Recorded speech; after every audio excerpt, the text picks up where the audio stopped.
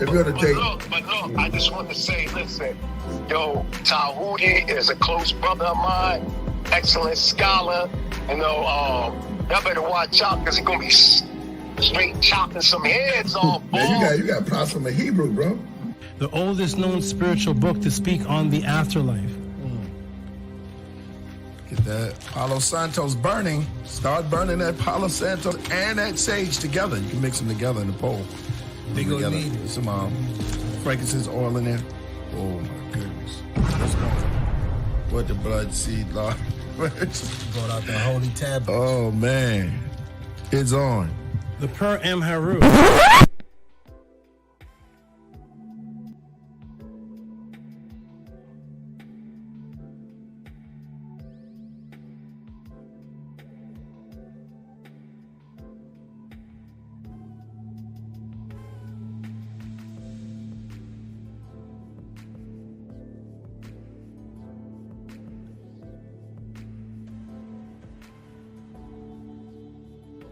Coming to you live.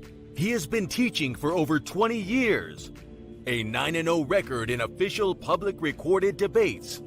You've heard many teachers out there before in the so-called conscious community, but none with the demeanor, calmness and detail as Tehuti Amun-hotep Ra on such topics as breaking out of the matrix, truth on religious origins, underground conspiracies, secret societies, mental, physical, and spiritual health, the Anunnaki, the Neteru, Kemet and the origins of Ma'at, meanings and symbolisms of Meduneter, the only one who will stand in front of question of this wide range of subject matters, answer, question, and debate. Some have podcasts, but Tehuti is the teacher, so he has a Podclass. Subscribe to the channel for updates, classes, and much more. Join the chat, call in, participate live. Get your notepads ready. Welcome to the Tehuti Podclass. Open your mind.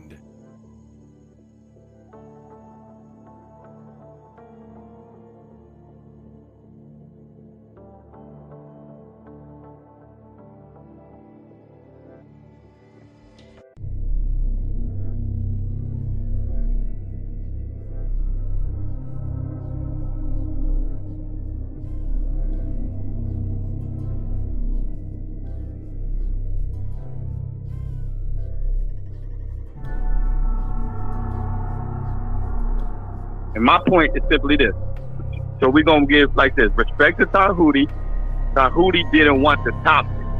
I won't say he was running because we had the conversation. So respect to Tehuti that he wasn't necessarily running like he was scared of the debate.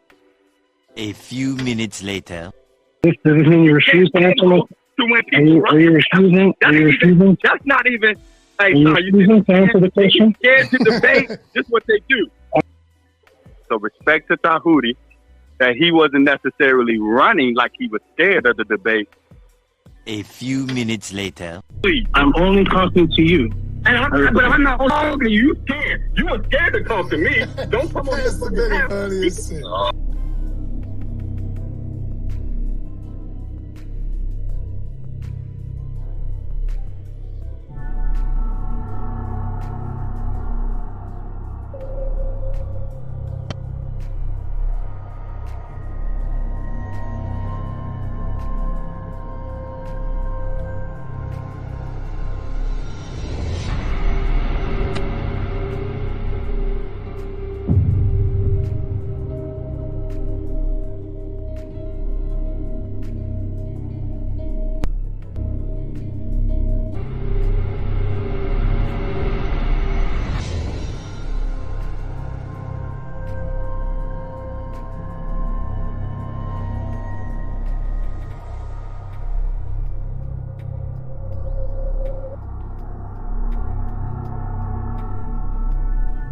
So he is God, the most high God. And when he repented, he Me and Tehuti shook our heads at the same time. Tehuti believes on writings on the wall that he don't know who wrote it. He don't know who wrote them writings, whether it was the Greeks or whether it was the Kemites. I think I need to clarify that with you. I think I need to clarify. You should let me clarify. Because I wasn't talking to you when I was talking about the writings on the wall. There's no name given to authorship, and there's no date given. Whereas we know when those writings on the wall were done. That's all I said. I didn't mention anything about you.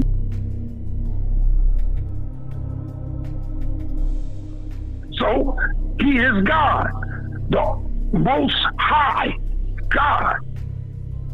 And when he repented, Me and Tehuti shook our heads at the same time. Tehuti believes on writings on the wall that he don't know who wrote it. He don't know who wrote them writings, whether it was the Greeks or whether it was the Kemites.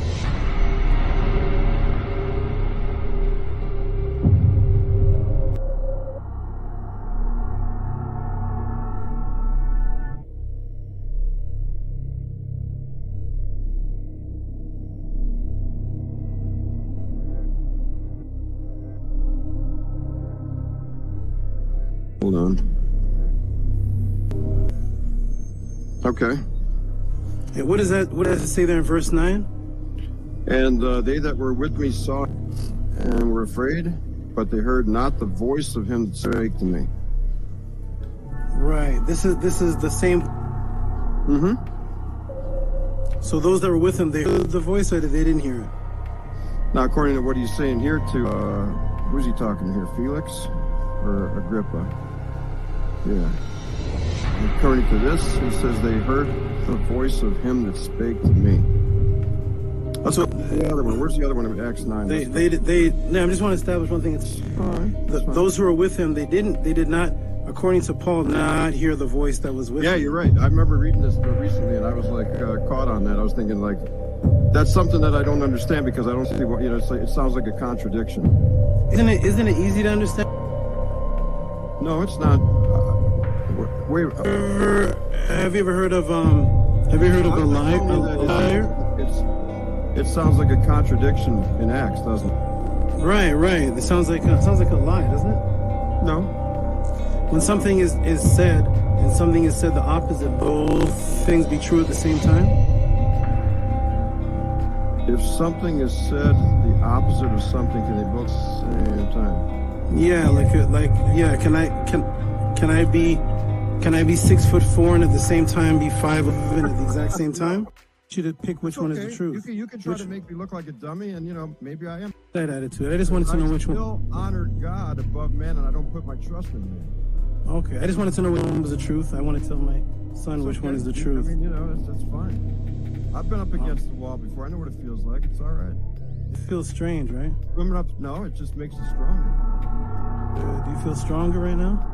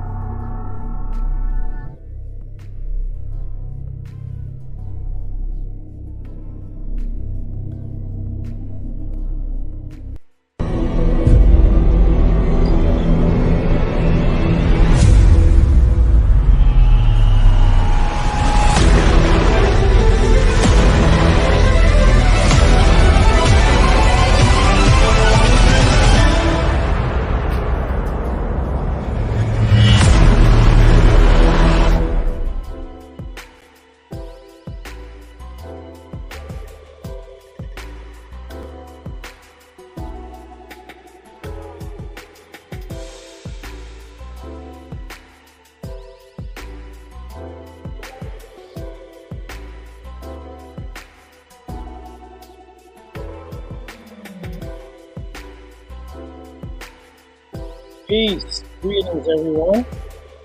Let me turn this music down a little bit. Get the mic right.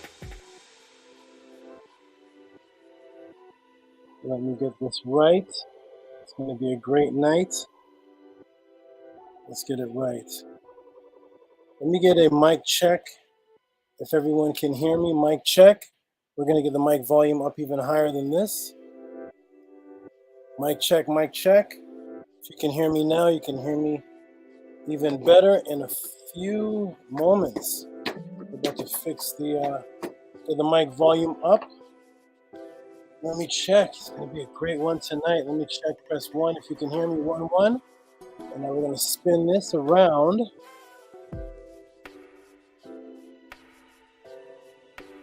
Let me get this. All right. Come on. Nice.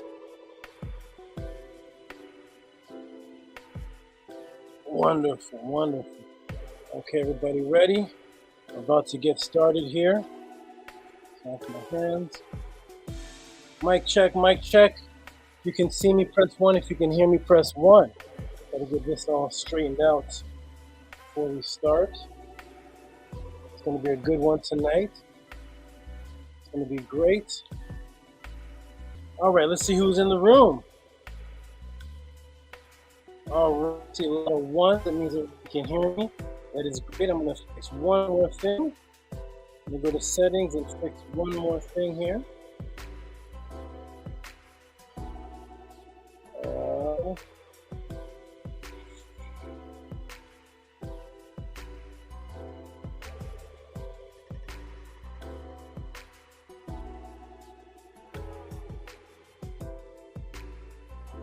Okay, you guys can see me? Wonderful. That's good for now. That's good for now. Did that. All right. Let's see everybody in the room. What do we have in the room? Shout out to everybody. Oh, first person I see in the room. Chris, MVP Harris. Shout out to Chris. That's interesting. He's the first one I see when I click over into the chat. Shout out to Chris Harris. And I'll give him a plug, actually. Chris Harris, young brother Chris, is going to have a debate tomorrow. You can check that out. He's going to have a debate tomorrow versus Pastor Bennett. Me and Chris are actually going to debate the same person. Chris withdrew when it was brought to me, and then after talking to Pastor Bennett, we felt there was no point in it. I went back to Chris. He took it, and it should be a slaughter tomorrow. So check that out. It should be on Sonetta. But shout out to Chris Harris. Shout out to you, my good brother.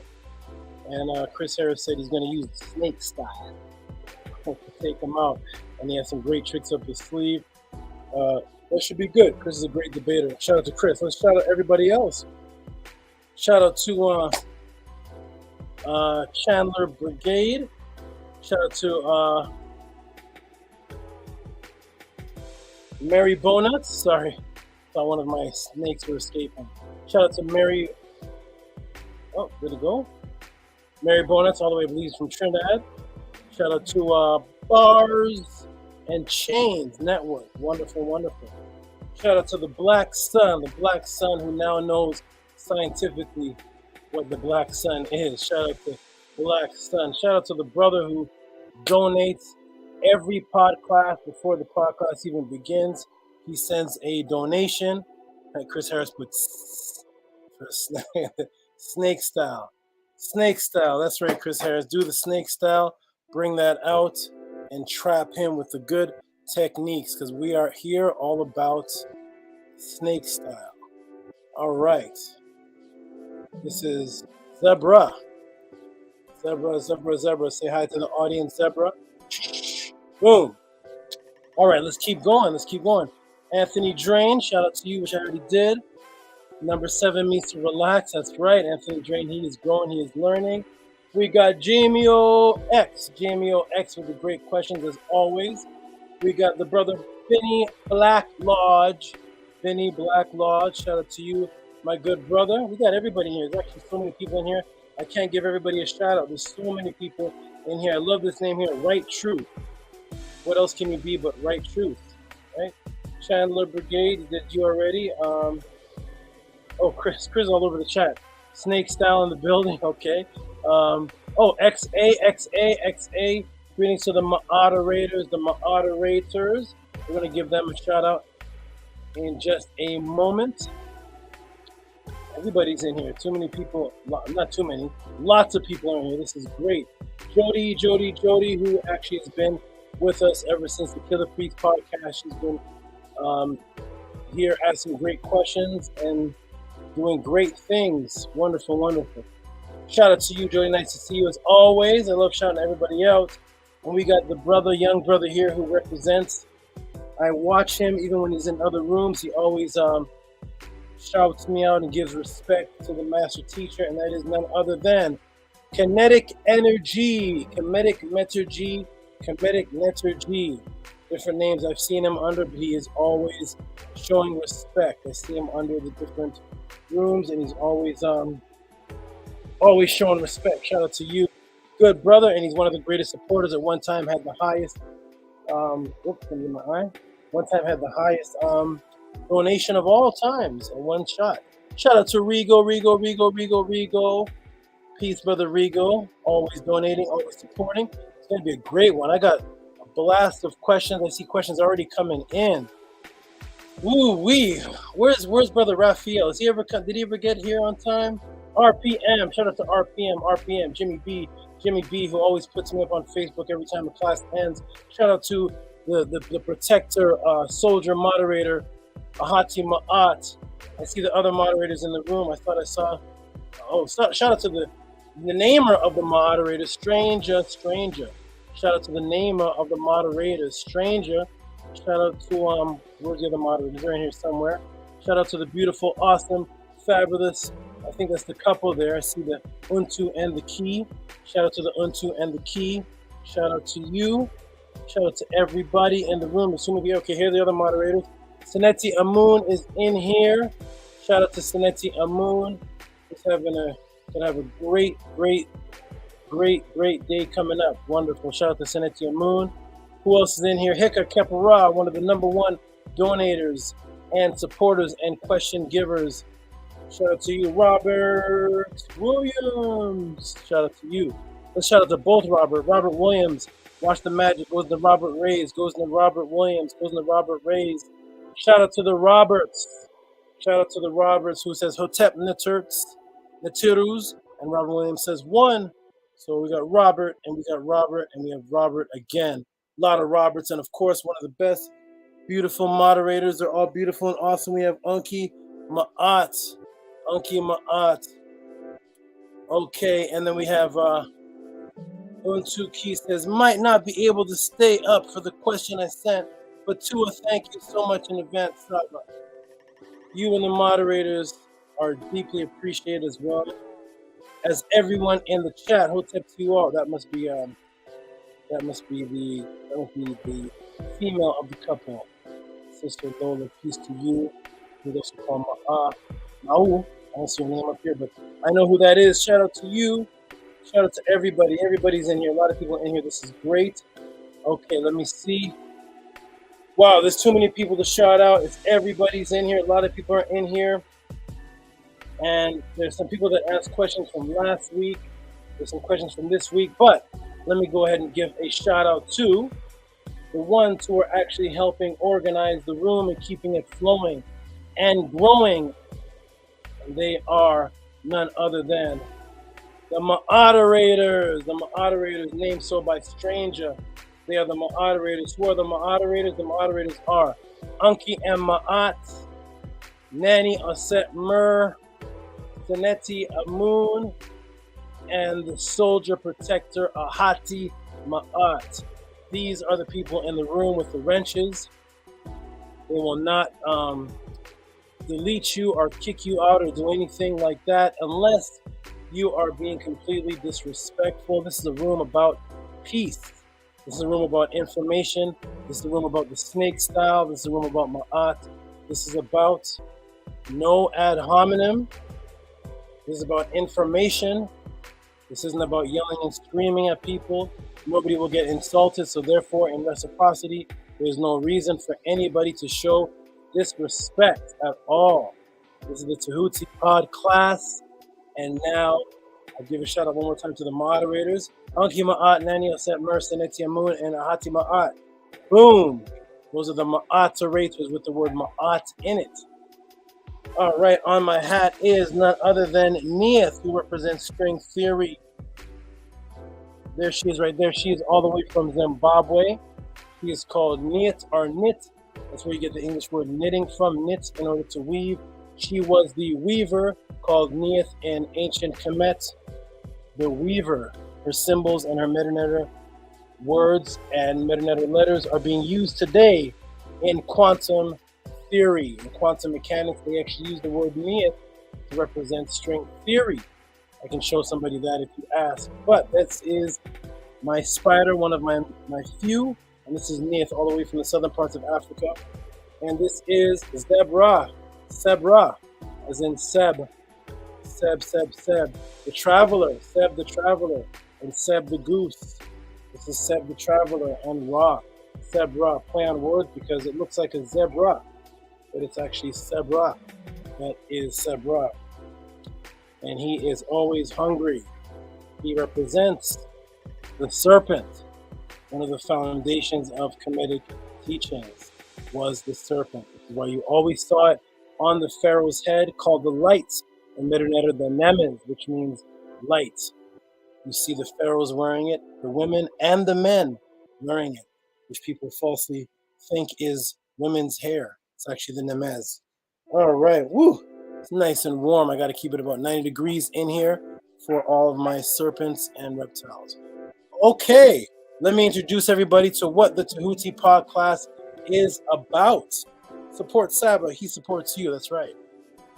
I can't begin without shouting out AJ Super Mogul. AJ Super Mogul, one of my best of my students, who has one-on-one classes with me, the most consistent student on the internet. He always has one-on-one class with me and always supports, always here. That is AJ Super Mogul. Okay, let's go. I think I saw Sullen Rock in here too. He's in here somewhere. There he is. Sullen Rock Rashu. Sullen Rock Rashu. Okay. All right, that's right. The snake style. Let's begin. They're taking off the motorcycles over here. Now we're about to begin, and I'm going to introduce what this class is about, and we're about to get started with information, knowledge, consciousness. I'm wearing my colors today, the blue and the red. Blue and the red and the gold. All right, so now let us begin. Let me pull this a little closer to me, and let me break down what we are about to talk about. Here we go. All right, so my name is Tehuti. I'm in Hotep Ra. This class was inspired by the fact that I was in seclusion for several years. I used to teach for several years up until about 1999. And then in 1999, I went into seclusion, stepped away from teaching, started focusing on creating business ideas, started getting into bodybuilding supplements and nutrients. Then I started getting into real estate. And after such, I started housing certain people, teaching people business. And I wasn't really out there teaching information like I used to. I secluded myself. And then after which, I went to Canada, and I started teaching just a handful of people in person, not an internet thing, but in person. And I was also teaching online, but not with my face. It was a video call, or audio chat room called Pal Talk. And then I went into seclusion again, and came down here to the West Coast, and only taught a handful of people. I've been teaching for over 30 years, I think. Teaching for over 30 years. I think I'm going to be about 85 years old soon. I don't know. I don't keep track of age. I don't even keep track of age whatsoever. It just makes you get old. Okay? Just like the animals don't keep track of age. I don't either. So I know I've been teaching for over 30 years, breaking people out of the matrix. Breaking people out of the matrix, that means changing their neurological functions, the way that they think in this society. I'm here to break that and open up doors. So what happened is I was teaching only my individual students.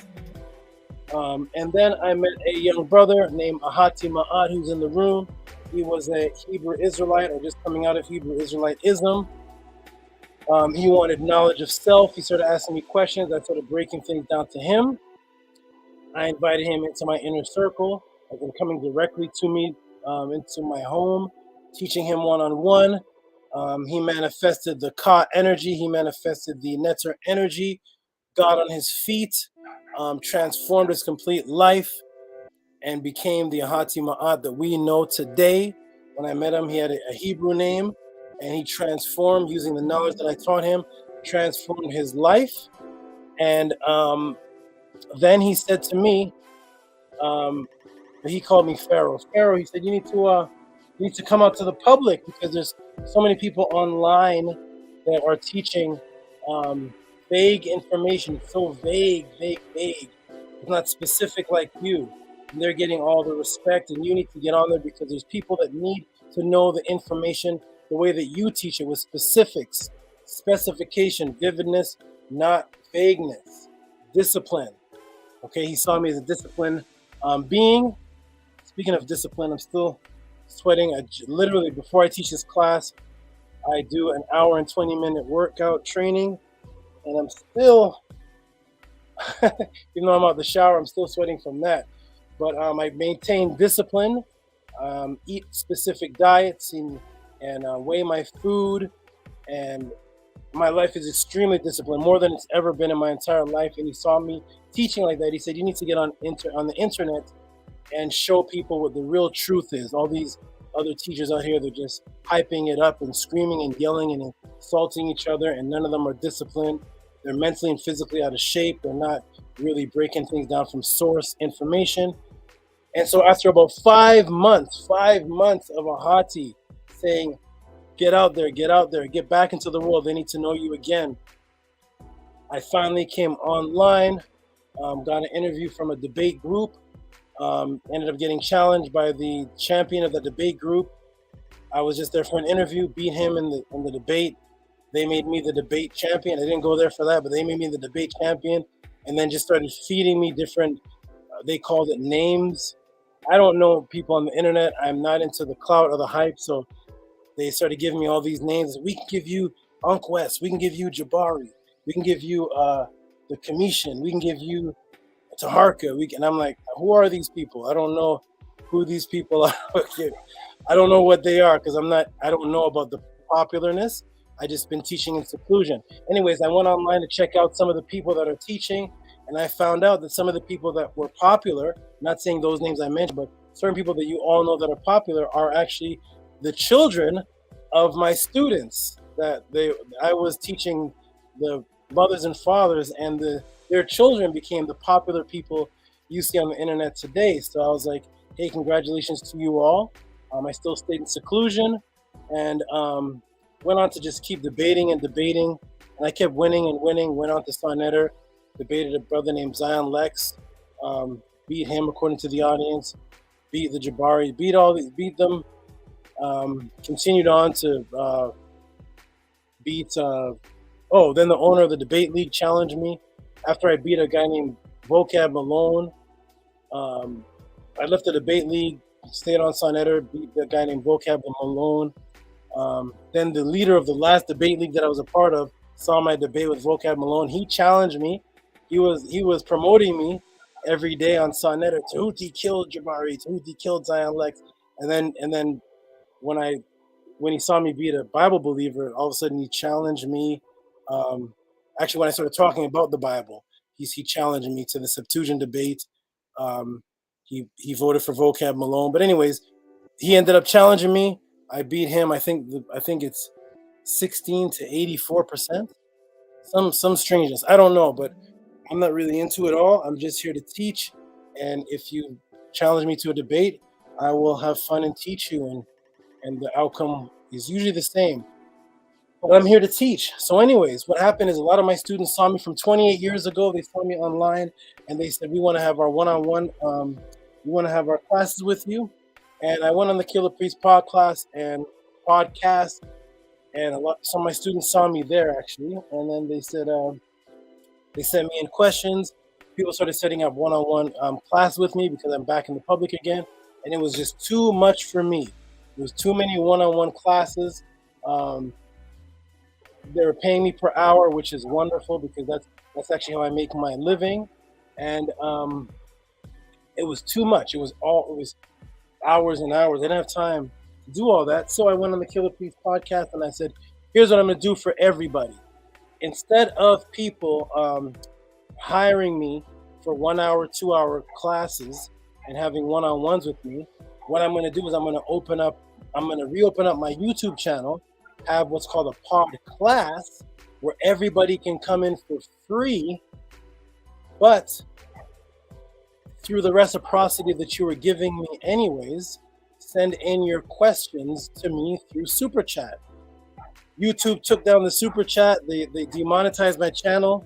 I guess they saw my content. They demonetized me.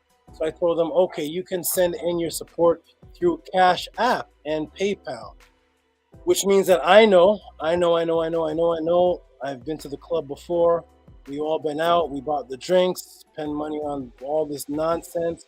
Been to the movies, spent $80 on movie night, have an account for Netflix, $1,000 marijuana, drinks, the basketball game, the New York Nets were playing, or whoever, I don't even know the teams, but we spent thousands and thousands of dollars on recreation and partying and cigarettes and weed and marijuana and who has the latest Gucci, and my son's gonna have the latest Nikes, and we spent all of our money on that nonsense.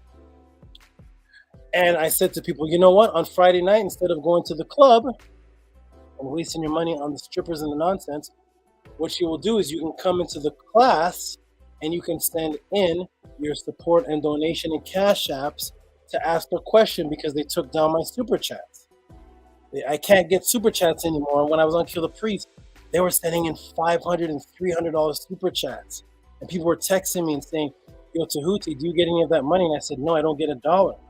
AD, the engineer over there, was so impressed that he pulled out his wallet after the Killer Priest podcast and gave me money out of his wallet. He said, I know this is from you. I know this hype is from you.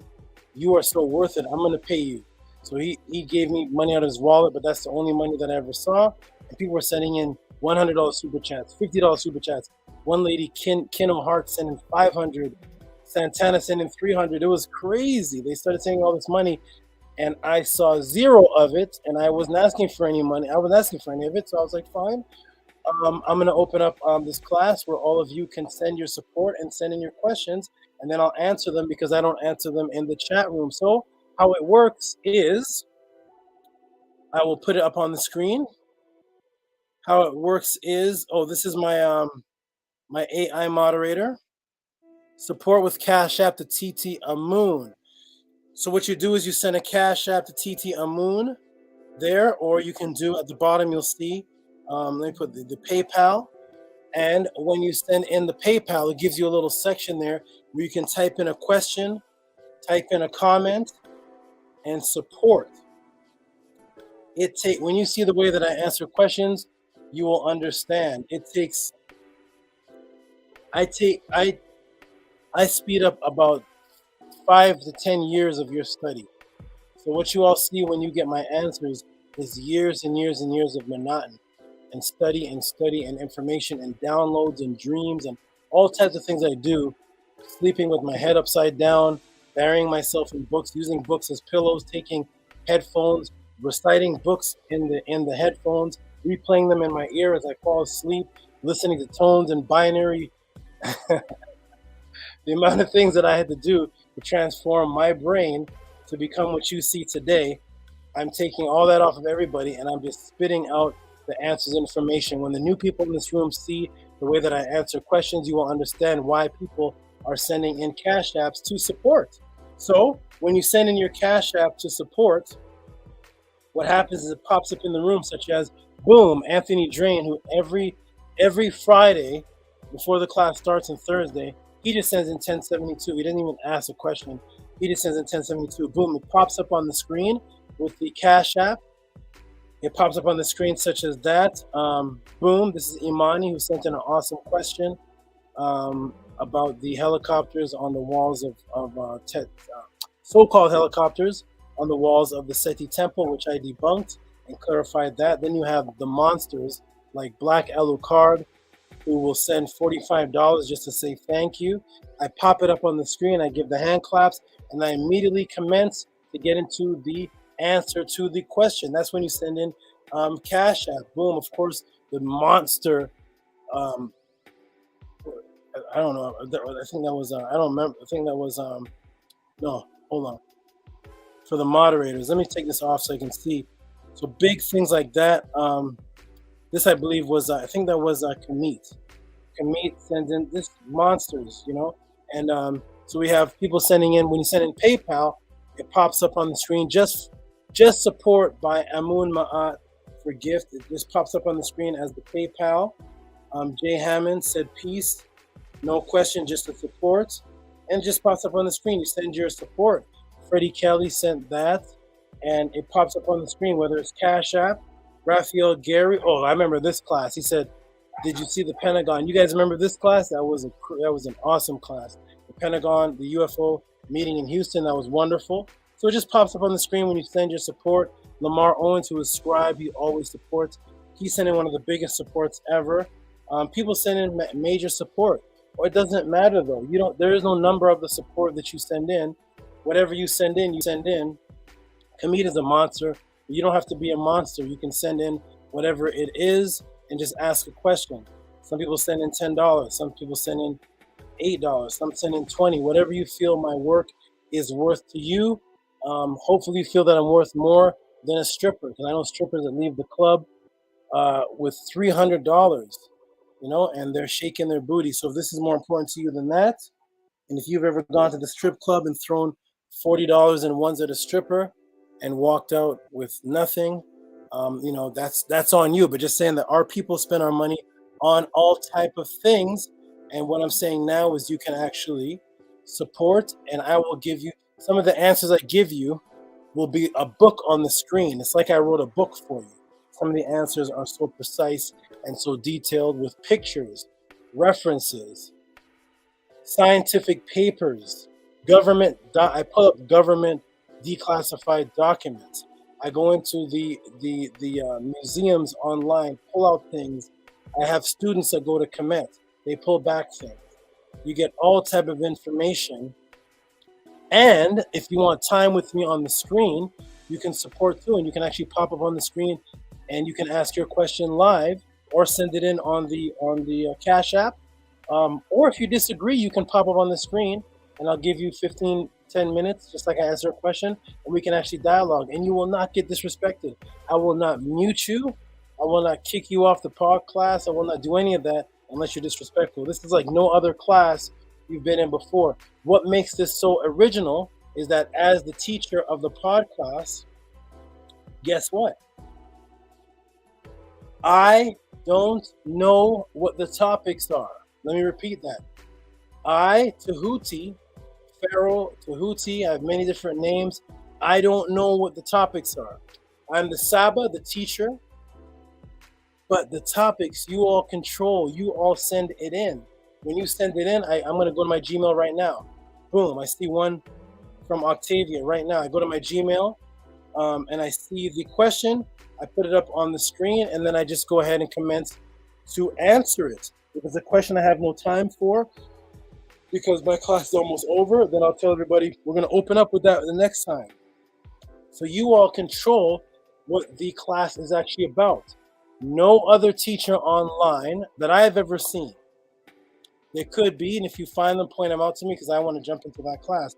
But no other teacher online subjects himself to live questions that he doesn't know what's going to happen. He doesn't know what they are. You send them in, and then he answers them. Not off the top of my head either, not some opinion. I'm talking about answering them like as if I prepared a debate, as if I prepared a lecture, like information, truth, factual information. So shout out to everybody. That's how we work on the Tehuti Podclass here. I'm glad to see everybody in the room. I'm glad you all appreciate me. Shout out to Cash Peden. Lord Jamal was a clown, not a teacher. Oh yeah, Lord Jamal, good brother Lord Jamal. He came on to the Killer Priest Podclass. I think that was one of my last times on there. I don't know why I'm not on Killer Priest or why he's not inviting me anymore, but I know that his guests used to get a hard time from me just by me asking questions, and Lord Jamal went into a fit when he came in contact with me, and he ran off the show. And I guess that takes down the ratings. I don't know, but he ran off the show. I just asked him a couple questions, just a little bit of a snake style, and he was gone. He doesn't like the snake style. So Lord Jamal, shout out to everybody, those who disagree with me, those who agree. Nothing gets me off balance as far as information and people. They can't. Okay, so boom, I think the scribe is here. Anku Jaseneb to the scribe. Anku Jaseneb. People who were in the room were saying, yeah, he was mad, rude, and out of his mind. Lord Jamal, Brand Nubian Legends. That Lord Jamal. Yes, he was exposed. Lord Jamal is a whack job. Yeah, it was kind of crazy that day. But, that's what happens to people. I get under people's skin because of snake style. Okay, so let's go on. But now, before we start, I always start with what we call the affirmation. This is an affirmation that I say with my family every morning. When I wake up in the morning, my goddesses who are around me and those who I'm on the phone with, my children, everyone who is a part of my inner circle, we do what's called the affirmation. And it's the way that we begin things because we always want to begin things within Ma'at. That's how we keep a state of peace mentally, is because we have an organized family units. Organized family is first. The organized family unit. What is that? I keep thinking a snake is getting out. I think it's one of the mice. Okay, but an organized family unit. So what we do is we start off with an affirmation. And we are going to go ahead and start off with the affirmation right now before we start the class, because we always want to start off with the energy of Ma'at, the good energy. And then we're going to get right into it. Okay. So let's go ahead and get started. We'll start off with the affirmation. Here it is. Ankh and Ma'at un ms nin tet aset and mayat me and Hebapet and mayat her and Hukiui her ikut. I live for Ma'at. I exist within her. I do not speak in the place of Ma'at. Every day I advance towards Ma'at. My being is surrounded in darkness. I come forth as conscious light. All right, wonderful. That is our affirmation that we start off with. And we also, for those who also want to support, other than just asking questions or sending in support, there are my PDFs. This is Melanin Dark Consciousness. That is my PDF, one of my PDFs, a short PDF packed with knowledge. A lot of the knowledge that I actually teach here in the Podclass, and one of the most popular ones is Stepping Out of the Matrix. This book will walk you through how to talk to and bridge over to a Christian, and also there's a lot of deep information in there that has nothing to do with Christianity, but it is a great book to help you yourself understand where this matrix as far as Christianity came from, and also there's information in there pertaining to things that have nothing to do with Christianity. Beautiful information, and just get it to support, get the knowledge, even though you can come here and you get books in the form of video here. All right, so once again, people who want to send in their support, you send it into Cash App TT Amun. Let me go ahead and put that on the screen. Again, PayPal is Rocky SV. Please send in your support, people, and you will get answers, or just support if you think that what I'm doing is positive. This is what I make my living off of, actually, because COVID knocked out the other two of my entrepreneur businesses, which is I am a fitness trainer at 2 gyms. One gym was removed from the street, taken out of the building due to COVID, was completely taken out of the building. The other gym shut down, reopened, shut down, reopened. That's unstable. And my other profession was I was a performing entertainer at the beaches through hypnosis, magic, and other means of comedy, magic, questionnaire, all type of different shows I had on. I brought live snakes and things like that, and the performers are now stopped because of the COVID. That's been almost 2 years now. So I am surviving off of my book writing and off of these classes and off of teaching people one-on-one. And I praise and thank all of you, because if it wasn't for you, Saba, me wouldn't be here. If you didn't appreciate the knowledge and who I am as a teacher, of course you wouldn't send in any support. Okay, so shout out to you, shout out to everybody in the room, and for those new people in the room, shout out to you and the old people. Doesn't matter who you are. Nito Campbell sends in $27. Peace, learning, live in truth. Just support. People sending all type of support in here. Black Yellow Card's a monster. He's always supporting. Azim Counts sends in, bro, can you elaborate on what happens when you die? That was an awesome one. You guys remember that one? The after death class. Your questions don't have to be based on just one topic. I'm here to be challenged and be sharpened on any topic you hear in consciousness. Even if you hear somebody else teach something and you want clarity on what you've heard taught, like if somebody says, well, I heard somebody teach that Ma'at means balance and you should balance out your life. Is that true? Or just anything. Is there a government conspiracy going on with extraterrestrials? Somebody sent in a conversation about elves and leprechauns. I answered that. I showed them living. I showed them videos, and it doesn't matter. I will never tell you that your question is stupid. I will never do that. I'm here because I start off with the same questions. Let's get it started, everybody. We have some things already in. Questions that are already in. Shout out to Naniel Setmer. She's one of the moderators. Cash App TT Amun. That's right.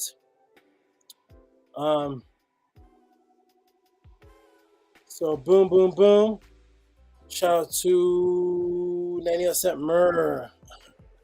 Okay, and shout out to who's this? Don Samakwan. I know Jimmy B. We're all waiting on him to get back over there. Tehuti don't need an invite. It's all love. If you're talking about the Killer Priest Podcraft, actually, yes. Me and Killer Priest used to have a relationship where he would just call me and say, "Are you coming? You coming?"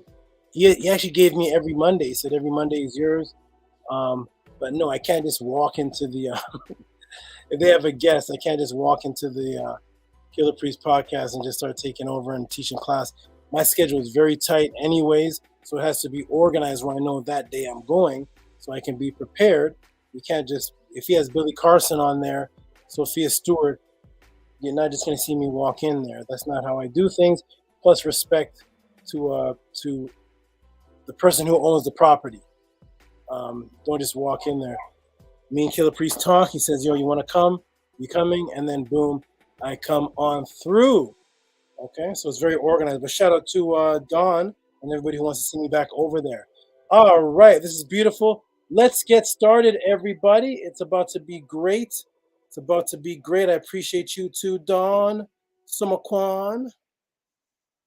Okay, so let me go ahead and put Zebra. Beautiful. Zebra. Let me go ahead and put you back. Zebra, you ready, man? You ready to teach class? It's going to be crazy, man. Crazy, crazy, crazy. Let's do it. All right, Zebra, you're going to go in here for now, just for a minute. There you go. Relax.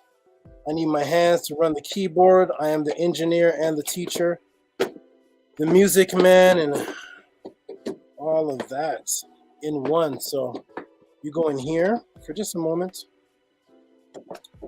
Go ahead and go to sleep as you're going to do. I'm going to go ahead and drink my agua. And we're about to get started.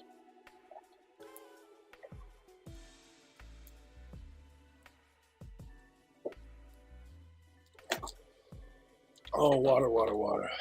Okay, so wonderful, wonderful, wonderful. Everybody's in here. Oh, let me go ahead and refresh my Is Octavia Sly in here? Octavia Sly, are you here? I like it when the people are here. Even if you're not, I may still go ahead and answer. I know some people can't necessarily make it or comment while I'm teaching, but I do like to interact with the people that actually sent in the questions. So it's 8 o'clock my time. You know that means it's time to get started. Let's get started, everybody. Let me go ahead and fix something here. Boom, boom, boom. Okay. Let's get started, everybody. Okay, so let's see the questions that were sent in. So I got some questions to answer from last time. Is Raphael Gary in the house? Let me check the last questions that were sent in. Raphael Gary, is Raphael Gary in the house? Okay, Raphael Gary. There's some people that send in questions, but they are not. Is Octavia Sly here? Octavia Sly. Okay, so it looks like, let me go ahead and do. Oh, wait a minute. Wait a minute. Where did my hard drive screen go? Okay, boom. This is July 22nd. Let's go ahead and get into it, everybody. Let's get into it, everyone.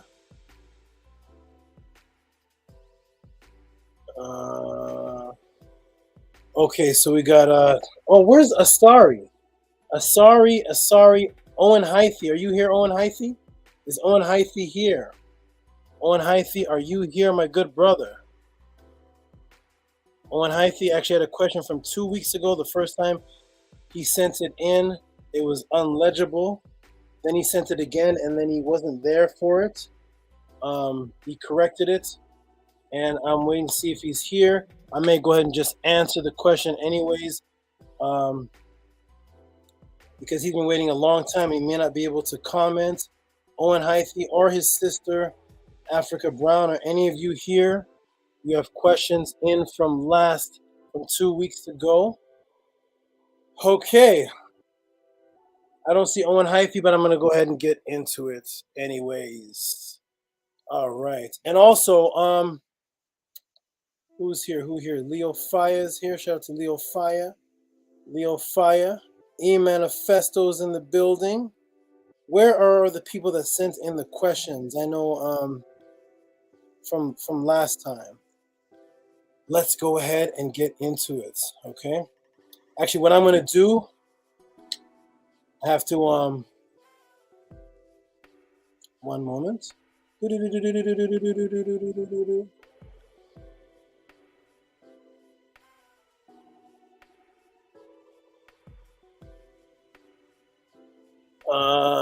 Okay, let me turn this down.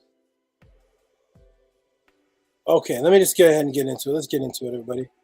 I'm going to take a break after this. Kinetic energy, there he is. Whack worries. Whack worries. That at Jimmy B, that episode on pre-show was too much, man. Okay, whoever wants to get started into the knowledge right now, press a 9. Press a 9. Press a 9 if you want me to start dropping the knowledge right now and get into these questions. Press a 9. One moment, I'm going to come back and see the screen. If there's 9s, I'm going to get into it. Hold on just a minute. Just a minute. Okay. All right, Zebra, you're there locked in. Let's get into this knowledge. Knowledge and understanding. Woo.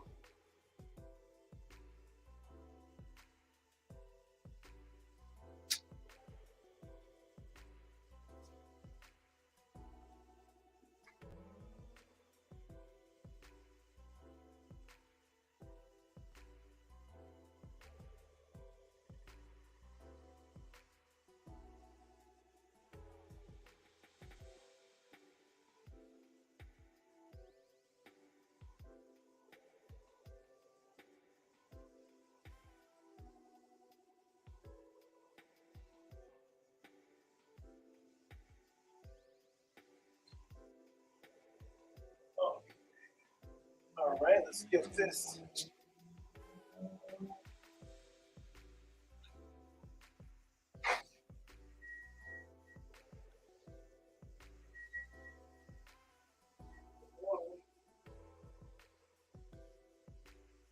Let's get this rolling.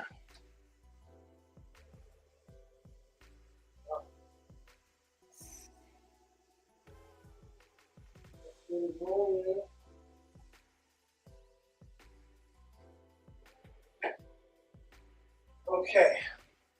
All right, Zebra, you're done. You're in box. I got the paper. Let's get this knowledge going. What questions are in here? Let me check. Let me get back on the screen. What questions are here? What is this? Okay. Nicaea Council. All right, let's see what's here. All right, let me get back on the screen. All right, let me get on the screen and check it out. Let me see if everybody is ready. Can you all hear me? Press 1. If you can hear me, press 1. My screen is locked. Press 1 if you all can hear me. I don't see any 9s or 1s. I don't know if I can be.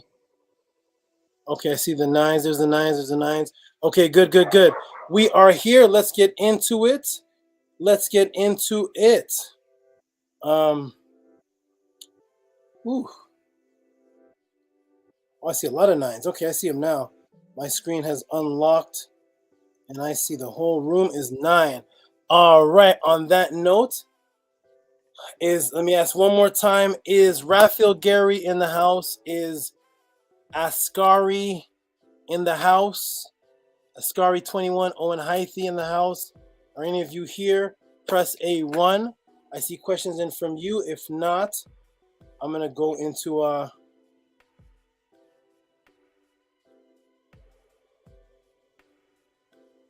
okay, let me do this. I'm going to since the sister is here, and she's not up too late, I'm going to go ahead and get into this question that I see sent in here, and that is by this young lady right here. Boom. Young lady and man, I think both and two key. Okay, boom, boom, boom. We're going to get into that question. Let's go. Go ahead and answer that. I'm going to make that a two-part, actually, because I'm going to break down some things, and let's get into it. Okay, so first off, we will start out with, let me get the Cash App in. Oh, wait a minute. Why did it do that? Hold on. This is boom. Let me get this in the room here. Let's see if we can work this. I'm doing this all manually, everybody. Manually. And let's see if I can add this. Last week I couldn't add it to the screen. Let's see if I can add it now. Overlay, please. I'm going to go to, it's on the desktop, screen share. Oh, it's not letting me add it. Very strange, very strange, very strange. No problem. No problem. Let me see if I can add it this way. Boom.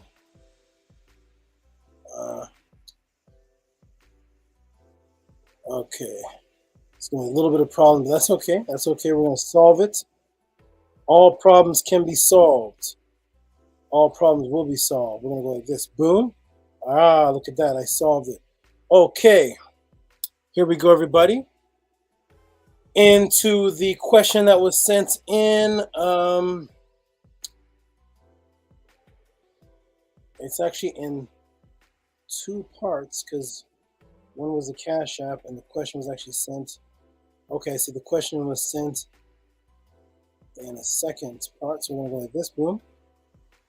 And that's okay, good. I did it. I did it. Let's go ahead and get into it, ladies and gentlemen. On to the this actually is not the first question that was asked. I have to go do last week's, but because I know this young lady is actually not going to be able to maintain in the room for too long, and she did send in a question. It's actually the first or second question that came in today. It actually came in before the podcast even started. So let's get into it. This question was sent in before the podcast even began. It just got sent in. I took a look, and let's get into it. Okay, here we go. So this question is, boom, share screen. We're going to go to Chrome tab, and it is, so first of all, shout out to Anu, who's in the room as Antuki, who says, for Nechamu, love Saba, Nechamu. Wonderful. I think I taught a class on the Nechamu, which is the word that means to make love, relieve stress. Yes, Nechamu, love to you too. Says for Nechamu, love Saba, infinitely to you and your fam. Shout out to you. And the other is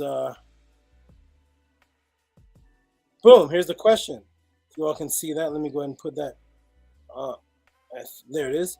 And it says on Nefer Aku, another beautiful term that I taught her, Nefer Aku, that is our good morning.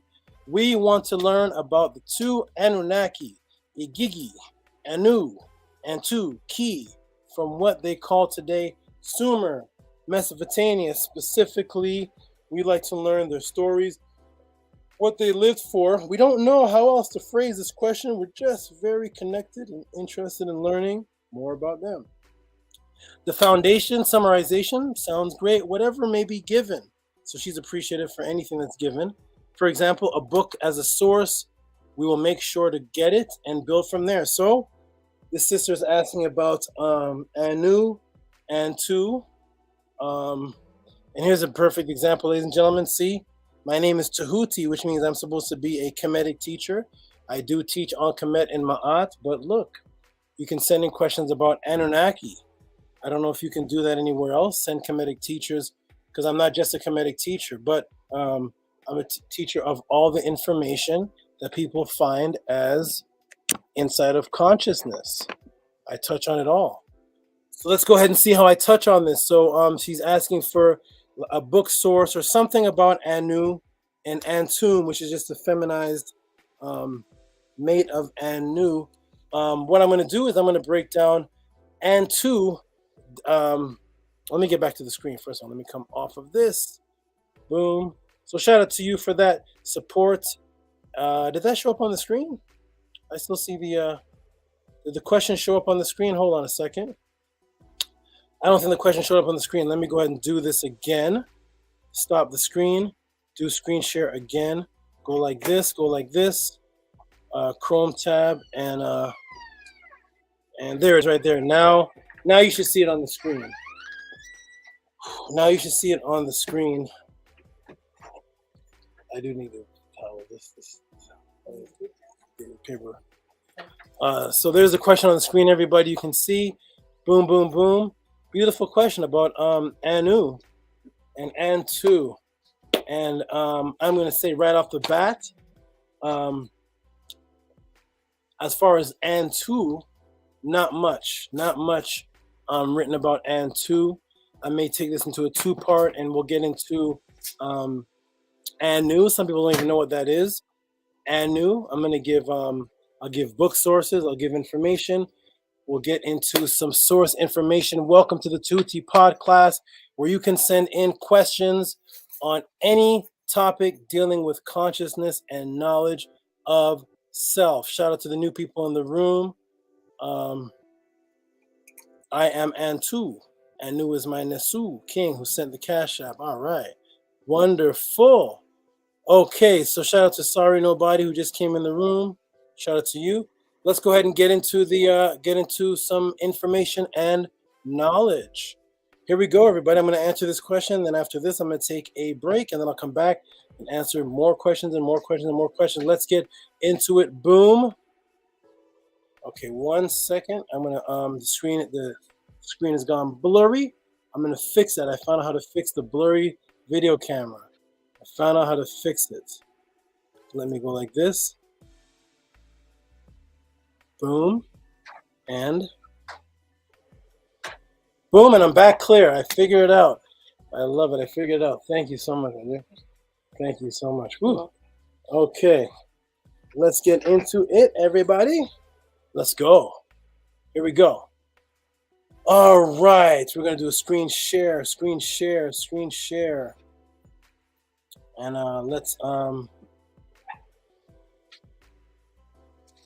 let's get into this. Okay, so what is Anu? What is that? Anybody here know what Anu is?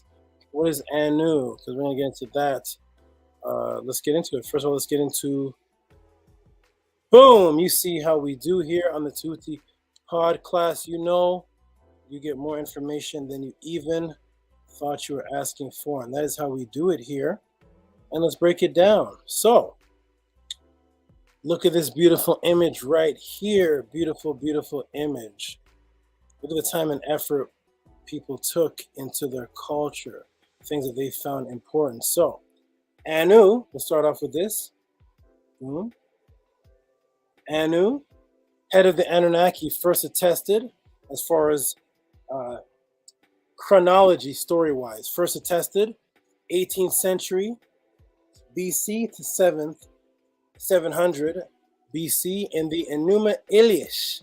The Enuma Elish, these tablets were discovered by Austin Henry Layard in Nineveh. You can look that up in a book called The Discoveries of Nineveh, where over 25,000 tablets were found from the library of Ashur-bani-pal, who conquered Kemet and ruled it until Darius conquered him, and then Alexander the Great conquered him. But before that, the largest library was Ashur-bani-pal, which had all these tablets of the areas of Uruk, Assyria, Akkad, Nineveh, Kish, and those areas written in the language of Kiyengi. And there they considered the highest of the family members of a group of beings called the Anunnaki Igigi.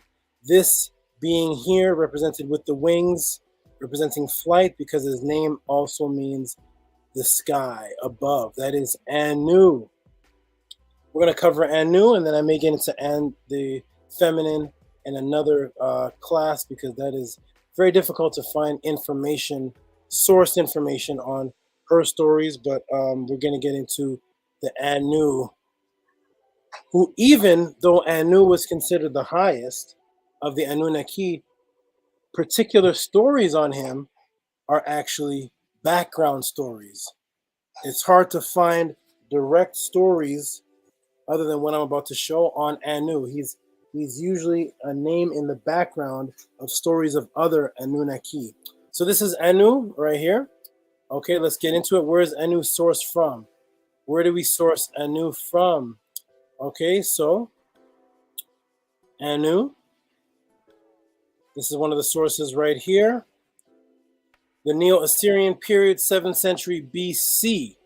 But the Neo-Assyrian period, 7th century BC, are cuneiform, as they call them, cuneiform tablets. This is in the British Museum, London. The cuneiform tablets copied from prior tablets that were actually around 17 to 1800 BC, that time period. So they predate the Assyrian time period. But the Assyrian time period are one of the most popular because of Ashur-bani-pal, who collected information, who had over 25,000 tablets. So this is it right here. Here's where we source the story of where you find Anu first attested in the Enuma Elish, which is the creation story. And I'm going to give the sources of where you can, Sister Lola, Sister Antu, Sister Key in the room, where you can actually get information, because there's so much information. We can't go over it all here, but we're going to go over some of it. So it says, when above the heaven was not yet named, and beneath the earth bore no name. Does that sound familiar, everybody? Right, of course, where they get the Genesis story from. But primeval Apsu, right, of course, in the beginning, God created the heavens and the earth, and he moved across the face of the waters. The word for waters in the Hebrew is Tiamo, and that is the word Tiamat right here. Tiamat, just the feminine of Tiamo. So beneath the earth bore, and I'll start from the beginning. The story of creation. When above the heaven, that's actually, when above is actually the Sugagi words Enuma Elis. That's when on high or when above. So they actually named it after the first sentence. When above the heaven was not named, and beneath the earth bore no name, and the primeval Apsu, who begot them, and Mumu and Tiamat, the mother of all of them, all their waters mingled together, and no field was formed, no marsh seen. When no one of the gods had been called into being, no one bore the name, no destinies were fixed. Then there were created the gods in the midst of the heaven. Lakmu, Lahamu were called into being. Ages increased. Anshar, Kishar were created, and over them long were days. And then came forth, and here's the Anu. Anu, their son. Anshar and Anu, and the god Anu. Nudemud, Nudemud, that's where you get the land of Nod from. Nudemud, who is Inky. Nudemud, who is his father's begetters, abounding in wisdom. He was exceedingly strong. There was no rival. So we're established, and then there's all these dots. There's damage here, because of course in real ancient work that are thousands of years old, there's going to be damage. When they give you a Bible and it looks like it's perfect, that's because it's remade and made up, which we're actually going to be getting into today. So we're established great gods, but Tiamat and Apsu were in confusion. They were troubled in confusion. Apsu was not diminished in might. Tiamat lapsed into silence. She smote their deeds. Their way was not good. Then Apsu, the begetter of the great gods. I just wanted to show you this. Of course, this whole thing has an extreme breakdown of what this actually means here. But I wanted to show you where you can actually source and find the mention of what the young lady asked about, who is Anu. Okay, now, it always does this. There we go. Okay, so this is the summary of Anu's story in the Enuma Elish. It is much too long It's actually 7 tablets of creation. It's much too long to read here, but we're going to get into the story, and then I'm going to give the source of where all of this is actually coming from, where you can actually find this from. Okay, so the Babylonian epic of creation, more famously known as the Enuma Elish. There's many copies. One of this one here is 1100 BC. They're copied and copied and copied because the culture continues the same story on and on. Different scribes copy the story down. Is the epic regarding the birth of the gods and the formation of the world, subsequently human beings. Initially, there was only the swirling waters of chaos, which divided into a male principle, Apsu, symbolizing fresh water, and the female principle, Tiamat, salt water. These 2 deities gave birth to the gods, Anu belonging to the younger group. And it's not in this epic we get the background or place of origins at all. The group is problematic and has little to do, and so amuse themselves in various ways to come to anger Apsu. He cannot sleep at night for the noise, and they distract him during the day. Eventually decides, after conferring with his vizier, that he must destroy them. Although the epic of creation focuses on Tiamat and creation, we get the amazing backdrop to the Anu place in the world. Tiamat overhears her husband's deliberation and warns her grandson Enki of the peril. After pondering all of his options carefully, Enki puts Apsu into a deep sleep, slays him. Tiamat is shocked and disowns all of the younger gods. She quickly assembles an army of monsters to eliminate them. The 2 armies thus clash, and the younger gods are defeated and retreat again and again. At this difficult position, here's Anu. Anu tries diplomacy with Tiamat and tries to resolve the problem. The younger gods seem to have every faith in Anu's ability, but when Anu faces Tiamat, he falls apart and returns to the others to report his failure in the mission. Anu's diplomatic failure, nonetheless, contributes to the younger gods' ultimate victory. So Anu was responsible for the victory, even though he failed at first, failed again.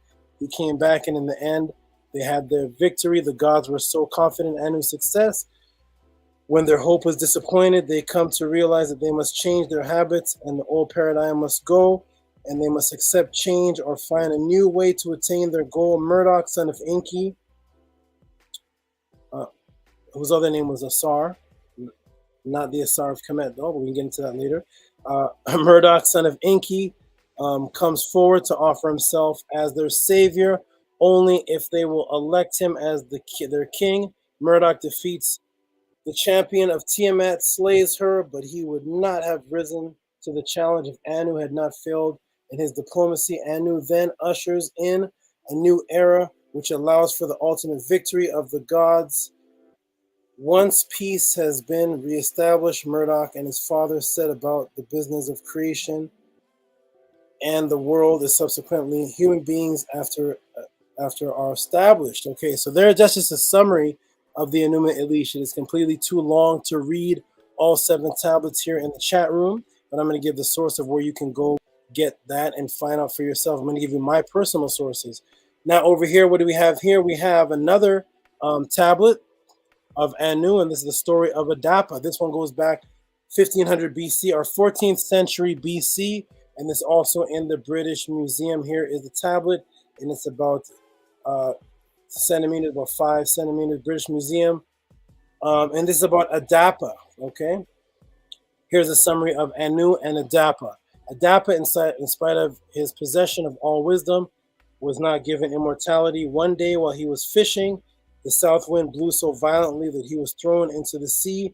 His rage, he broke the wings of the south wind, which then ceased to blow. Anu, here's Anu. Anu summoned him before his gates to account for his behavior, but Ea cautioned, Ea's Enki, Ea cautioned him not to touch the bread and water that would be offered to him. When Adapa came before Anu, the 2 heavenly doorkeepers, Tammuz and Nengezida, interceded for him and explained to Anu that as Adapa had been endowed with omniscience, He needed only immortality to become a god.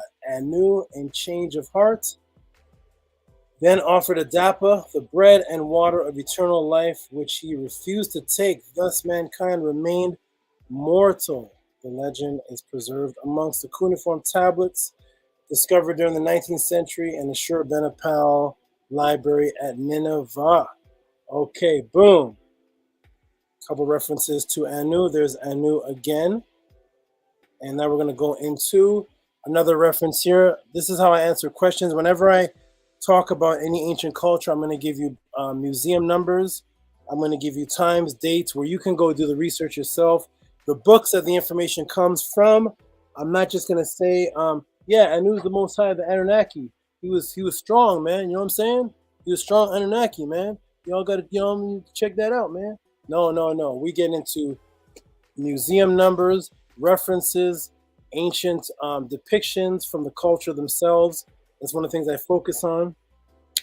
And then you can have the information to go do the research. And I'm going to give you the personal books that I have that you can go get and see even deeper information than what I'm breaking down in the podcast. Because of course, I cannot break down the thousands of tablets in this podcast, but I can give you where to start and what they took to make religion from today. Here's the boundary stone of Rita Marduk, British Museum number 90858. Now we have these lines here. These lines here are called registers. In academics, they call them registers, just lines, just levels. So we have the registers here. We have the symbol of Inanna. We're not going to get into that. We're going to get into register 2. That starts with this. This starts your Trinity, which we may get into today's class because somebody sent a question about the Nicene Council, which birthed the Trinity. So here is the Trinity in Uruk, where it came from. Here's register. There are 3 stands surmounted by Tyres. So Tyres are crowns that go into a shape. If you can see my hands, they go like this. And they're a crown that goes up into this type of shape. They're called Tyres. So these are the 3 which represent the Trinity. They represent the Anunnaki Trinity of Anu, Enlil, Bel, and Ea, the Trinity. Okay, that is where you get your Trinity concept. One of the places you get your Trinity concept from, because in our ancient concept, in our ancient cultures, the Trinity was extremely important to us for reasons that I may break down tonight, because I got a question in on it. I want to get to it. So here's the Trinity. So the Trinity in this area was Anu being the top. So Anu was all of the heavens. The heavens, the upper heavens, where the stars are. That is the Anu. And then you have the lower level skies, which is the Enlil. In is a lord or a master, and Lil was the skies, like the blue skies. You had the heavens above, then you had the blue skies, and then you had Ea. And Ea is the master of the water. So you had the upper heavens, the middle heavens, and then you had the water. That was the Trinity. And you had Enlil, who was known as Bel, your god Bel, which the Bible made evil. Okay, so there's Bel. Okay, so I'm going to give you my sources of where you can find this information, sister. Here is 3 of Tehuti's suggested resource books and translations. Let's blow them up. These are some rare books because I get into books.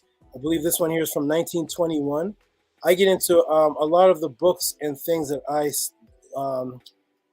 teach from or research are old books that they don't really have in regular bookstores, like Cuneiform Parallels to the Old Testament, Robert Williams. I think this one's 1921. Nice old book that has the transliteration and the cuneiform transliteration of the stories of Anu, Igigi, and the Anunnaki. That's a great one, and it shows Old Testament parallels. Wonderful. This one here is this one's newer. This one's great here. Myths from Mesopotamia, World's Classic, Myths from Mesopotamia. Get that one. That one has the what we're going to get into next, which is the Atrahasis story, which is one of the most clearer stories of Anu, is the Atrahasis. So this is the creation, the flood, Gilgamesh epics, another story that has Anu in it. Go ahead and get those books. And here's an old one. This one's This one is super old because this is from one of my favorites, E.A. Wallace Bud. This one's from 1921. Whew, this is an old one. British Museum, Babylonian Legends of Creation, fight between Bel and the Dragon. And this is a British Museum. This should be this E.A. Wallace, but this is an old one. This is old. Nice and old. That's where you're going to get some of your best information is from the old books, because they are very good with giving references from actual tablets and papyruses. Everything today is kind of just fast information. I like the older stuff, nice and slow and detailed. So here's 3 right here you can pick up, sister. You're asking for source books. Here's some source books. Pick those up, and you will get a lot more information on Anu. Now, the Anu story of Adapa, which I went over the summary of, is where they stole the concept of Enoch from. For those who are in the class, you will remember I broke down the whole Enoch story, the book of Enoch, and how it all came from Adapa and the Apokalua, which I'm going to actually break down that later too, the Apokalua. All right, so here it is right here, a little section here. And this was where you get the Enoch story from. So this is the tablet 2. So this is line 18, 13, 14, 15, 16, 17, 18. And this is when Anu heard these words, he cried, help. He ascended to the throne. Let someone bring him. Otherwise, Ea, who knows the heavens. He roused him. He caused him to wear with a mourning garment, and garbed him and gave him counsel, saying, Adapa, before the face of Anu, king, thou art to go to the heavens. That's the story of Enoch going up to the heavens. Thou comest up when thou approach the door of Anu. At the door of Anu, Tammuz is there. That's where you get the Bible story of where they had a vision where they saw the Lord's house, and for some weird reason, at the door of the Lord's house, God's house, Tammuz is there. Well, this is where it came from. It came from here. Tammuz at the Lord's house. We can get into that later. Okay, Tammuz and Gish Zita are standing Adapa before the king. Anu, thou shalt go, fail not the order. Keep my word when thou comest up into heaven. Approach the door of Anu. Tammuz and Gish Zita are at the door of Anu. That's a small section of the story. These stories are long.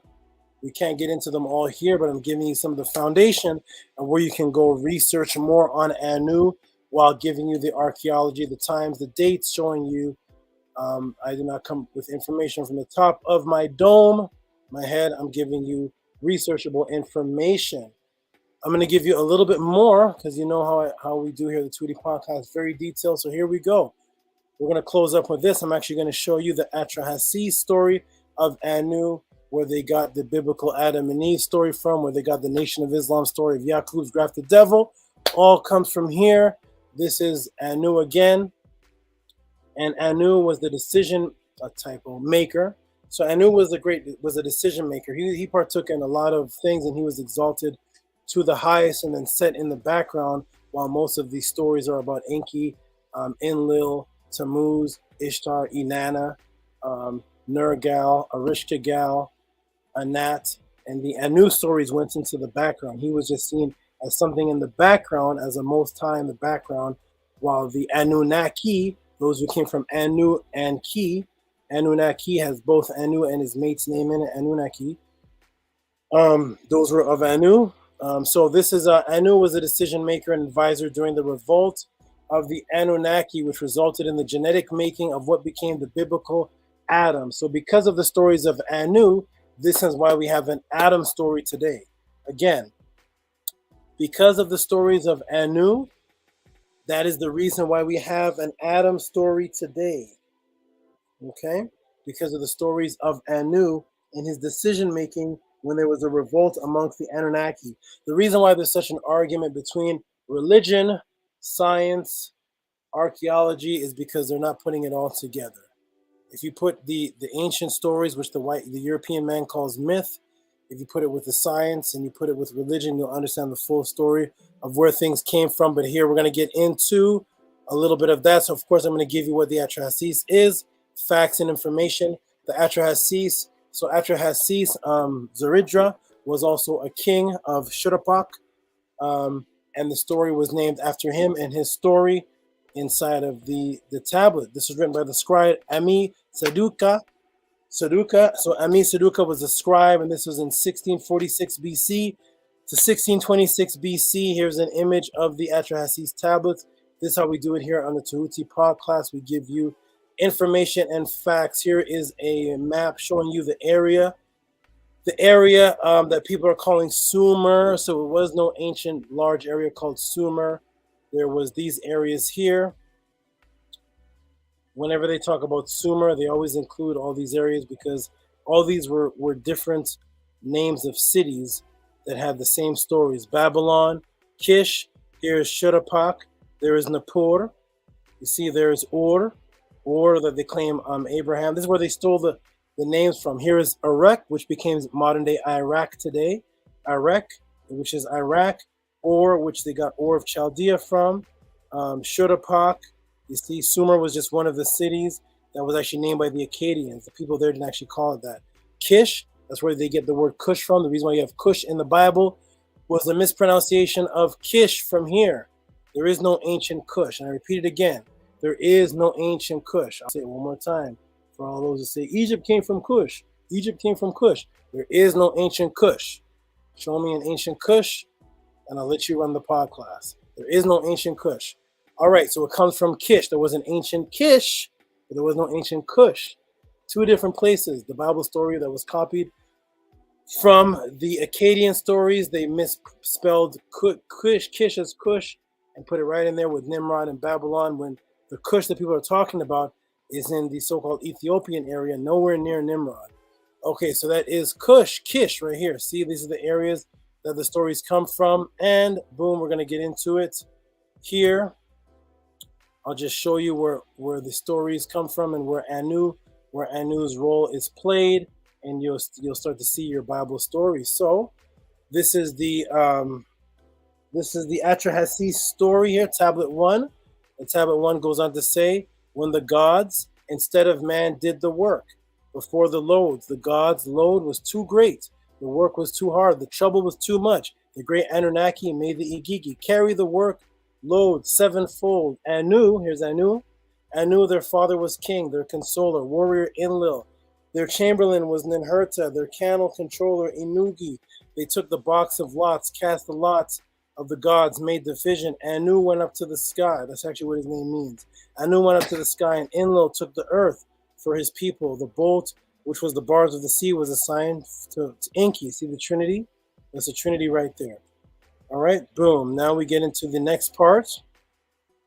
The next part here. When Anu had gone up to the sky, and the gods of the Apsu had gone below, the Anunnaki of the sky made the Igigi bear the workload. The gods had dug out the canals. They had to clear the channels, the lifeline of the land. The gods dug out the Tigris River. They dug out the Euphrates in the deep. They set up the Apsu, the land inside, raised its top of all the mountains. They were counting the years of the load, the great march. They were counting the years of the load. 3,600 years they bore the excess hard work day and night. All right, so they were getting sick and tired of the work. They groaned, they blamed each other, grumbled over the masses, excavated soil. Let us confront our chamberlain, and get him to relieve us of the workload. Come, let us carry the counselor of the gods, warrior from his dwelling. Come, let us carry Enlil, the counselor of the gods, the warrior from his dwelling. And then Allah. Here's the Allah. Here's where you get Allah from. You see? This is where you get the Allah from. This is where you get the 5%, the Islamic doctrine, the creation of man of 600 years and all that the Nation of Islam of 5%ers teach. It actually comes from this story right here, which took place in the Iraq area, which is why they say Master Fraud Muhammad and Islam comes from that area, because this is where the stories actually came from. And this was the Allah. This is the Allah. Again, let me show you again. And then Allah made his voice heard. But see, Allah was just one of the gods. That's why they had to erase this story and give you Allah as the God of everything. No, Allah was just one of the gods. There's many of them. Allah made his voice heard and spoke to the gods, his brothers. See, Allah had brothers, right? So if you ask any Muslim, can you please give me the oldest reference to Allah? What's the oldest reference? Can't be the Quran. Allah's been here since the beginning, right? So what did the ancient people in Babylon, the ancient people of the Iraq area, what did they say about Allah? Oh, here's what they said. I found it. Allah has brothers. Nice. So Allah, they heard the voice. He spoke to the gods, his brothers. Come, let's carry Enlil, the counselor of the gods, the warrior from his dwelling. Now cry battle. Let us mix and fight with battle. So they started fighting. They were sick of the work, and they started fighting each other. Okay, so the gods listened to his speech. The gods listened to his speech. They set fire, their tools. They put aside the space. So this was a revolt. They were on strike. They didn't want to do the work anymore. They wanted another man to till the ground, somebody else to till. Their loads for the fire god, they flared up when they reached the gate of the warrior Enlil's dwelling. It was night in the middle watch. The house was surmounted. The god had not realized when they reached the gate of the warrior Enlil's dwelling. It was night, the middle watch. The house was surrounded. The god had not realized it was night, middle watch. Ekor surrounded. Enlil had not realized what's going on. Yet Cal was attentive. He was attentive, and he had it closed. He held the lock. He watched the gate. Cal roused the Nusku. They listened to the noise of the Igigi. The Nusku roused his master, made him get out of bed. See, they had to get rid of these stories. They had to give you the Bible. They had to get rid of these stories. Then they had to tell you the European had to create the word myth.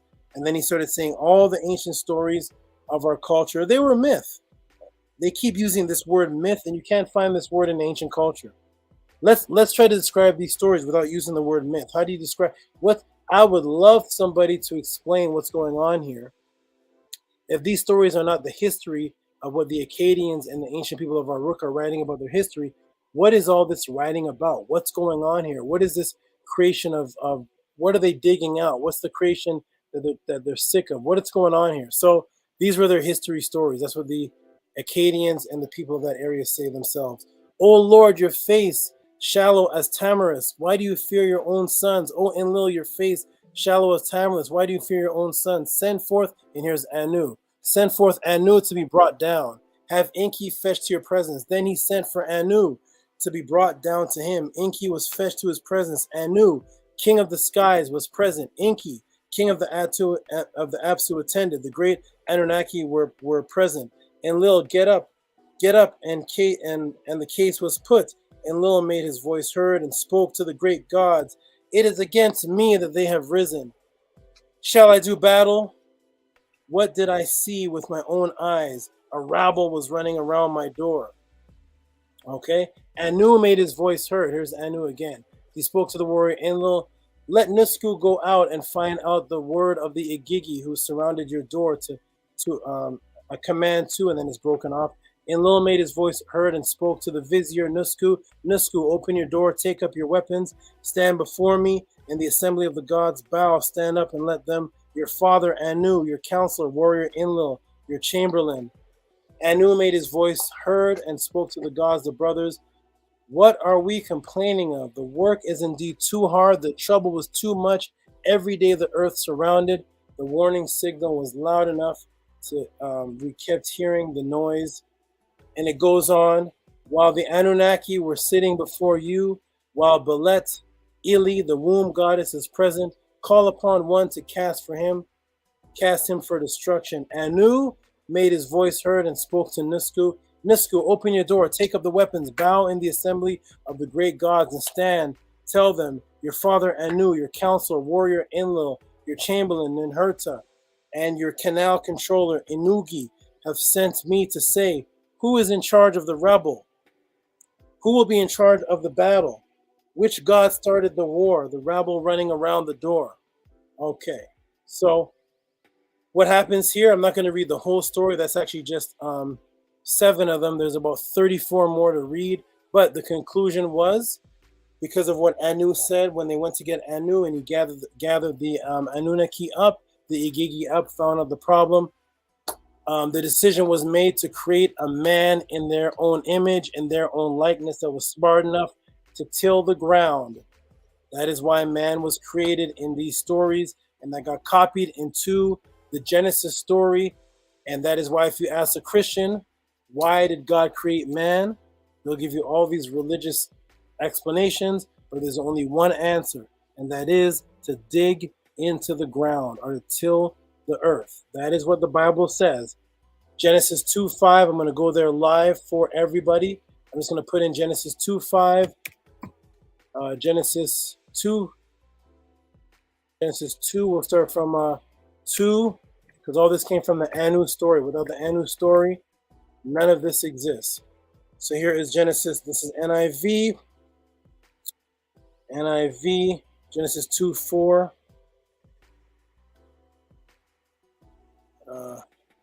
And the heavens were created, and the Lord the God made the heavens. Does it keep on going to Genesis 2:4? Just 2:4.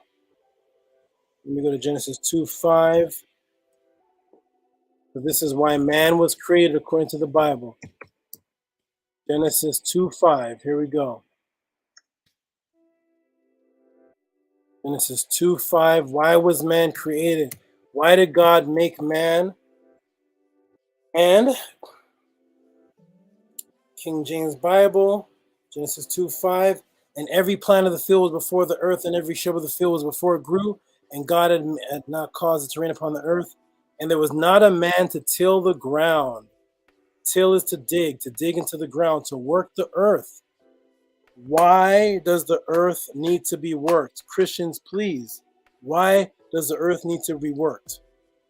The sea doesn't need to be worked. The mountains don't need to be worked. What is this work that needs to be done? If all of God's creation is perfect, nature grows beautiful in the Amazon, right, ladies and gentlemen? Let me take it off the screen share so I can see everybody, because we're going to just end off with this logic here. So nature is beautiful in the Amazon. There's parts in the Congo, nature is beautiful. So while nature was growing beautifully, taking care of itself, bees can pollinate, the seaweed is growing, the rivers are flowing, everything is growing. All of a sudden, the God of the Bible says, hey, there's no man to take care of the ground. Why does the ground need to be taken care of? The earth grows wonderfully in Brazil with no man there. People go in and tour the area. People go and visit nature. They go and see the beauty of the Amazon rainforest. There's no need for a man. The only reason why the earth would need to be tilled is if a man already existed there.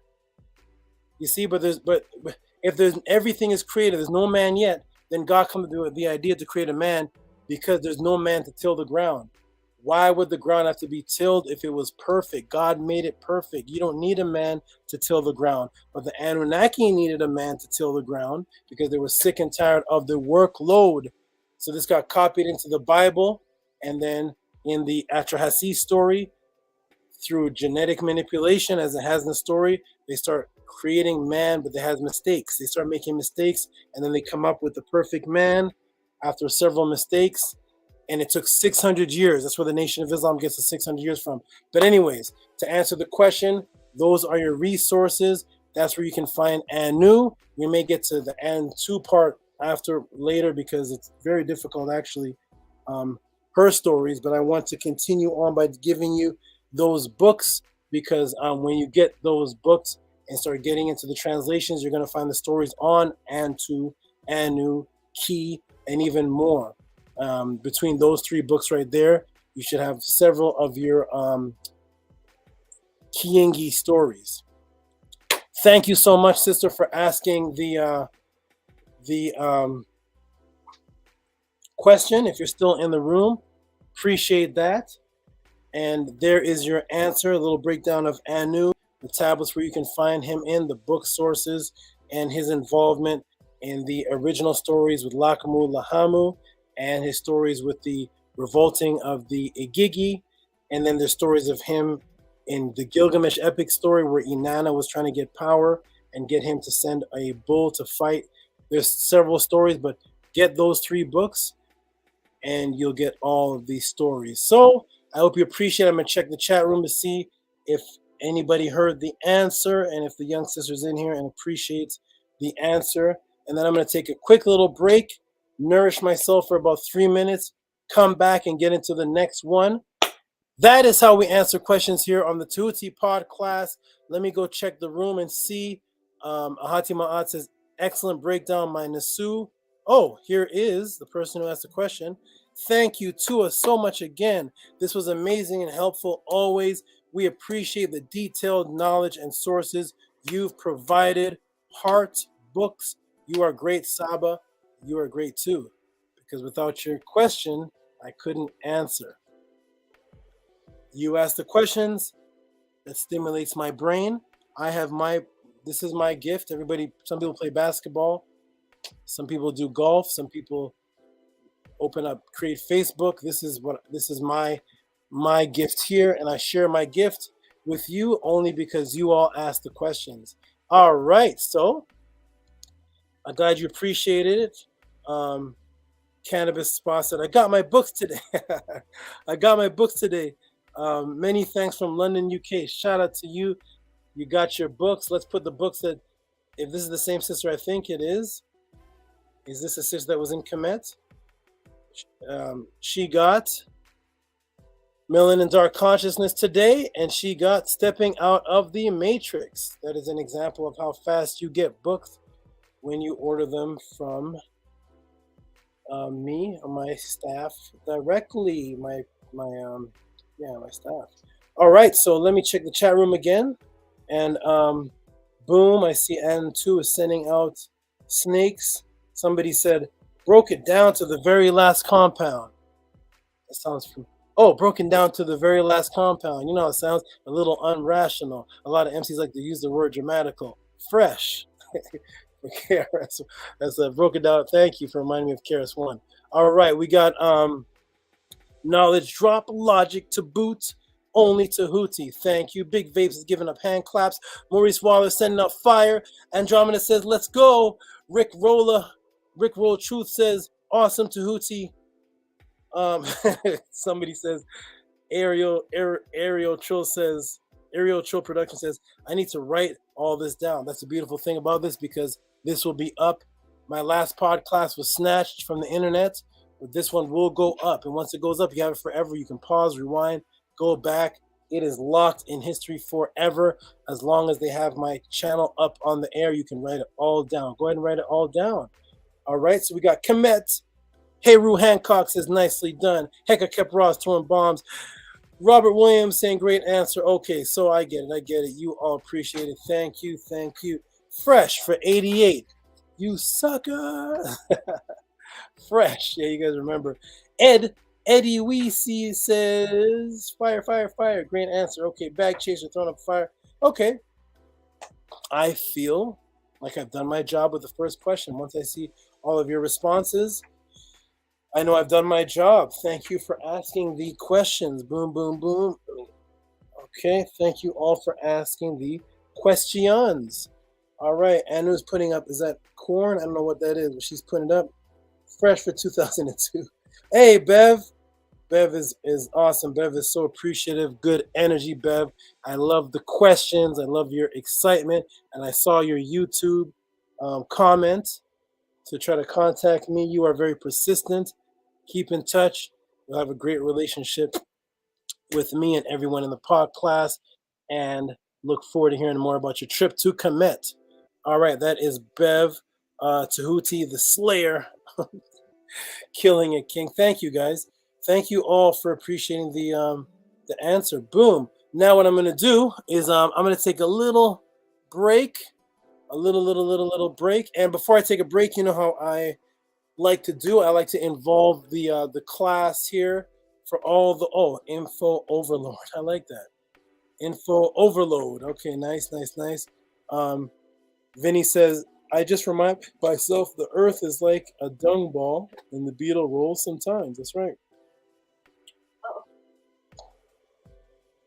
That is right. Okay, hold on. What's happening here? 1 second, everybody. Have technical difficulties here. What? Okay.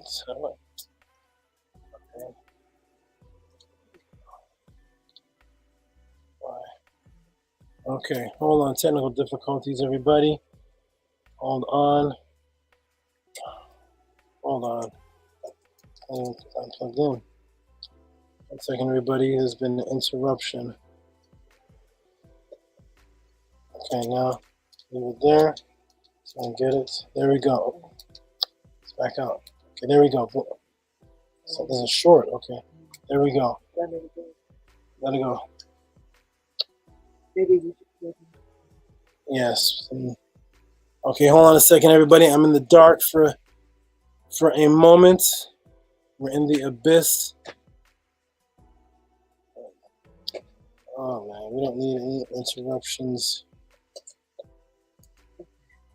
It's not on.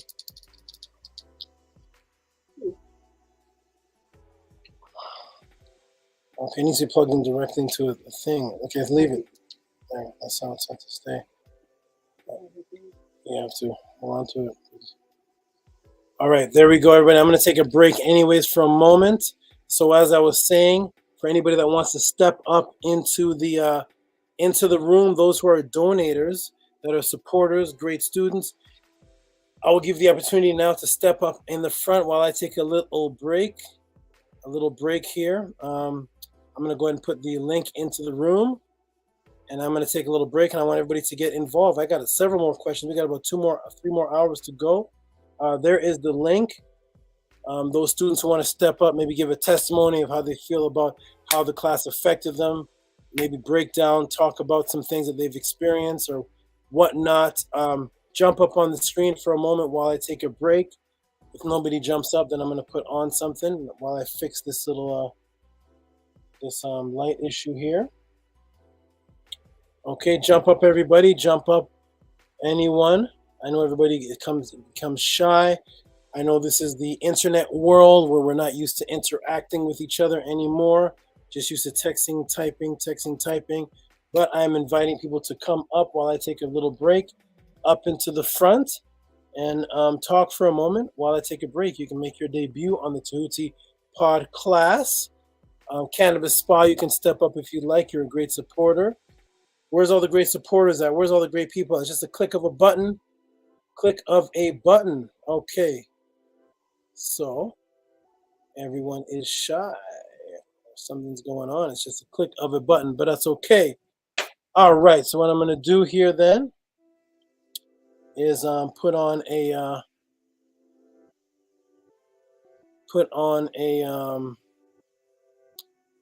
you know what I'll do for you guys? I'm going to put on the track. I'm going to put on the collaboration track that I made with Killer Priest and some others here. I put that on Voltage Controller. If he's in the room, he's actually the one that made the beat. And I'm going to put it on while I take this little break here. Okay, I shall be back, everyone, in just a moment. Let me go ahead and put this on here. Let's see.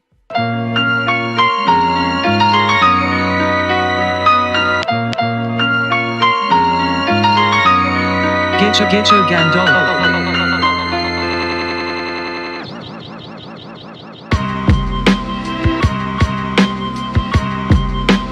Voltage control.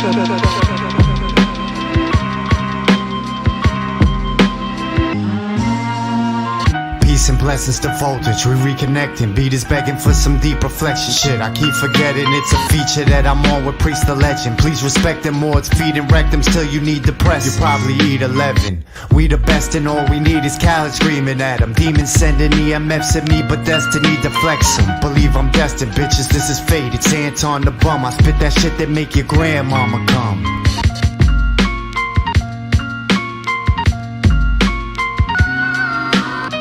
I grab my gun and I point it at your skull. Pull the trigger, watch your brain spray on the wall. I'm a prophet like I'm Paul, so every day I walk tall. Prodigy even told us it's a spiritual war. Lord's Son is the best rapper ever before, and the best to get on a track and ever record. Half lion, Proverbs records, fellas with swords, men in fedoras, and we move in silence, gentlemen lords. The Pharaoh Queen, the heavy hammer I'ma hit ya. I've had some better matches. Fuck you fascists, leave you in ashes while making classics. I'm the baddest, the madness got to me, grab the hatchet, sliced his head off, watched him fall, then I trashed it. Send a message, I bring the wreckage, it's so impressive. You adolescent, you only reap what you sow, a lesson. Leave him gasping for air, barely grasping a prayer. I'm a cold assassin, razor slashing, leave nothing to spare.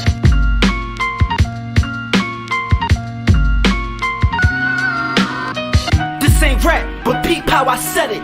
It's like a cop smoking bombing fluid, poetic. God landed, I play my cards like Gambit. Shots fired, he screamed like Michael Janet. My hood exotic, I swear to God you just a practice. Battling mids like trying to bear hug a fucking cactus. We learn gymnastics on that street mattress. Marble travels, I never sold my soul for a flip, but I did doubles, red son.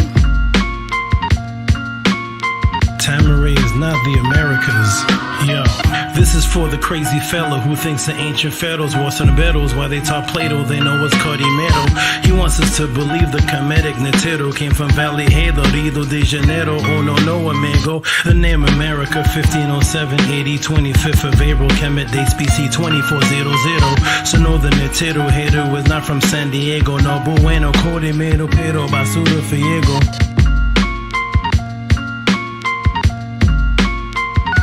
I go by the name of Old Am I, the coldest flow alive, leaving them polarized. How old am I? Well, my soul is about as old as the solar sky. Immortalized like words from Obadiah. All the older guys in Cobra Kai, cause I take notes as if Yoda was on the mic. Now I'm on the track with Killer Priest, cause my flow got reached like the ocean tide. Tiger style like the life of Pi. Got me striking them over the base faster than Nolan Ryan, cause it's a shame the game ain't fortified like a 8:45. Doulos. Enjoy. Yeah. I've been flying ever since I touched this plane. How I land here in the first place. First place been my first pace. Need the same as my birthplace. I'm talking capital. They spell your name in lowercase. That's why the public laugh at you. You never get the joke that's factual. Actual offense that got me convinced. Outside this damn pandemic shit, I've been going in. Watch for the jab or get jabbed. Only God can save us. You can put your faith inside a piece of paper. Mine Alpha and Omega.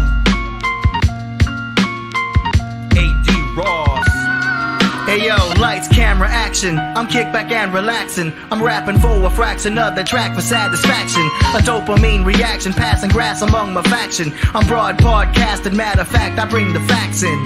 So what you waxing? I flex the best, no question. Confess to show aggression first and make a worse impression. Progressive and obsessive with the equinox procession. God, mind possessed, blessed beyond your comprehension.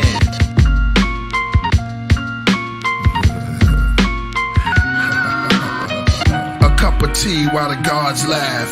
Red wine and cigar ash. Killer Priest podcast. Built on dark mass. Above the stars and vast. Black moon chat room.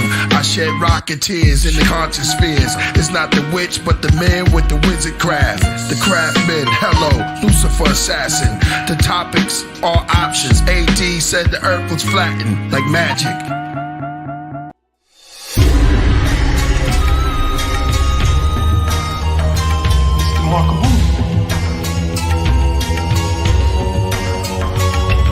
Lil Da Vinci, time for war, Blackfoot warrior. Dance with a tribal wife, and when I write, I ignite the light in the dark. My thoughts demolish symbolic art. Heart of little water, herbs, my word doctor. Met a netter, got my feet and meet my ancestors. On my grandmother's land, the grand chief. I mark the beast with my G. Long hair, I gather up my energy.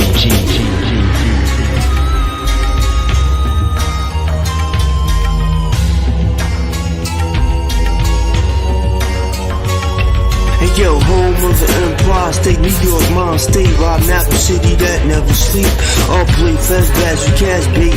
Samuel to a Marcus Garvey Statue of Liberty, 3,000 degree torch in the vicinity. It's the GREEKGODs, who's ready to cut the line of tree. Up beneath the us amongst us, like the Holy Trinity, vanity.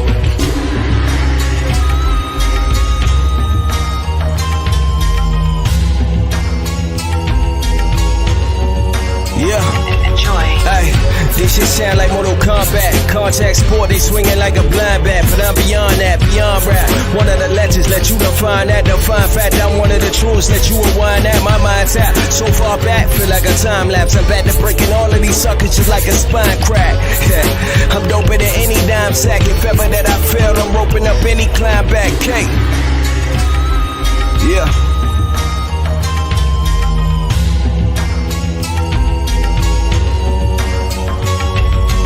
Maya's illusion, the fire and confusion. Humans holding up their bottles and they're smiling and they're snoozing, acting like it's sweet. It's the belly of the beast, though. Most souls are content to live in hell is deep, yo. Every day I prepare and plan for the afterlife, so every second I strive to be a better man of Christ. Stand in the candlelight, grand, I'm a man of might. Giving what you love to God's the ultimate sacrifice.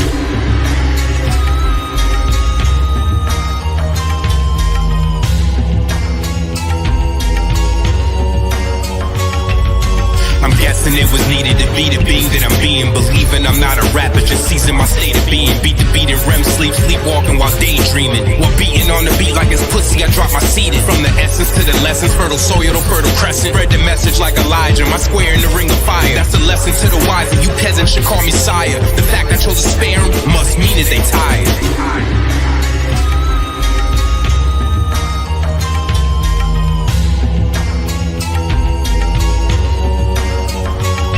This Buddha's pawn descended from heaven. That's kung fu hustle, the gun jujitsu, pit flash went through flesh and tissue. Each line a shuttle, aerospace built intelligent missiles. Get righteous money, change and disappear. Now haters sick. Pull the nickel behind your ear, that's the old magic trick. It's levels. I buried hip hop in the pet cemetery and they came back. And hip hop killed commercial rap.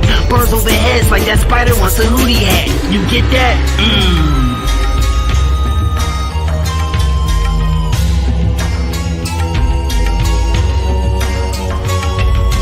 Since it's the warriors dance of all the chorus of swords in his hands, focus on thoughts controlling the force of orbits of planets. We know that forces endorsing the panic of the pandemic. Did a show with Santana, the show code with planted. Tehuti comes with the source and the challenge. Flying the plane, 80 Ross is the captain. Katie's part you should dial in. The way that a beta snake is awesome and wild in a patient state. I gaze in your face while your heart's on the violent. I lay in wait, you make a mistake, that's why Walter is smiling. AKA the K to the P, the exalted of Shaolin.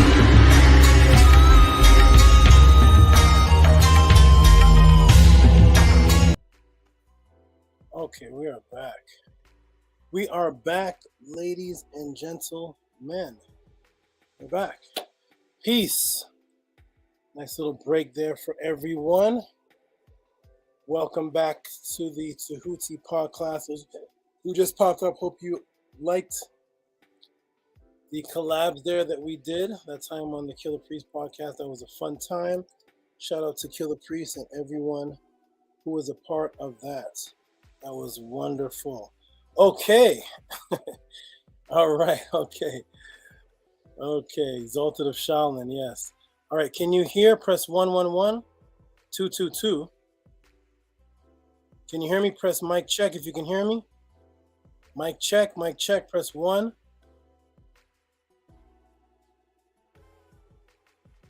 Mic check. Hold on a second. Oh no, that was ejected. Hold on, everybody. You can hear me? Okay, you can all hear me? Okay, everybody can hear me. Wonderful. Glad you guys appreciate it and liked the vibes there. I'm gonna go ahead and reload this back up and get into the next question that popped in. Can everybody hear me? I see Senate Moon press 222. Can everybody hear me? Okay, wonderful. Okay, everybody can hear okay? Let me move this. Lighting is good. Good lighting. All right, I'm getting a lot of support. Okay, let us continue. Stranger, you can't hear? Everyone can hear. Stranger's pressing 222. Okay. Can everybody else hear me? I want to make sure that everyone can hear me clearly.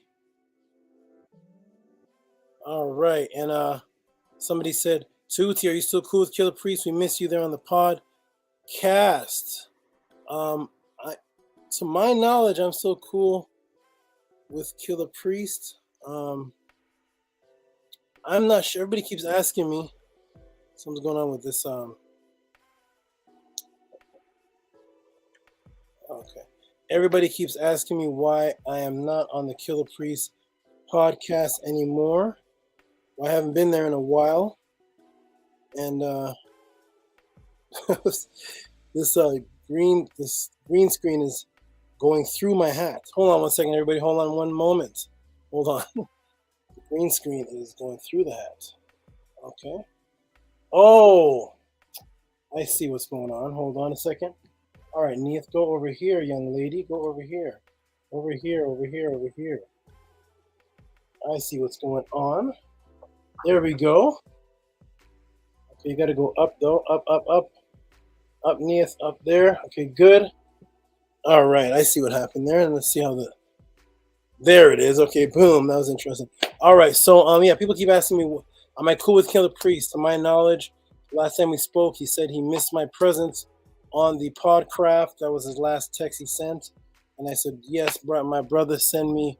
Let's talk about organizing me coming back on, and let's organize it. And that was it. So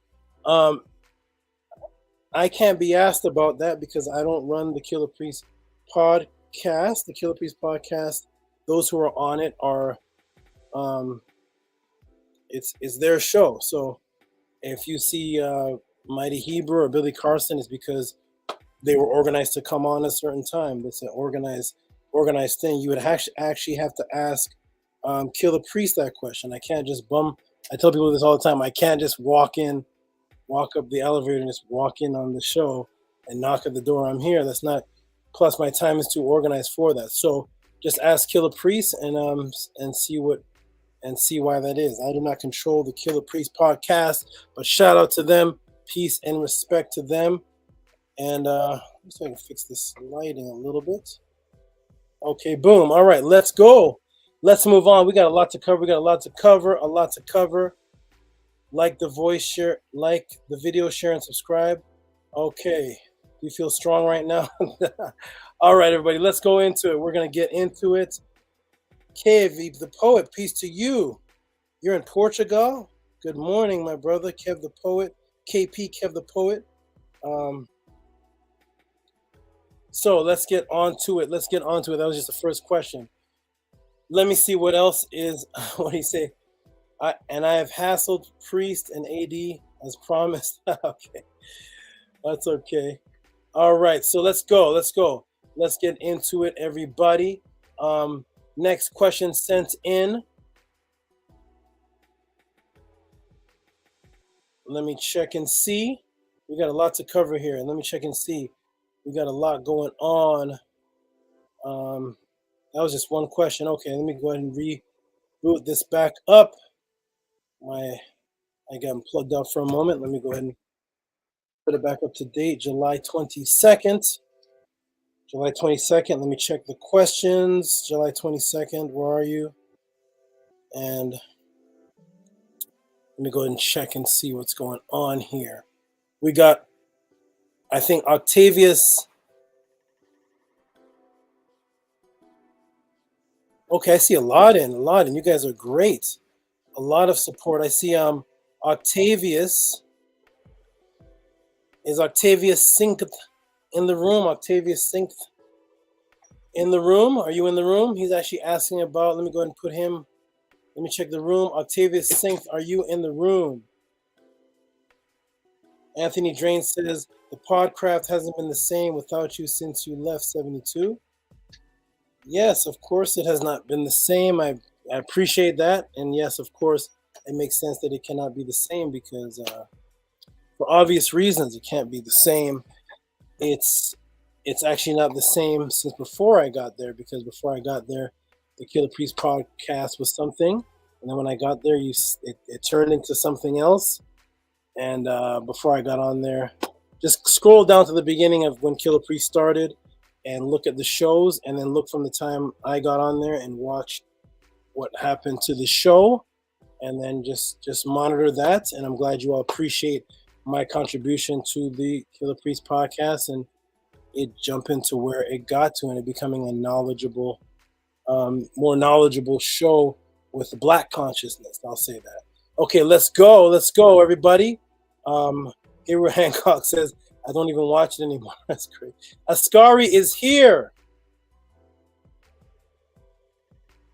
Ascari is here. Ascari, I've been waiting for you because you sent in a question and I wanted you to be here to get the answer. Let's give a shout out to I've seen none to match you, High Priest. Ascari, this is the brother who came in. His introduction. The flat earth is important. He came in, he gave his introduction and donated like $143 as an introduction. I've never seen him before. This is the highest one-time donator, I believe, who I didn't even know. He just came in, full respect. Been answering his questions ever since. He sent in a question and it wasn't worded properly. He corrected the typos in the wording and then he clarified it. When he clarified it, he didn't show up. He didn't come that day that I was ready to answer it. And then the next week, I think he came right at the end or something. But anyways, he is here now. So, Ascari, you ready, my brother? Ascari sent in a question. Let's get into it. Are you here, Ascari? Are you here? Ascari. All right, let's get into it. Ascari sent in the question. Boom, let me get to it. This is from, let me go ahead and, one second, we're going to set this up. We're going another 2 hours, here. Let's go. Ascari is awesome with his questions. Let's go. Like I said, ladies and gentlemen, I never know the questions that I'm going to get in. You all send the questions, I answer them. This happened to be a question that came in right before I ended the Podclass. And I just get them and do my best to break it down. Let's go. Sorry. AKA Owen Hythe. I don't know if I ever seen that name right. Owen Hythe. Let me go ahead and get to you, my brother. Boom. Boom. We're going to X that out. I want to go ahead and go here. Cut that out. Go to Ascari's. I see Ascari here. See if I can put that. There it is. Okay, boom. Okay, everybody can see and hear me. Press 1. We're going to get into this. It's going to be a good one. This is a good one right here. And Joyceline says, gotta thank the ancestors for you, Tehuti. You helped me tremendously leave the crazy evangelical community behind, and now I'm seeing the conscious spiritual within. Shout out to you, Jocelyn, for making that change in your life. We got somebody named Genesis. Shout out to Genesis. Shout out to Genesis. All right, let's go. Everybody ready? Here is the question here sent by Ascari. And let's see. Boom. Oh, look. So first off, look at the amount. Look at that, ladies and gentlemen. This is awesome. This is awesome. Let's go ahead and give Ascari a big round of applause because you are wonderful.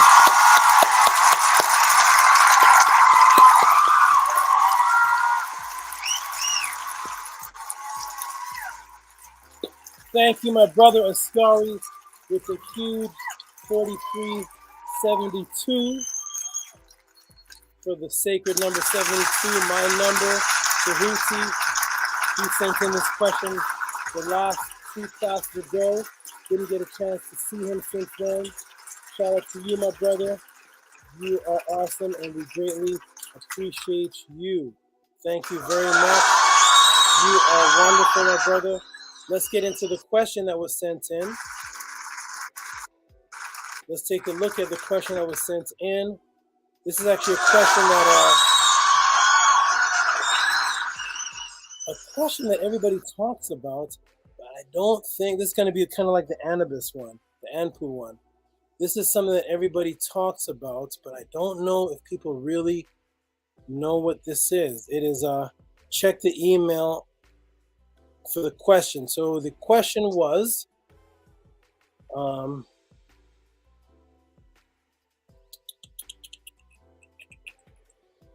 question was, tell me about the Nicene Council. I can't actually pull it. Let me see something here. It's under Mazo question. I think this is it right here.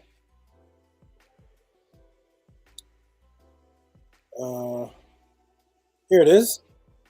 I got it. I always like to show the question on the screen. And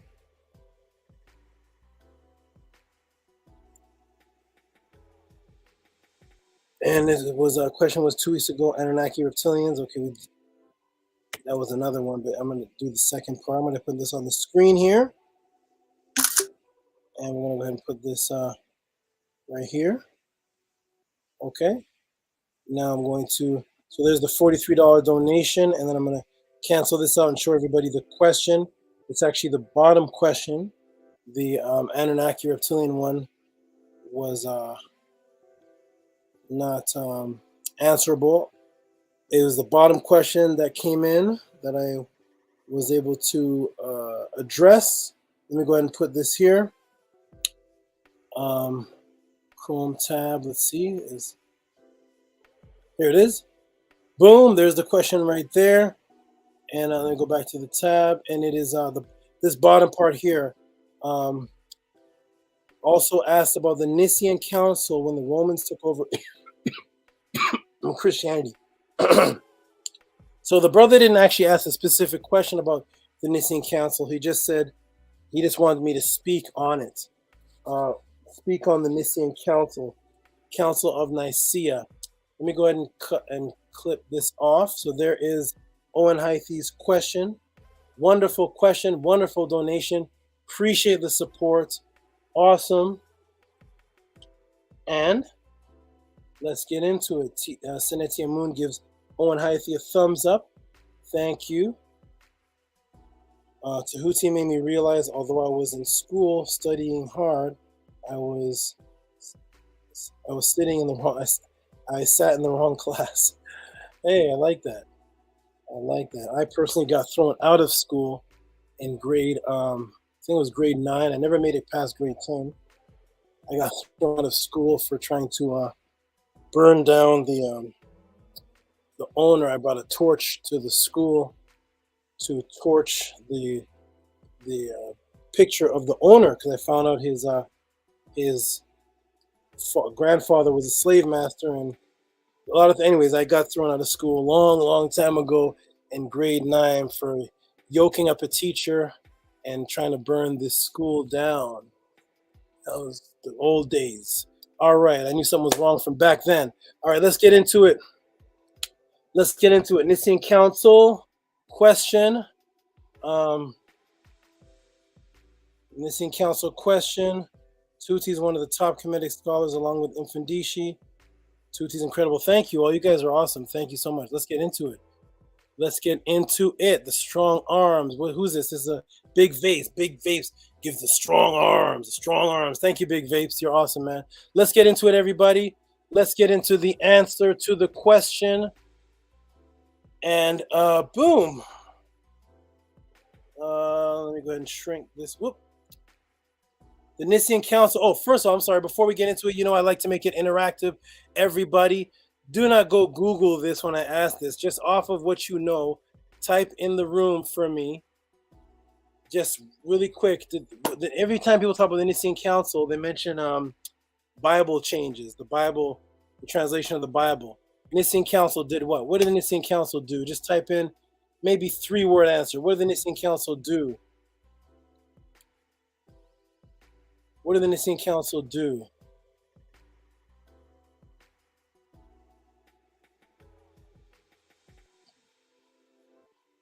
First time you saw me was on Starnetter. Shout out to you. All right, so what did the Nicene Council? Anybody heard of the Nicene Council? So somebody put, I'm not sure. That's a safe answer. That's great.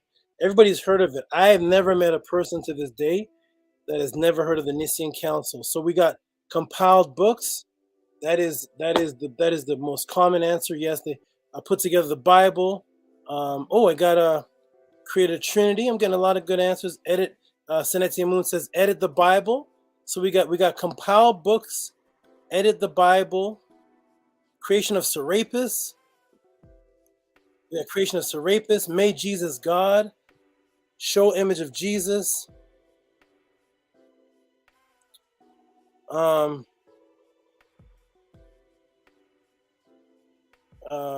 Choose books that went in. We got Senetia Moon. What do you mean? I think she misunderstood what you typed. Rick rolled. I think she misunderstood. I saw that. I think misunderstanding what you typed. But anyways, choose what books went into the Bible. Okay. Yep. We're getting it. Oh, here's a good answer. Who played this? That's a good answer right there. Cancel the feminine. We're getting some good answers here. Was Osiris a vegetarian? Okay, we canceled the feminine. Controversy of Arianism. Okay, we see a lot of stuff here. Ptolemy. I see a lot of answers here, but the most common answer that I've ever seen when it comes to the Nicene Council is that they, like Senetia Moon and someone else up here said, I think Heka Kepera, somebody said, Constantine 1. There we go. Constantine 1. Some Senetia Moon, created the Bible from the Septuagint. And I think Senetia Moon said, put together the Bible. So we got Amin Ma'at Ross has created the Bible from the Septuagint. Edited the Bible from Senetia Moon, compiled books. I think those three answers are the most common answers. The most common answers that I've heard when it comes to the Nicene Council. Misha is here. Here's Misha. We get leisure. He says Nicene Council were North African. The changed Kemetic stories. We got all kind of answers here. Christianity. Official religion of Rome. Okay, we're getting there. That's a good one. That's good. Something became official. Yes, that's right. Something became official, and yes, Christianity. At the time, there was actually many Christianities going on at the time. Actually, we're gonna get into it. Split with the Orthodox Church. Good. Good morning from Switzerland, Maria Louise Claire. That's a long name. Shout out to you. Okay, we got some answers. Okay, let's get into it, everybody. Welcome to the Tehuti Podclass. Birth Catholicism. Rosicrucian. We got all kind of answers here. Let's get into it.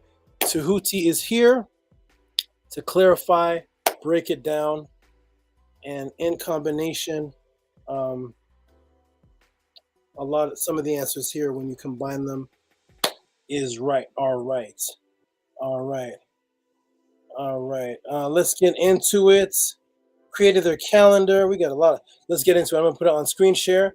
Welcome to the Tehuti Podclass, everyone, where you can ask questions, and when you ask a question, you get the answer. Here is the question that was asked again for those who just stepped in the room. The question was $43.72, and the question was for the Nicene Council. I asked about the Nicene Council right there. Everybody can see that. Boom. Okay, let's get into it. So first of all, the Nicene Council was it was something done for the first time. What it was an ecumenical. Remember that word, right? Ecumenical or ecenemical council. It was different than it was a different type of meeting because it was launched. It launched the concept of the ecumenical conferences. This was the coming together of many churches. So there's many different Christian versions of Christianity. Many churches for the first time for united power to diffuse Arianism. I believe that Jody had put Arianism and Christianity. The Christological concerning the doctrine of Christ position that Jesus, as the Son of God, was created by God. It was proposed early in the 4th century by the Alexandrian presbyter Arius, and was popular throughout much of the Eastern, Western Roman empires after it was denounced as heresy by the Council of Nicaea in 325 AD. This was headed by Emperor Constantine, by the way, who was the first Roman emperor to be converted and baptized to Christianity. Who ordered the meeting? Constantine was the Roman emperor from 306 to 337 AD, and the first Roman emperor to convert to Christianity, baptized by Eusebius. All right, so what do we got here? Here's the Council of Nicaea. Here we are in the Met Museum. The Met Museum, and we have the marble portrait head of Emperor Constantine. Emperor Constantine the Great was the first Christian emperor of Rome. His reign had a profound effect on the subsequent development of Roman, later Byzantine world. By 325 AD, he had succeeded in the reunifying the empire, having defeated the last of the former tetrarchic. Also in the program of reform and renewal that he had planned for the Roman Empire, although the court and administration no longer resided in Rome, Constantine was careful not to neglect the old imperial city and adorned it with many new secular Christian buildings.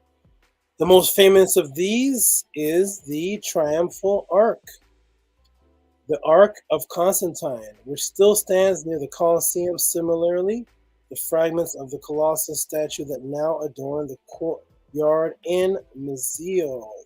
So here he is right here. Constantine, this is the man that changed the world with this council. Okay, so here he is right here. They call him Constantine the Great. Okay, and the Hagia Sophia. But there it is. There it is, ladies and gentlemen. So this is the Council of Nicaea. There was two of them, by the way. Nicene Council 1, Nicene Council 2, 325, and then 481. They had to keep having these councils because there was major confusion with the... We're going to get into it. Let's get into it, everybody. Welcome to the Tehuti Podclass. We're going to get into it. So we have Arianism. Arian was the bishop, the man who was pushing that it was logical that the Son of God was a son of God. So therefore, logically, he would have to be beneath God. And therefore, you had God the Father, God the Son, God the Holy Ghost. While the Alexander was pushing that they're all equal, they're all one. This is where the confusion that came in. So there was a big dispute.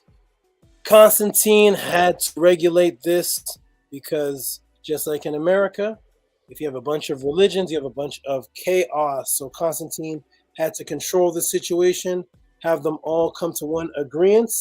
And here is what happened. Boom. So here is the source information. You know me, everybody. At the Tehuti Podclass, we're going to give the source of where you can actually find the story. Where can you find the information on the Nicene Council? Well, it goes back to the story, the historian Socrates of Constantinople, 380 after 439, because there was, anyways, we're getting to that, 380. Okay, so also known as Socrates Scholasticus. That's why you got everybody now saying, I'm scholastic. What's the scholars? Scholastic information. They're just talking about Greek. Scholasticus, Socrates Scholasticus, was a 5th century Greek Christian church historian who recorded the official Orthodox Church history of the Nicene Council and what it led to. So the historian that recorded what happened is Socrates Scholasticus, and it's found in this book right here. This is the ecclesiastical history of Socrates Scholasticus, revised with notes. The Reverend A.C. Zenos, D.D., professor of the New Testament, exegesis in the Theological Seminary at Hartford, Con. So there it is. here's the story, and we're going to get into the story here. So here is what the dispute was about. This is actually the historical record of the dispute. So we get into chapter 5. Chapter 5, the dispute of Arius and Alexander, his bishop. After Peter, bishop of Alexandria, had suffered martyrdom under, Diocletian, Achilles was installed as the episcopal office, whom Alexander succeeded during the period of peace above referred to. He, in the fearless exercise of his functions for the instruction and government of the church, attempted one day in the presence of the presbytery and the rest of the clergy to explain with perhaps too philosophical minuteness the great theological mystery, the unity of the Holy Trinity. A certain one of the presbyters under the jurisdiction, whose name was Arius, possessed of no inconsiderable logical acumen, imagined that the bishop was subtly teaching the same view of this subject as Sibelius the Libyan.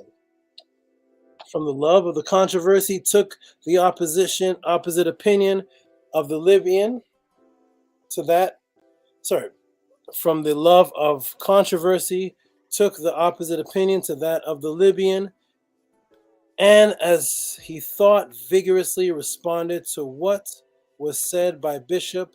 If, said he, Father begat the Son, he that was begotten had a beginning of existence. From this, it is evident that there was a time when the Son was not, and therefore necessarily follows that he had substance from nothing. Let me plug this in. Come on, everyone. Do. Nice. Okay, we're back. Okay, good. All right, so here's where it starts. So we said, if the Father begat a Son, then the Son had a beginning. So that there is an arc, there's a ranking system. Whereas if you ask certain Christians that were on the opposite side, they would say the Father, the Son, the Holy Ghost are all one. Jesus is God. God is Jesus. They're all the same. Okay, so that is what the dispute was about. Right there. So what happened? What had happened? Here is Arius right here. So Jody was right. Arius right here. Arius arguing for the supremacy of God the Father, and the Son had a beginning as the true firstborn. This is why you have some Christians that say Jesus is just the Son of God, and other Christians saying on the other side that they're all equal, as in a Trinity, all are one. Arius was saying, yes, there is the three, but the three are not. One is an equal. The Father had to give birth to a Son, so thus one is superior. And Constantine saw this and stepped in because this belief system started spreading like fire. Here it is. So, in the book here, the Ecclesiastical History of Socrates, Scholasticus, he goes on to say how fast this belief started spreading. So, how fast the Trinity doctrine spread. How did it spread? Let's see. We now go into Socrates Scholasticus, chapter 6. Division begins in the church from controversy, and Alexander, bishop of Alexandria, excommunicates Arius and his adherents. So we see here that Alexander, the bishop of Alexandria, he's not having this at all. He wants God the Father, God the Son, the Holy Ghost to be one. He excommunicates, and here it is. Having drawn this inference from the novel train of reasoning, that means he uses logical mind to say, well, if you have a father and the father has a son, then they obviously can't be equal because one is a father. That makes perfect sense to me, but of course, the whole goal of, once again, the goal of Christianity is to make every God one thing. Once you do that, then whoever controls that one thing controls the masses. Understand that carefully. That's why in all the ancient cultures, we had many supreme beings, female and male, that they call gods and goddesses. The Kemetians have the gods, and they have their female and male. The Assyrians, the Akkadians, the Kiingi, every culture, the ancient Chinese, the ancient Japanese, the Aztecs, the Mayans, the Indians, everybody had gods and goddesses, basically just beings that they looked up to that were male and female. The church had to make everything one God. Even within the church, when they say, yes, there's one God, but hey, the sun is a little bit lower. Nope. We have to make it all one. Because if you have somebody saying the son is different from the father, and this person has a direct relationship with the son, they can create splinter groups. Constantine had to come in and stop this. So he excited many to the consideration of the question, and thus, from a little spark, a large fire was kindled. That means that this belief system started spreading very fast. For the evil, which began in the Church of Alexandria, ran throughout all of Egypt, Libya, Upper Thebes. You see how Christianity spreads? This is how the religion, the Trinity concept starts spreading. At length diffused itself over the rest of the provinces and cities. Many others also adopted the opinion of Arius. So Arius's logic started spreading. They couldn't have this. But Eusebius in particular was a zealous defender of it. Not he of Caesarion, but the one who had before been bishop of the church of Bertus. And so there's different Eusebiuses. The Eusebius that baptized Constantine is not the same Eusebius of Caesarion. There was an Eusebius that came afterwards, a historian, who actually changed he's the one responsible for making the Neteru myths. That's another story. Anyways, we'll get into that afterwards if anybody asks about it. But one who had before been bishop of the church of Bertus and was then somehow in possession of the bishopric of Nicodemia in Bithynia. When Alexander became conscious of these things, both from his own observation and from report, being exasperated to the highest degree, he convened the council of many prelates, and excommunicated Arius and the abettors of his heresy. At the same time, he wrote as follows to the bishop, Constitution, several cities, Epistle of Alexandria, Bishop of Alexandria, to our beloved and most honored fellow minister of the Catholic Church everywhere. Alexander sends greetings to the Lord, insomuch as the Catholic Church is one body. We are commanded in the Holy Scriptures to maintain the bond of unity. See that? Unity and peace. It becomes us to write, mutually acquainted one another with a condition of amongst each of us, in order that if one member suffers, rejoices, we may either sympathize with each other or reject together. Know therefore that there have been recently arisen in the diocese lawless of anti-Christian men teaching apostasy, such as one may justly consider a denominate, a forerunner of the Antichrist. So if you believe in a different Trinity concept, you're part of the Antichrist. I wish indeed to consign this disorder to silence. So they have to silence this. If possible, the evil may be confined to the apostates alone. Apostates, that's what I was called an apostate when I was legally removed from the Seventh-day Adventist Church with the notarization. And from that point, I was called an apostate. Me, Tehuti, I was notarized in the courthouse. I have a what is that called when you keep men away from women when they beat them up, or women away from men? What is that called? A restraining order. So I have a restraining order. Me, Tehuti, I have a restraining order for the Seventh-day Adventist Church. I'm not allowed around Seventh-day Adventist Church because I'm an apostate. All right, so and not go forth into others' districts, contaminating the ears of some of the simple. But since Eusebius, now Nicodemus, thinks that the affairs of the church are under control, because forsooth he deserted his charge at Berytus and assumed authority over the church of Nicodemus with the impunity, and has put himself at the head of these apostates, daring even to send commendatory letters in all directions concerning them, if by any means he may inveigle some of the ignorant into his most impious, and anti-Christian heresy.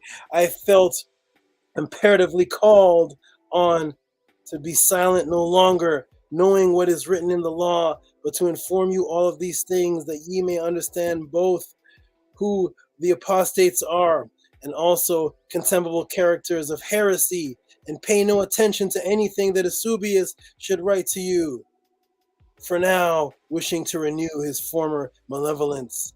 And it goes on. Anyway, so we see what the dispute was about. It was about the concept of the Trinity and control of people. Under the Trinity concept, okay, that was the Trinity. Now, what was this debate about? This debate is about, if you want to research the actual topic of this, it's called the homoousios. Okay, the homoousios of being one. That's actually the name of the controversy. Of being one was what is the definition of oneness in the Trinity concept? Okay, which is the word for substance, existence, being. Okay, homoousios. There it is. Okay, now what do we have? The creed. Now, what the Nicene Council did is they formed a creed. I mean, they had to put this in writing. This had to be established in writing for all to agree what the Trinity concept was. Anyone who didn't agree with this particular writing was in heresy. Okay, so let's look at the Nicene Creed, everybody. So we see this has nothing to do with formulating Bibles. In actuality, this is about the belief that everybody with a Bible has to have if they're under Constantine and the Nicene Creed. Here it is. Here's the Nicene Creed, everybody. This is going to sound very familiar to you because you may have heard your parents, your friends, people on the street walking up to you saying some of these things. Here is where they get the belief from. They got it from the Nicene Creed and Alexander. Gospel said, go teach all nations, baptizing them in the Father.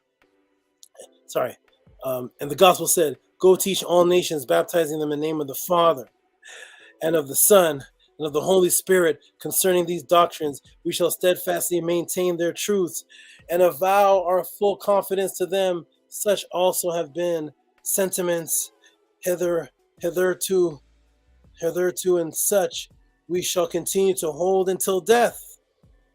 And the unshaken adherence to this faith, we anathematize every impious heresy. The presence of God Almighty and of our Lord Jesus Christ we testify. Thus we have believed and thought from our hearts and souls, since we have possessed the right estimate of ourselves, and that we now think and speak what perfectly in accordance with the truth. We are moreover prepared to prove to you by undeniable evidences to convince you that in time past we have thus believed and so preached. When the articles of faith were proposed, there seemed to be no ground for opposition, and any of our most pious emperor himself in the first admit was perfectly. Anyways, I'm going to skip all this. This is the explanation. Here's the creed. Here is the creed. For we believe in one God, the Father Almighty, maker of all things visible and invisible, in one Lord Jesus Christ, the Son, the only begotten of the Father, that is of the substance. Substance, there's a substance, right? the homeostasis of the Father, God of God, light of light, the true God of true God, begotten, not made, consubstantial with the Father, by whom all things were made, both which are in heaven and on earth, who for the sake of us men, on the account of salvation, descended, became incarnate, was made man, suffered and rose again. On the third day he ascended to the heavens and will come to judge the living and the dead. We believe also the Holy Spirit. But those who say there was a time when he was not, or he did not exist before he was begotten, or he was made of nothing, or assert that he is of other substance or essential or essence than the Father, or that the Son of God is created or immutable and susceptible of change, the Catholic and the Apostolic Church of God anathematize. Now this declaration of faith being compounded by them, we did not neglect to investigate the distinct sense of expression of the substance of the Father and the consubstantial with the Father. There is your Nicene Creed, ladies and gentlemen. As you can see, this is what you hear coming from most Christians, that God the Father, God the Son, God the Holy Ghost are of one substance. They're indivisible. They're one thing. Okay? This is the Nicene Creed. That's what all the fighting and arguing was about in the Nicene Creed. It's going to get deep, everybody. It's going to get very deep. All right. So now, boom, boom, boom. We have the Nicene Creed there. Oh, that's the creed. Let's go over here. I'm going to drop some serious jewels on everybody in just a second. So let me shrink this down. So that is the Nicene Creed. Of course, that is the Nicene Council. That's the history of it. That's the date of it. That's the book that is found in. That's the historical author of it. Those are the bishops who are involved. That's the king, the emperor that was involved. That is the homoousios, the substance that was argued about. That's the actual creed, word for word. That is what it was. That is the answer to the question. But of course, ladies and gentlemen, you know me, the Tehuti Podclass, and of course, for good brothers like Owen Hythe, who donate so much, I don't just end there. That is literally the answer to what the Nicene Creed is. But now, we're going to drop information that has only been revealed here. You're going to get this exclusively here at the Tehuti Podclass from me, your dedicated Saba. Now it's time to drop some unheard of jewels. Let's go. The Trinity concept. So it's all about the Trinity. All right. Now, oops. No, I'm going to save that. There's Ampu again. Hold on. Let's go to... okay, there's what I just gave to you. Now here comes the Tehuti breakdown of breakdowns. You know, here it goes. Here it goes, everybody. Here it goes. Boom, the Ankh. Everybody tries to explain the Ankh. This is the Ankh, the Kemetic Trinity. I'll say it again, everybody. This is the Ankh, the Kemetic Trinity. Hold on 1 second, everybody. Hold on 1 moment. I got to fix something really quick. Hold on.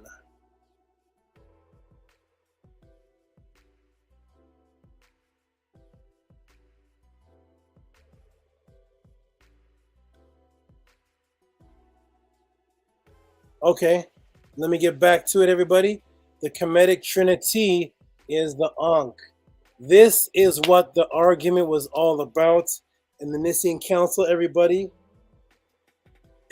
Let's get into what the real argument was about and why there even is a concept of this God the Father, God the Son, Holy Ghost, and what that actually means when it was feminine. When it was feminine, everybody, let's get into it.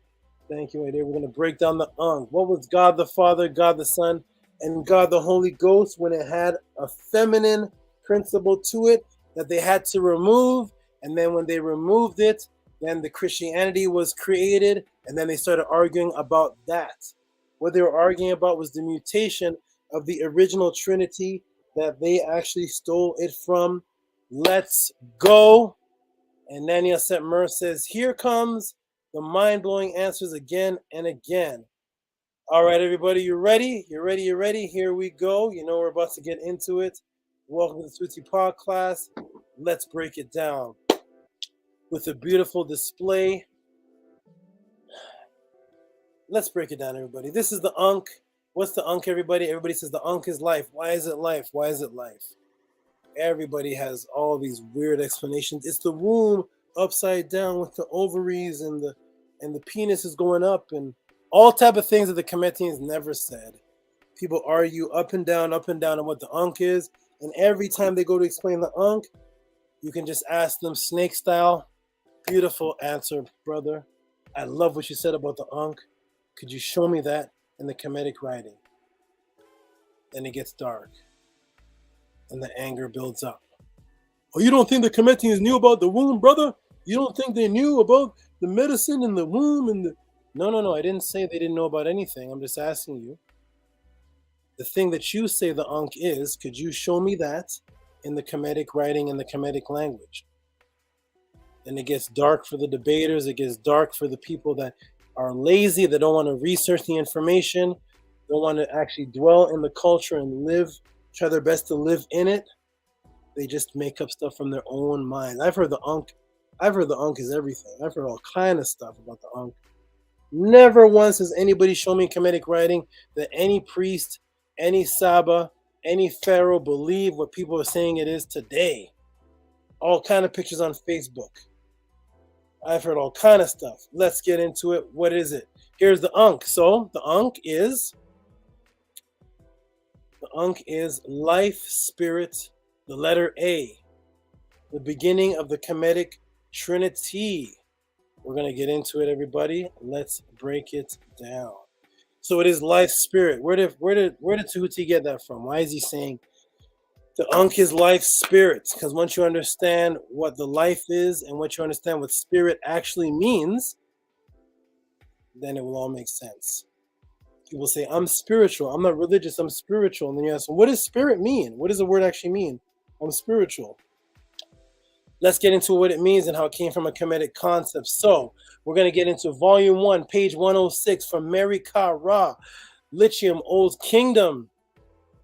This is the instructions of Mary Ka Ra, the laws of Ma'at given to Mary Ka Ra.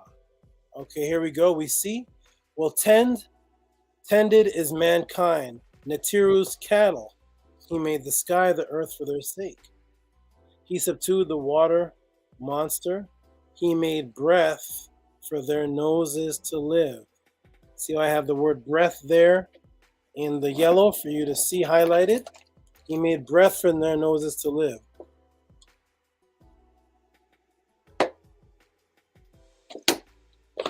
They are his images who came from his body. That's where you get God made man in his image and his likeness, stolen from the Medunetta writings. They are his images who came from his body.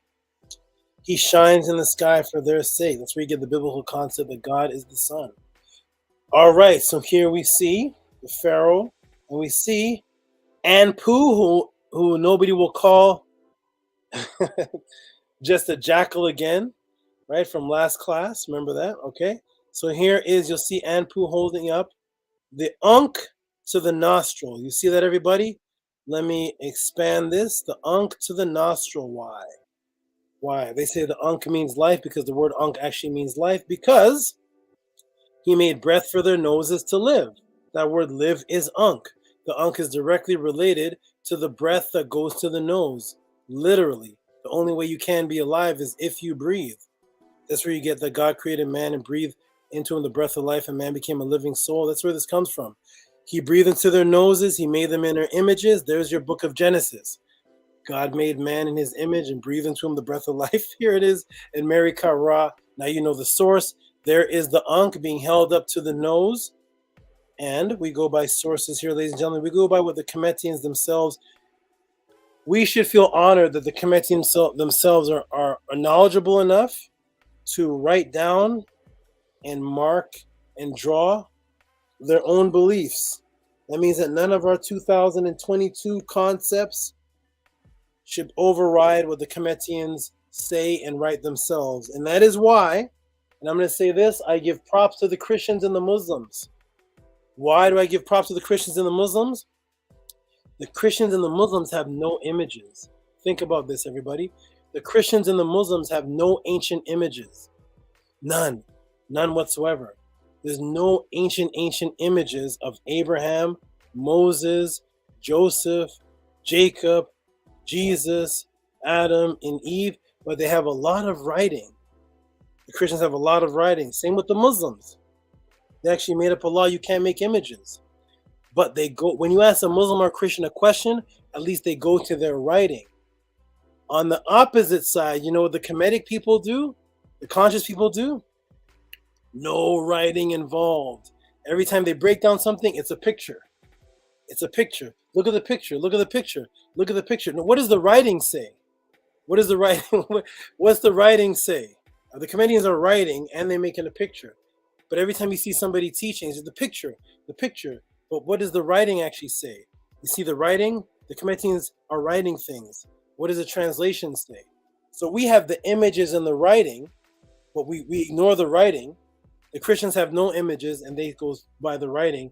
We have writing and images, ladies and gentlemen. So when somebody asks you about the Ankh, ask them to show you that in writing. Where's the word Ankh in the writing of the Kemetians? Where's the image and the writing to match? In the context, what is it? The Ankh, the breath, life to the nose. Ankh, life is to the nose, the breath. And you see, I'm going to show you images, and there's several of them, of the Ankh being held up to the nose. Okay, here we go. All right, so here we go. Here is Hekat, Khnum, and the potter, and she's holding something up to the nose, if you can see. She's holding the Ankh up to the nose of the man that's created in the image and likeness of God, made of clay, which is what the Bible actually says. You think it says dirt, it's actually clay, made from the dust of the ground in the image and likeness of God, breathed into man the breath of life, and he became a living being made of clay. Does that sound familiar, everybody? Sounds like your Biblios? Well, this is where they got it from. Where is this from? This is Hekat and Khnum in the relief of the Mamesi, Memesi birth temple, Dendera complex. Okay, so the Ankh represents the life, spirit, breath of life needed for man to become a living being. Does this sound familiar? Well, it should, because it is Genesis 2:7. Then the Lord God formed man of the dust of the ground and breathed into his nostrils the breath of life, and man became a living being. Guess what the word for breath is in Latin? That became the most common word used. Let me go into the chat and see. What do you guys think the word for breath is in Latin? Go ahead and type it in the chat, everybody. I like when everybody participates. What is the word for breath in Latin? I know people are looking it up. What is the word for breath in Latin? What is that word for breath in Latin? Anybody know? What is the word for breath in Latin? Anybody know? Anybody know? What is the word for breath in Latin? Ooh, we got Abyss says. Ding, ding, ding, ding, ding. Spiritos. Oh, there, air. It is, but it's not air, but yes. It's breath, air. Spiritos. There we go. Spiritos, spirit. Spiritos. We got Jody with the Spiritos. Nice, nice, nice. Okay. Okay, great. Dashe's asking a question. I'm not sure. Great answer, Voltage. Great answer. Saying you're not sure about something is one of the greatest answers you can ever give. Okay? It shows humbleness. I'm not sure. I'm open. Most people are not sure and they start making up answers. That's isfet. But yes, if you're not sure, you say, I don't know. Wonderful. That's how you learn. Spiritos. Everybody's typing spiritos now. Spiritos. Wonderful. Okay, spiritos. We got it, everybody. Spiritos. Profound information. Thank you. I am Kudsania. Thank you. Spiritos. Yes. All right. Good looking out, Ankh. Yeah, because the one who Anki Ma'at. There it is. So Spiritos. Good, guys. Good. So, let me get back to the screen. So guess what the word is for breath? Remember, the Ankh is held up to the nose, which is the breath of life. It literally says it in the writings of Mary Kara, to live. The word for live there is Ankh. The nostrils giving the breath. So the Ankh is directly related with the breath of life. And what's the word used in Latin for breath? It is spirit. Boom. There it is, ladies and gentlemen. That is what spirit is. Spiritual has nothing to do with anything that people are saying that it is. They're making it up. Spirit is animate principle of man. From French, spirit, breathing, respiration, wind. See that? That's the Ankh principle. To blow, breathe. Okay? So when somebody says, I'm spiritual, let's get into some spiritual information. Once again, ladies and gentlemen, I'm here to break the spell of the Matrix, and I want you to know that the European takes the concepts of Kemet and then removes the Kemetic aspect from it. So now you're just left with the word, not understanding that that word was the Ankh. That word to breathe that they made up for spirit, that word was the living, was the Ankh. And what made you live was your breath held up to the nostrils. That was the Ankh. So when you say you're spiritual, breathing, you're talking about the Ankh. That's what it was in ancient times. Once you remove the Kemetic aspect from it, now everybody's spiritual. Everybody, I'm spiritual. When you ask them, what do you mean you're spiritual? Spiritual just means you're breathing. A cockroach is spiritual. You are not any more spiritual than a cockroach and a maggot. Understand that. You are not any more spiritual than a wolverine, a fox, a fly, or anything that's breathing. You are all breathing, so thus all of us are spiritos. It just means to breathe. It has nothing to do with meditating. It has nothing to do with praying. It has nothing to do with any of these things.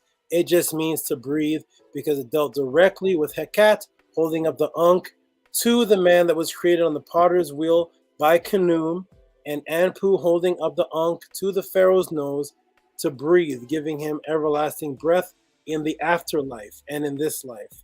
That's what it was. That was the concept. That was the Ankh. Boom. Okay. Now, that is the Ankh. So we see here why I say Ankh is life, spirit, because it's breath, life. That's what it is. Back to Mary Kara. He made breath for the noses to Ankh. That's it right there. Okay. Let's move on to the next one. By the way, the Ankh is the letter A in Kemet. Ankh is A. So this is actually the first letter in the word Ankh. This is the Trinity. Let's go on to the next part of the Trinity. The letter N. Ankh is made up of 3 words. This was our Trinity. It is the ripple of water coming from Nun, the symbol of water. The god Nun, or the Neter Nun, was a symbol of water. That's why when you look at it, you see the waves inside of Nun's body. Okay? Here it is right here. Nun is the same as Nut. Nut is just the feminine. You see, because in Kemet we have the feminine, so we already see the Ankh is already going into the feminine.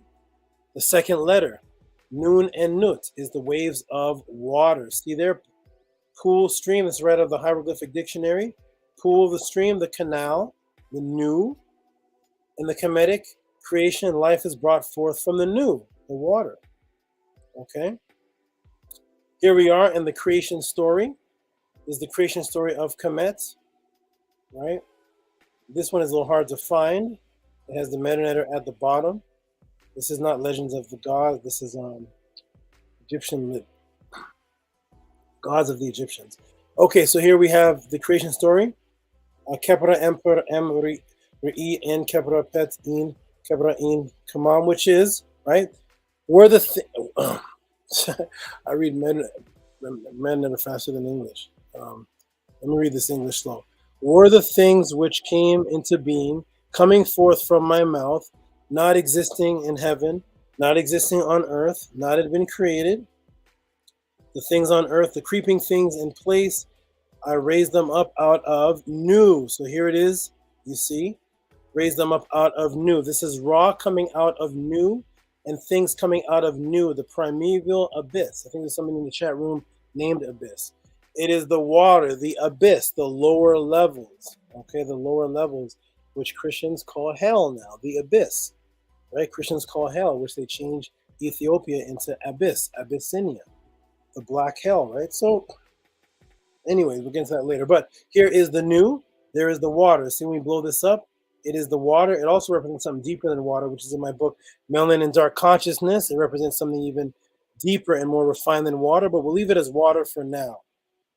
All right. So there is Nu. So Ra, raise things up out of Nu. So things are created out of Nu. Does that sound familiar? Things created of water. Guess where the Bible now says God brought all things forth? So we have the Meta story where all things come out of Nu, once again, is life. So we see the first part of the word Ankh is the letter A, which is Ankh, which is the symbol held up to the nose, which represents breathing and life. And the second one is the letter N, which in the creation story is where life comes from.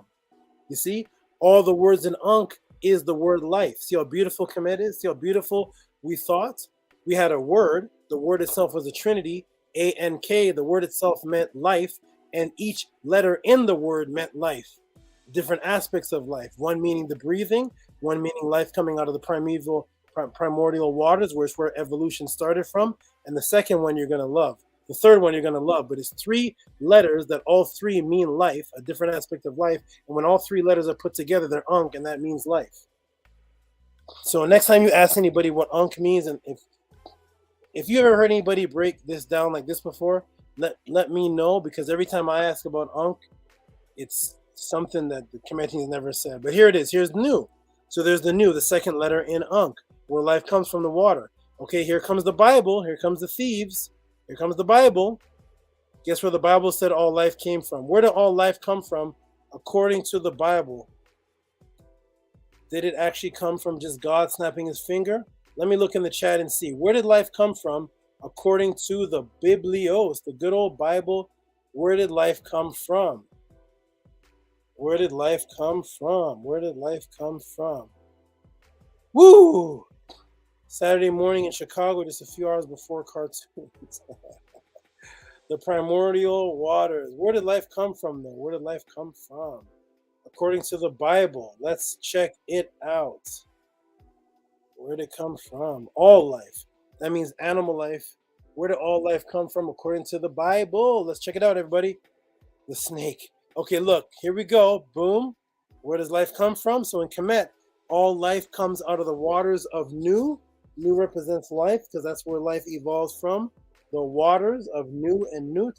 And look at the good old Bible. Here we go. Uh-oh.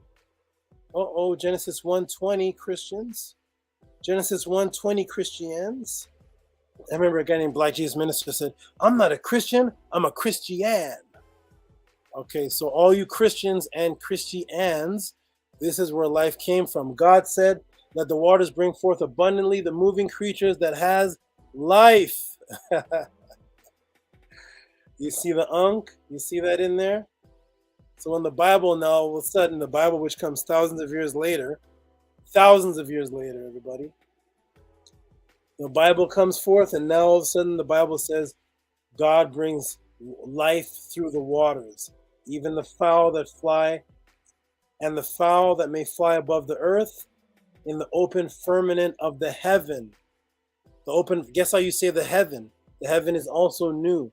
Nut is also the heavens, because there's water in the heavens. So Nut is also the heavens. It became the word Pet.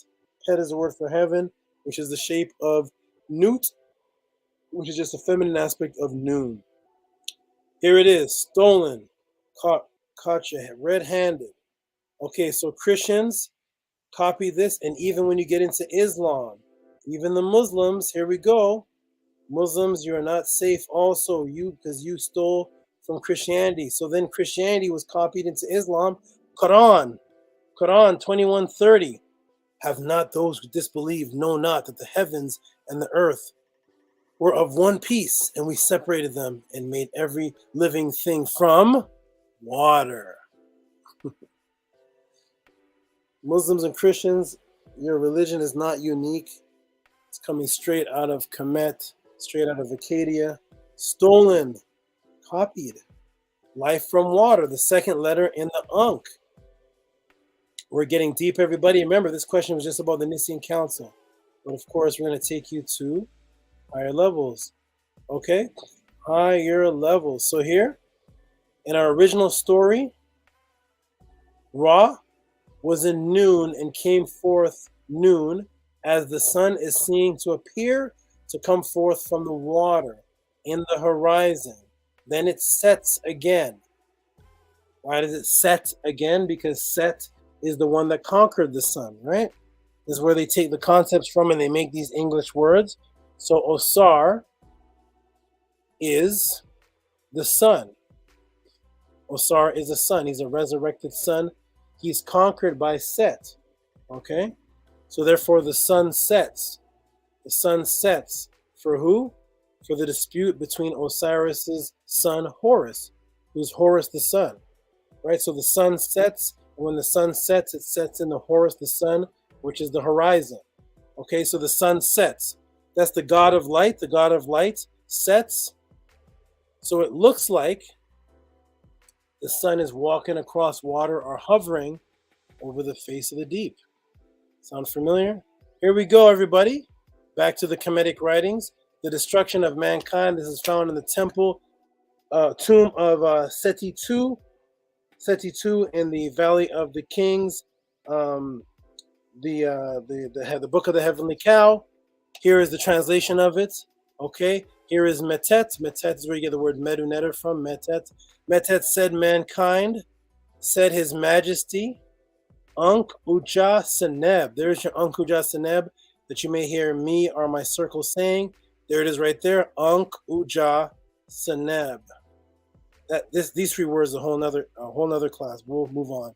Ankh Uja Seneb. Those who are in his train, call, bring me my eye. And Shu and Tefnut set Nut the father and mother gods, right? Who lived with me. Behold, I was in Nu. See? So Ra was in Nu together with the god Nu. Okay? So here's the full English translation. And once it came to pass under the majesty of Ra, the self-generated God, when he had been in the kingship over mankind, the gods combined, mankind proceeded to contrive the plot against the person. The person of Re, now his majesty, had grown old.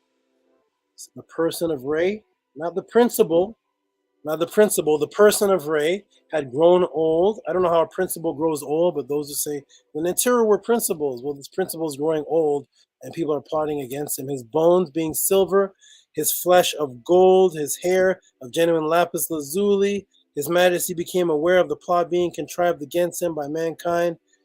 So his majesty, LPH, said to those who were in his retinue, please summon my eye, Shu, Tefnut, Jub, Nut, as well as the fathers and mothers who were in my company. When I was in Nu, also the god Nu, bringing his courtiers along with him. It is stealthy that you may bring less mankind. And it goes on, but it is within Nu, the place where I originated. See right here at the bottom? Here's what I wanted to focus on. It is within noon at the place where I originated. See? It is stealthy that you must bring them less mankind and see that they lose their hearts as you come back with them to the place so that they may offer their sound advice. It is within Nu, the place where I originated. So the Kemetic story has Ra coming out of Nu, the place where he originated. What does it look like when the sun comes out of the water? Let's take a look. What does it look like when Ra comes out of Nu? It looks like this. Boom. What is that? That is the sun hovering over the waters, making a pathway. See the pathway? What do you do on a pathway? You walk on a pathway. Okay? So of course Jesus, a part of the Trinity now, can walk on water. There's your pathway, but the sun is hovering over the face of the deep. The sun is hovering which the sun, the light, the spirit of God. That's why they always associate spirit light with spirit with a light within you. It was the sun. So the sun, the spirit of God, moved over the face of the waters. All right. Oh, here it is. Genesis, in the beginning, God created the heavens and the earth.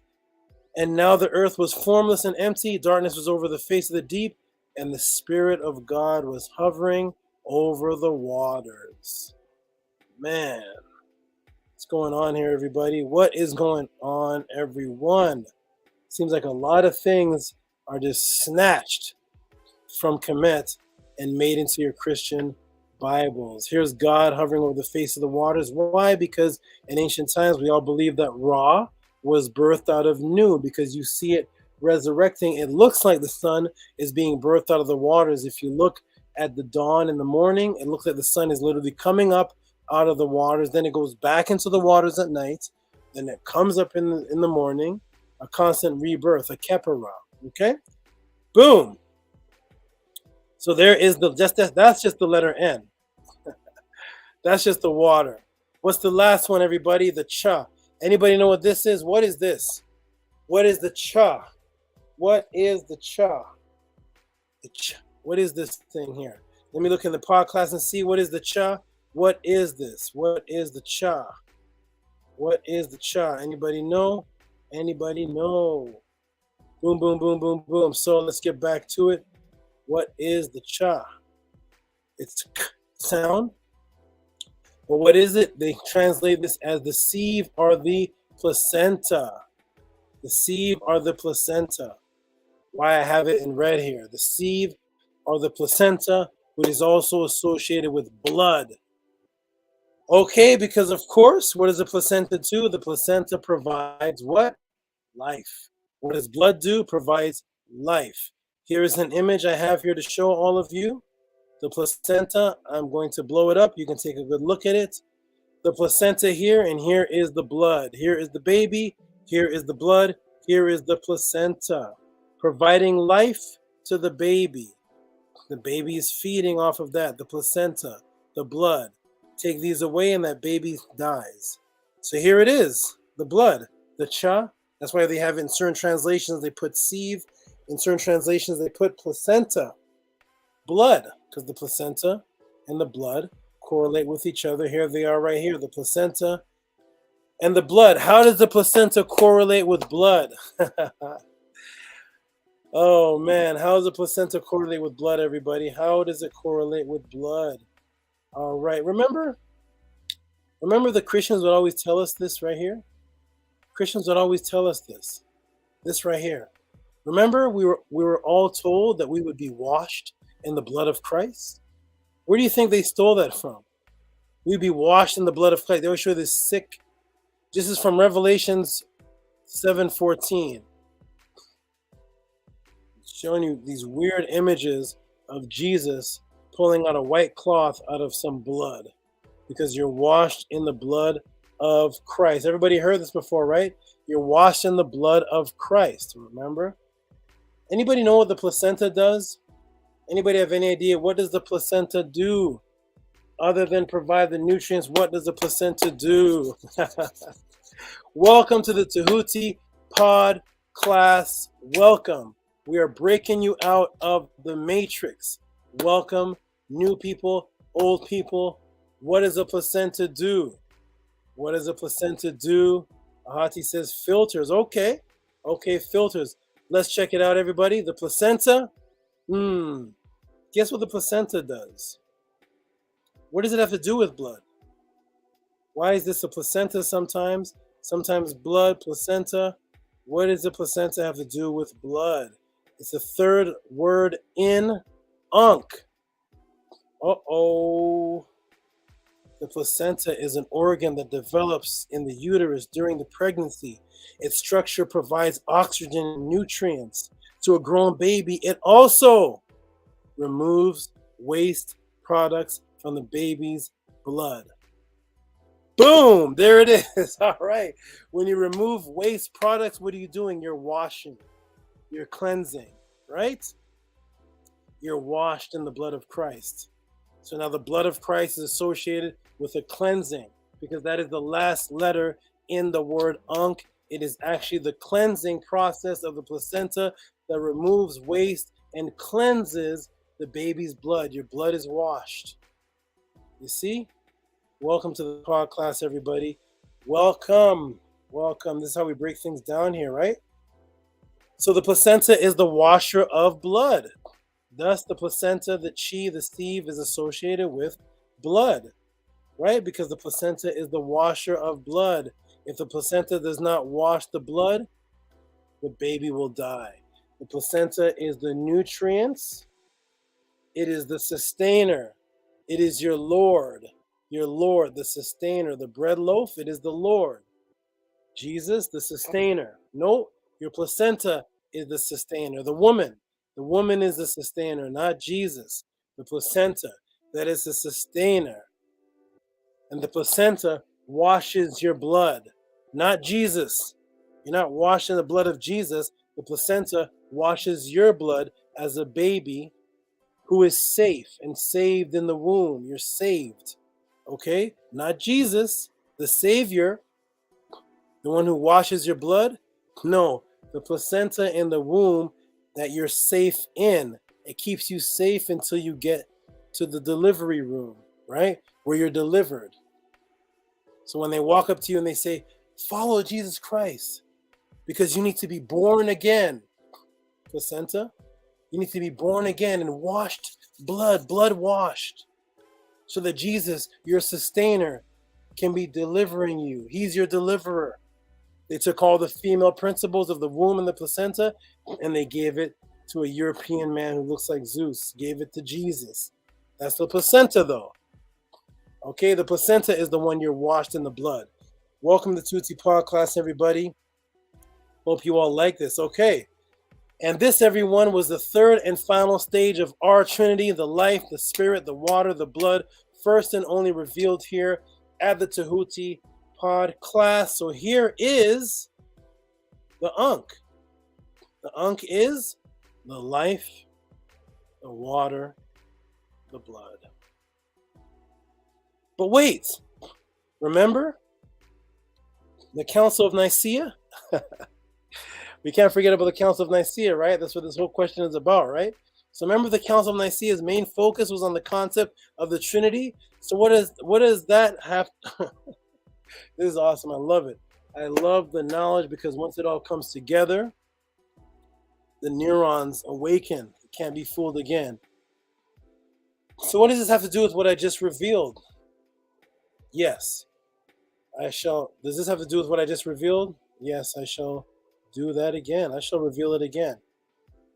Oh, man, here we go. So here it is, the Ankh, everybody. That is our Trinity.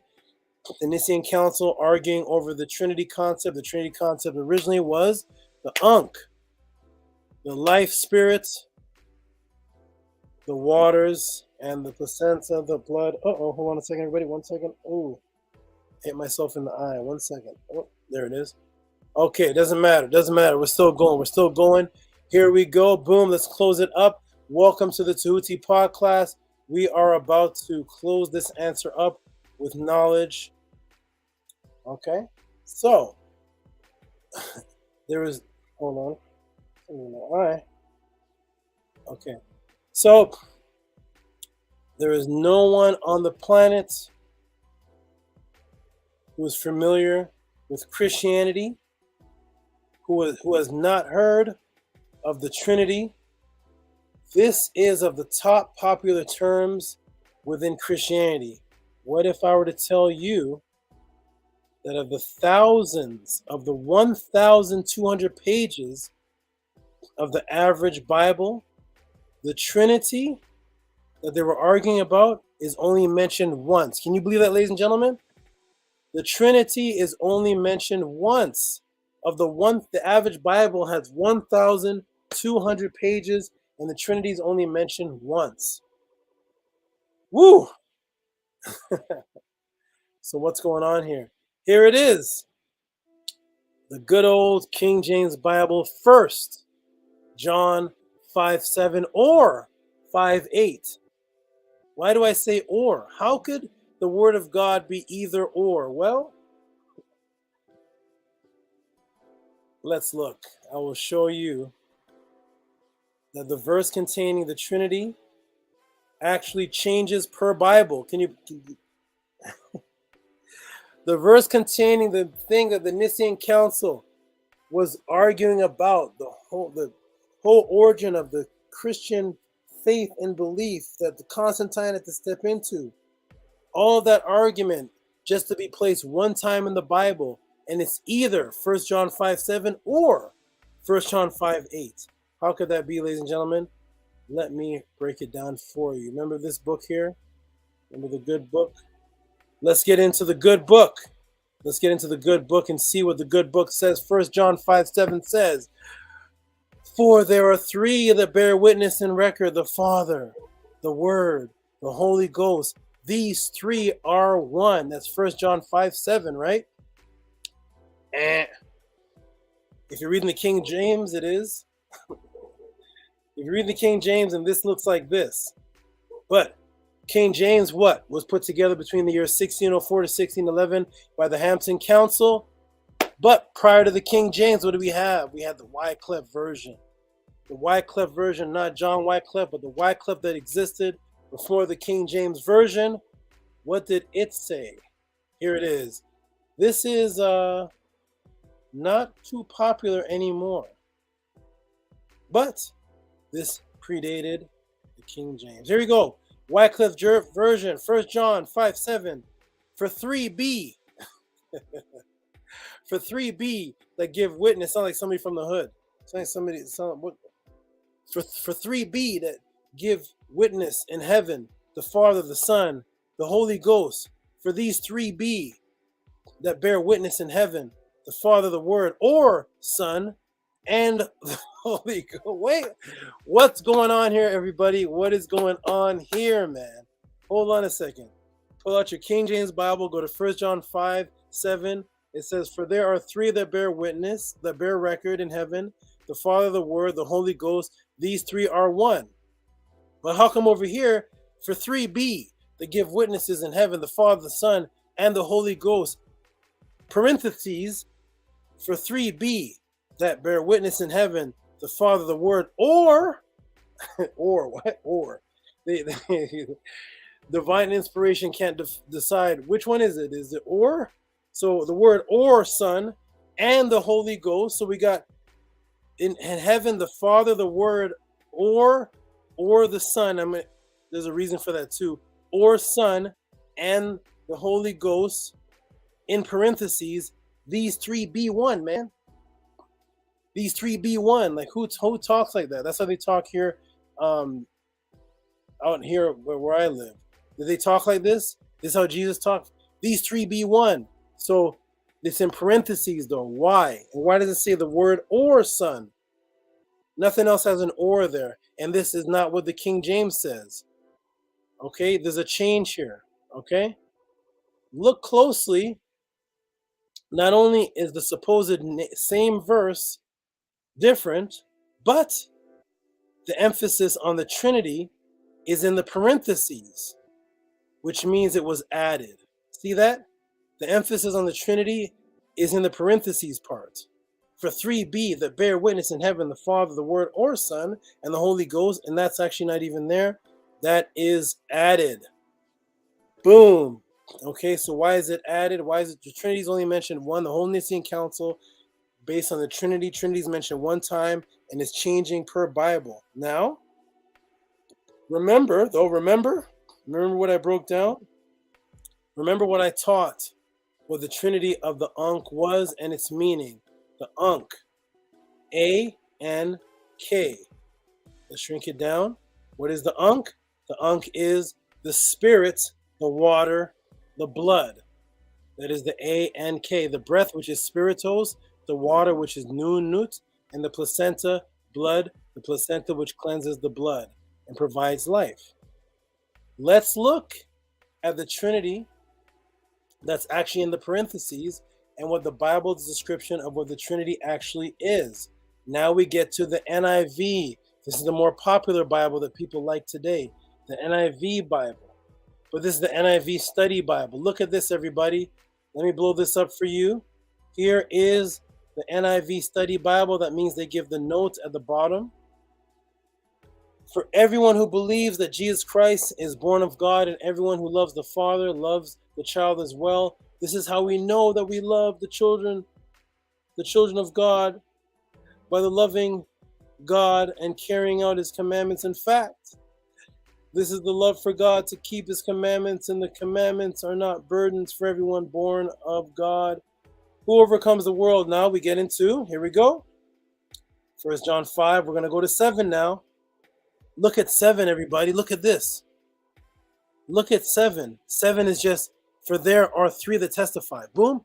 The verse is over. The verse is over, everybody. 1 John 5:7 is just this sentence now. For there are 3 that testify. 8 starts. What's going on over here? Hold on. 1 John 5:7 is all this, isn't it?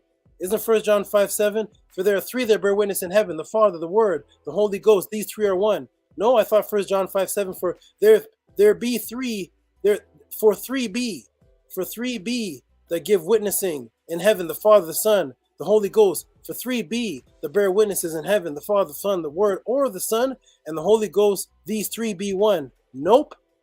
1 John 5:7 is only for there are 3 that testify. Period. It's done. Sentence is over. Now, 1 John 5:7 is in 1 John 5:8 in the NIV. The Spirit, the water, the blood. These 3 are in agreement. Now there is a commentary.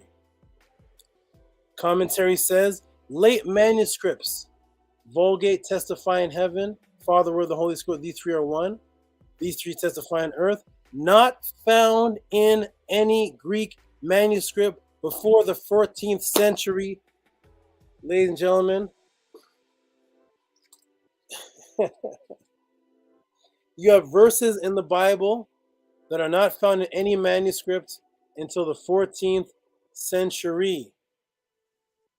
So remember, Ankh is the Spirit, the water, the blood. That's our Trinity. Look what the Bible says is the definition of the Trinity they were arguing over. Remember the Spirit and the Son and the Word? Look what it says here, everybody. What does that say? Spirit, water, and the blood. Uh-oh. Uh-oh. Uh-oh, man. Spirit, A, the water, N, and the Ka. A-N-K. The Spirit, the water, the blood. That is the Trinity.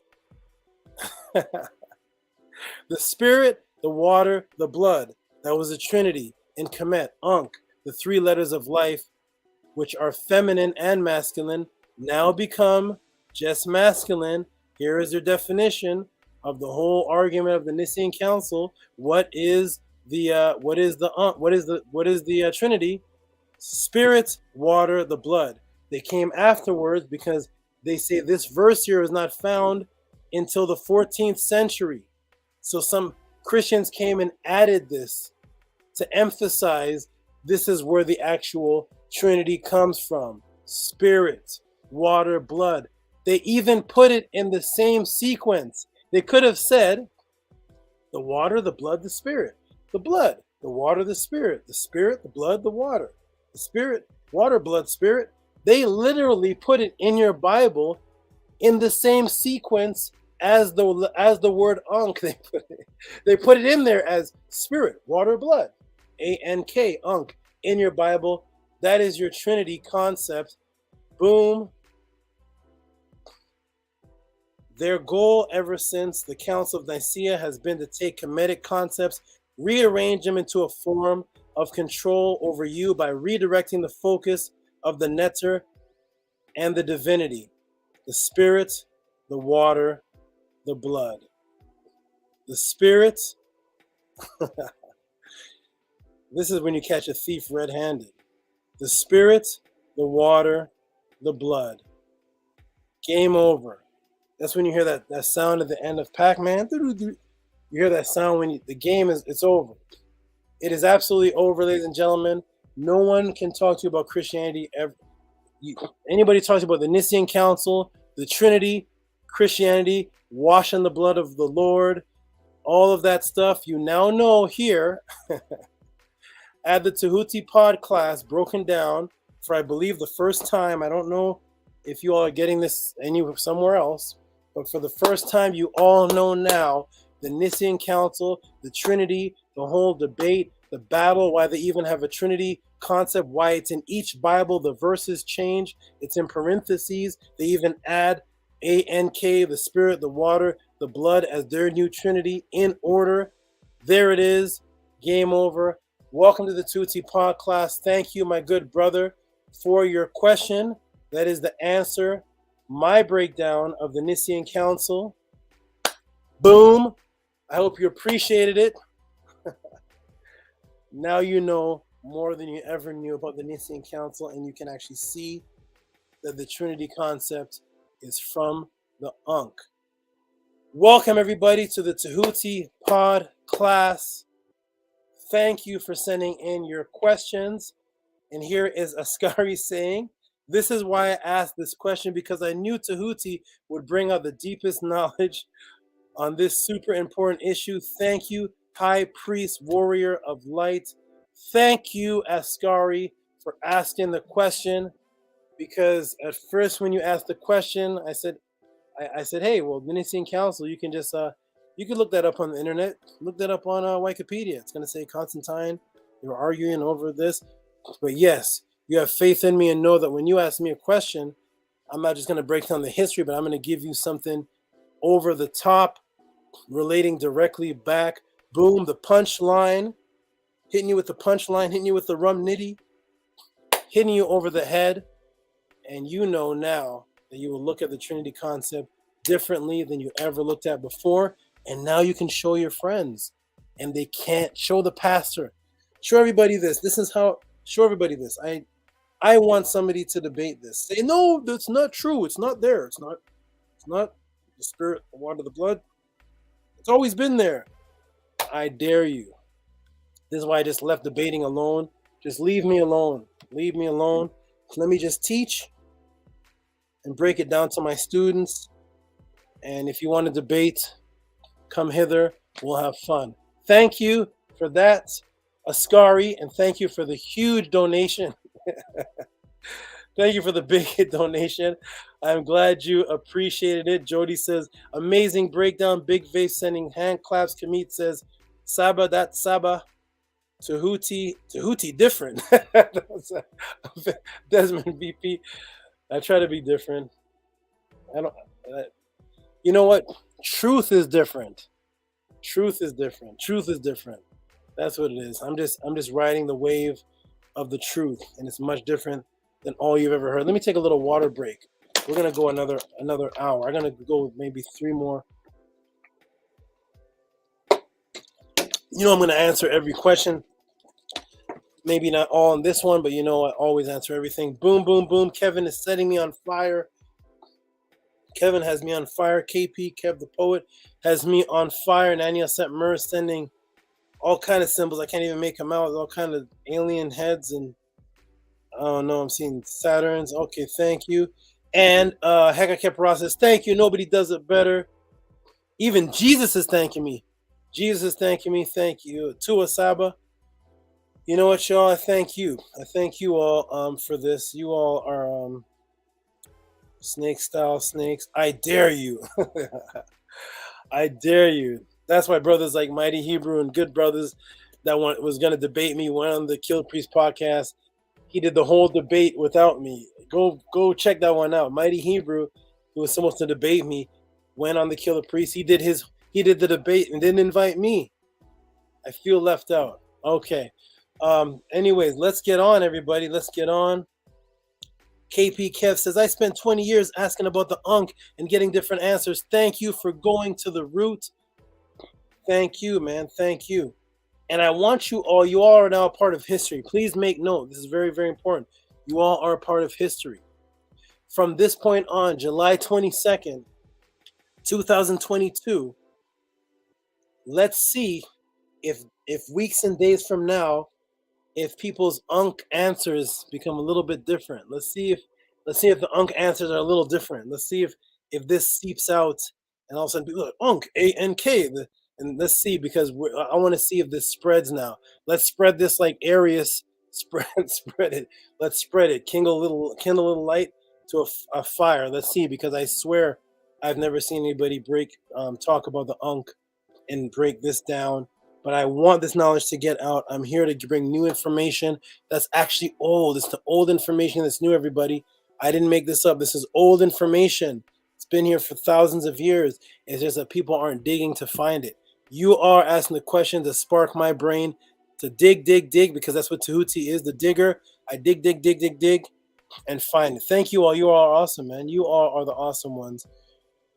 You are all the awesome ones. There is Unky Maya putting her name. Her name is the Ankh.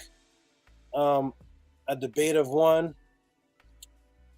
Yeah, there we go, It's all documented. That's right.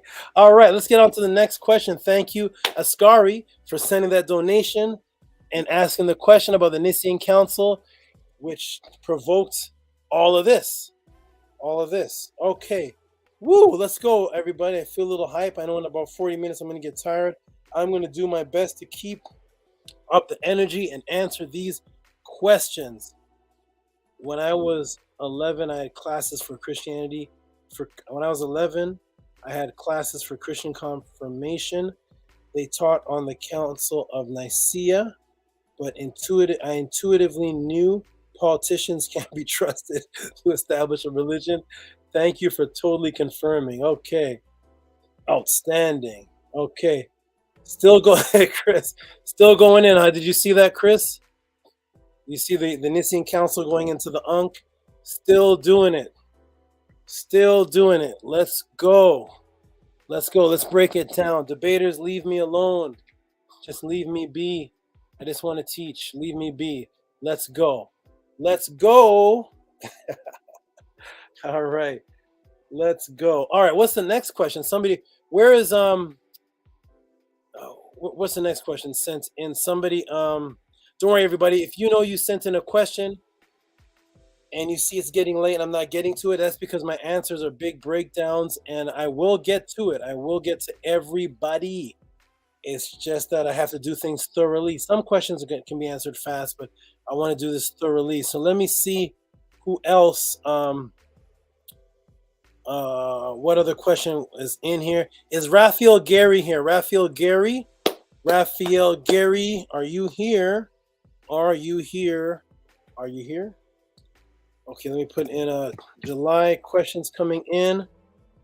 Boom, boom, boom. I feel hype. I feel good because tomorrow's going to be a great day. We got the Anu came in. Nicene Council. What's this one here? Is there archaeology of slave ships? Oh man, yo. Okay. Is Raphael Gary here?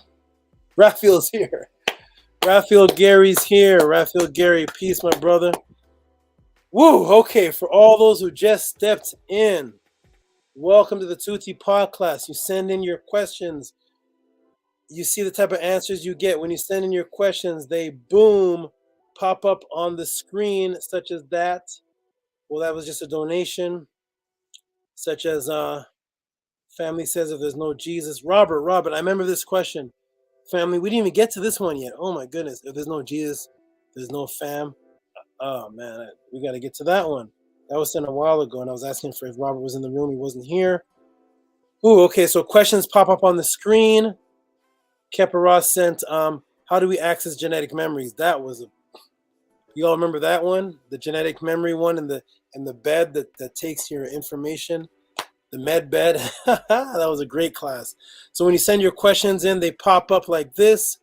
They just pop up on the screen. I put them on the screen, and then I go ahead and answer them in the thorough way that you see me answering the questions. So let's look at the next question that's sent in, which was Raphael Gary. Woo! Raphael Gary had sent in a question on, hey, Raphael Gary, are you able to click onto the screen? I will send you the link. Are you able to click on here and just pop up for a quick second, Raphael Gary? Raphael Gary, Are you here?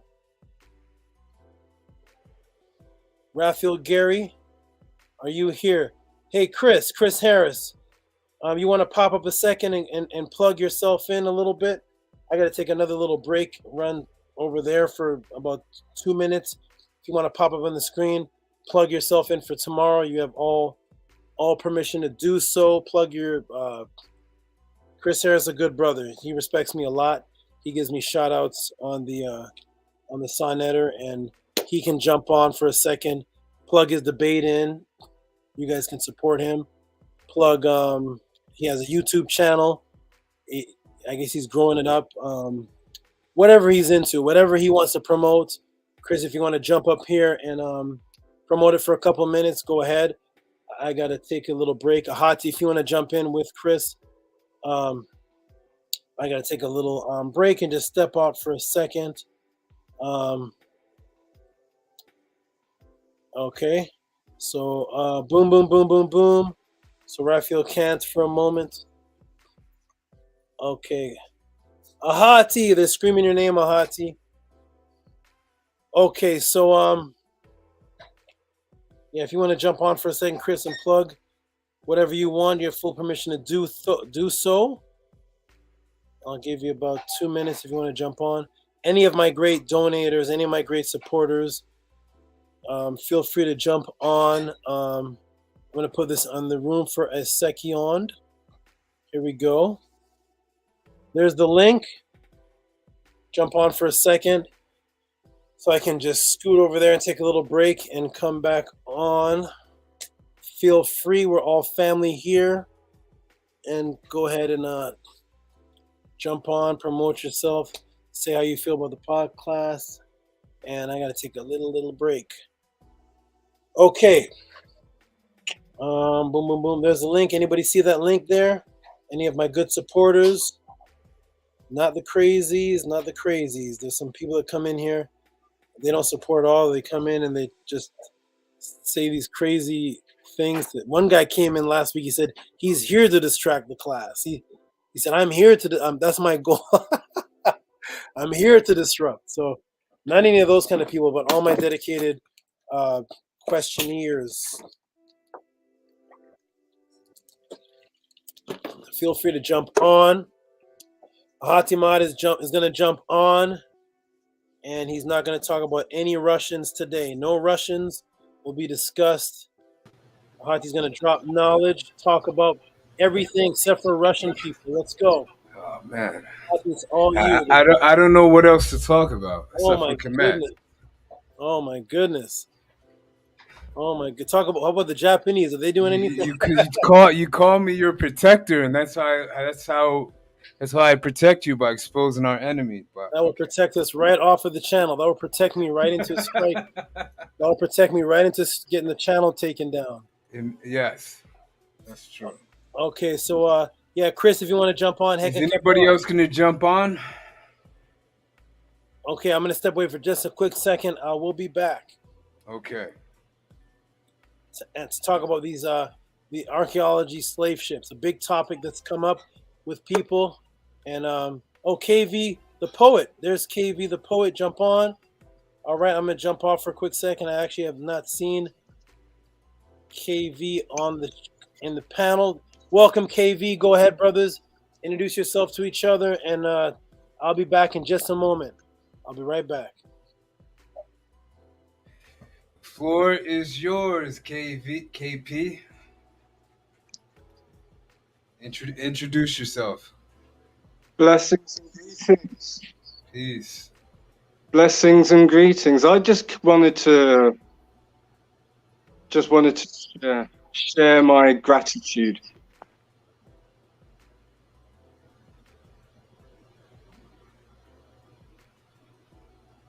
Okay.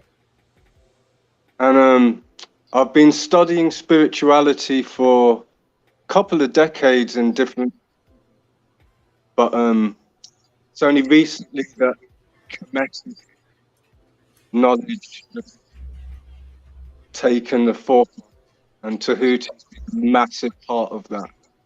And I love how he goes to the roots of things and as he says, ancestral artifacts over religious dogma. So yeah, I just wanted to share my gratitude. Where you from, brother? Thanks everybody in the chat for joining me on this journey. Where do you reside? You don't have to give exact location, just state. I grew up in London, Bristol. Quite early I found Taoism. I'm in Portugal. Nice. So, early on in my journey, I discovered Taoism, Chinese philosophy, and then Tibetan Buddhism. What Sorry, brought there's you? a What delay, brought you? so I'm heading way through. I'm sorry, you're breaking up a little bit.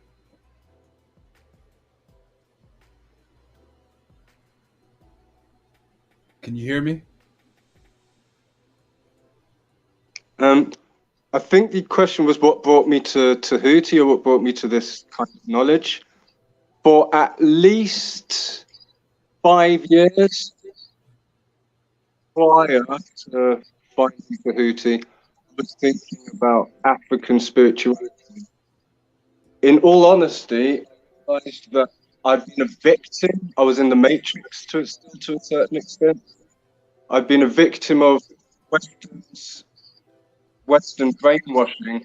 All I knew about African spirituality was from movies and TV shows that depicted it as evil voodoo and scary mummies. And so, well, growing up in the Western world, my desire for spirituality, alternate to what I grew up in, always Native American or Buddhist or Chinese. And these exotic forms of spirituality were promoted. But African spirituality was always given this scary image. And once I worked that out, I was like, I'm going to investigate. So I started looking at voodoo, African spirituality, and looking at Egypt, finding it really hard to get to the roots of spirituality. But then Tehuti came on the Killer Priest podcast, and I was like, this is what I've been waiting for. Someone's going to the roots, and someone's going to the beginnings. Someone's proving the roots of Christianity coming from Kemetic texts. It's just perfect, literally perfect for where I was in my path. So thank you, Ahati, and thank you, Tehuti. I spoke for a long time, and because of the delay, it's hard for me to answer the questions as they're coming up. So I'm going to leave in a lot of gratitude and love, because love and gratitude are the energies I've been taught to feel recently. And self-love, if I can leave the class with anything, it would be the importance of loving yourself. And may your hearts be lighter than a feather when you transition. Gratitude. Man, that was great, my brother. And same to you. That was great. That's what we build here at the Tehuti Podclass. We build energy like that because Kemet is all. I hit my microphone. That's why I keep looking over there. Because Kemet is all about enhancing yourself and getting to a state of consciousness where you can emit the energy that this brother Kev the poet just showed us here on the Podclass. You just witnessed two brothers having a conversation, calm, cool, and collected. And every word that the brother was speaking, for the most part, was sharing his positivity towards the rest of us. I don't know any other channel. Actually, I don't know anywhere else on the internet, to be honest, where you can get two brothers talking to each other for more than 10 minutes and they're not character assassinating each other or using ad hominems, or screaming and threatening to kill them or kill their mama. To me, all that's played out. It's fun if you believe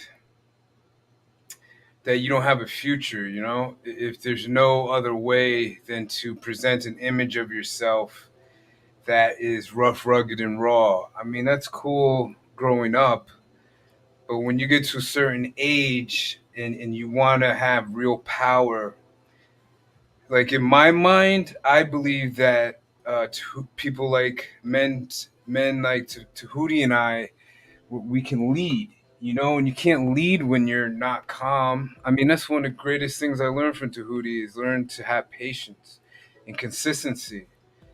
I mean, these are the signs, I guess you could say, of a true leader is having patience and consistency, because you need that. So, I mean, if I want popularity and I want to be the fun guy and all that, then I guess acting the opposite of that is okay. But for me, it's not.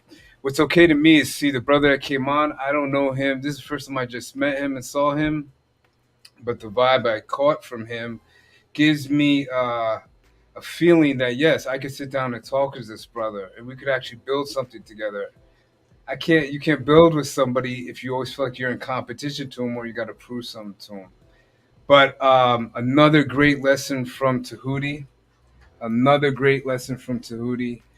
As usual, I was surprised he kept going.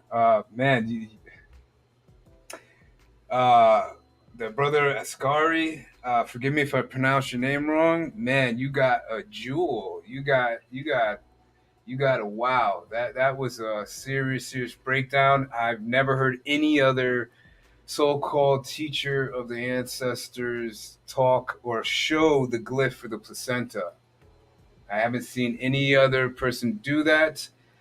A big thing is that if you're going to learn this language as the Medu Neter, as Tehuti teaches it, first thing he likes to do is take you through our ancestors' culture. I'm a firm believer, and I also teach this way too.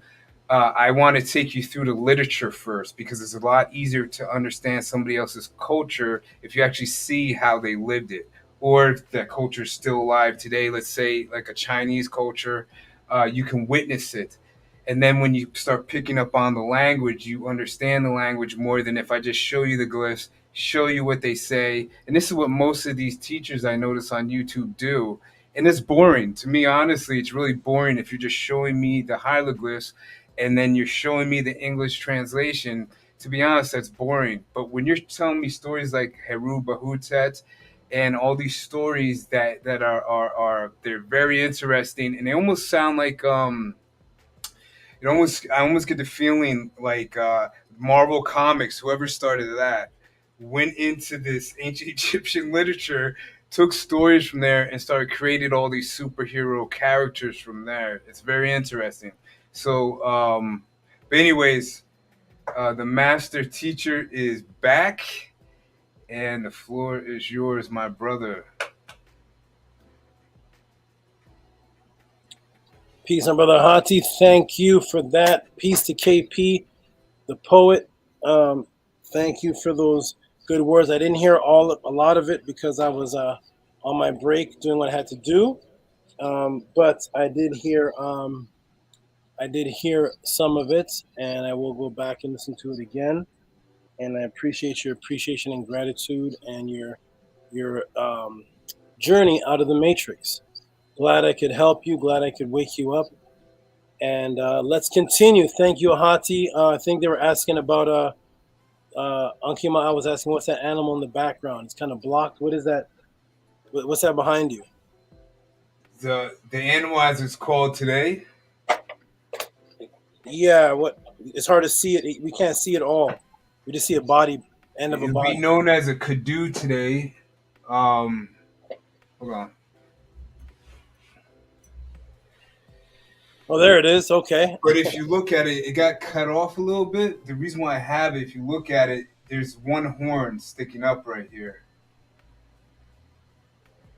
But Yeah. the way I had to crop it, you can't get the full image of it. And then, of course, it has the Shanu with the Kepara rising.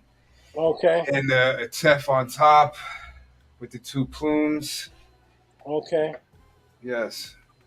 Okay, thank you, my brother. Yeah, I saw Anki Ma'at ask that in the chat, and she wants a picture. Just let me know. I'll email it. Okay, good. Yeah, we couldn't. Whether you're seated, we can't really see it, but I can see it. I saw it when you moved. Thank you, my brother. Can I just answer one question before I go? Really quick, because I got about. Yeah. It's just gonna be real quick. So sorry, nobody says. Do you read the Papyrus of Ani? Of course, I read it. I highlight it.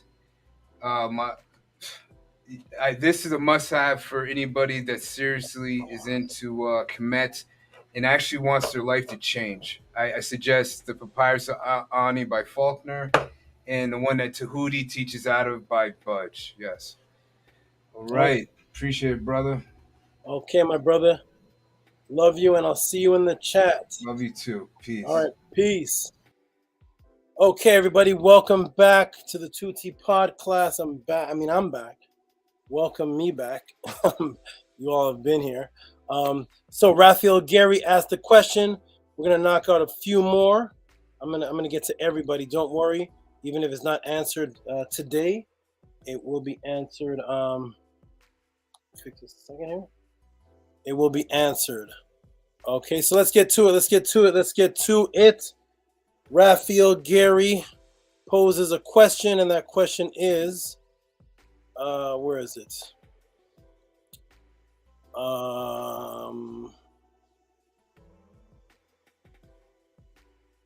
Where is that question? Okay. Raphael Gary.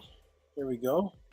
Let's see if I can put it on the screen here. I like this, how this works here. You go like this, boom.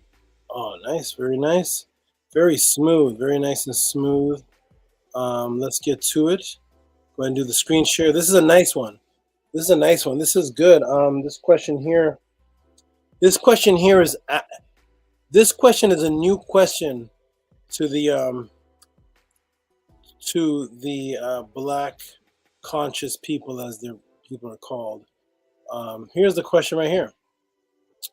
This is a new paradigm question. This question that you see here has come about with an agenda, not from Raphael Gary, maybe not from Raphael Gary, but the question itself was never asked in the days of up until a few years ago, actually before a person named Dane Calloway and Cadimero and Aboriginal Power, all those guys. This is an internet-driven question. Internet-driven question, meaning that you find nobody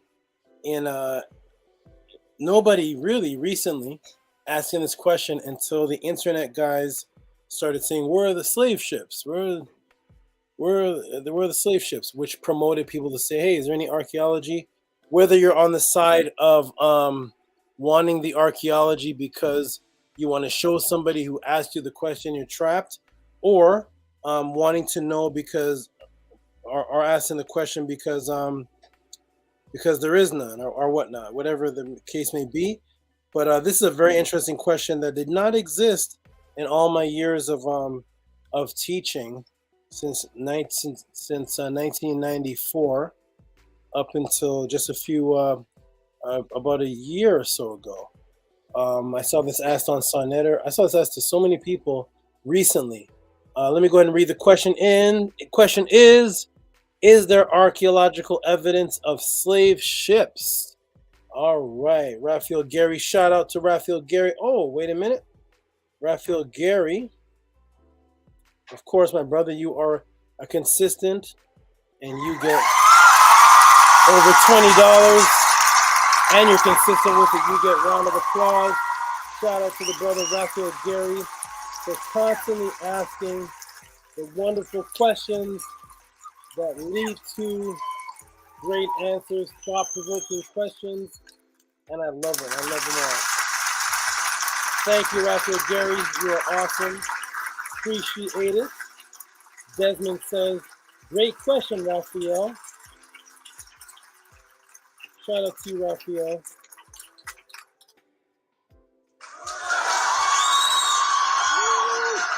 All right. Awesome. Raphael Gary, appreciate that question. What's up, all you lovely people? Please subscribe and follow me on all social media. All right, Raphael Gary, we appreciate you, my brother. Great question and great support, man. All of your questions are great. And let's go ahead and take this off the screen. And he says, thank you.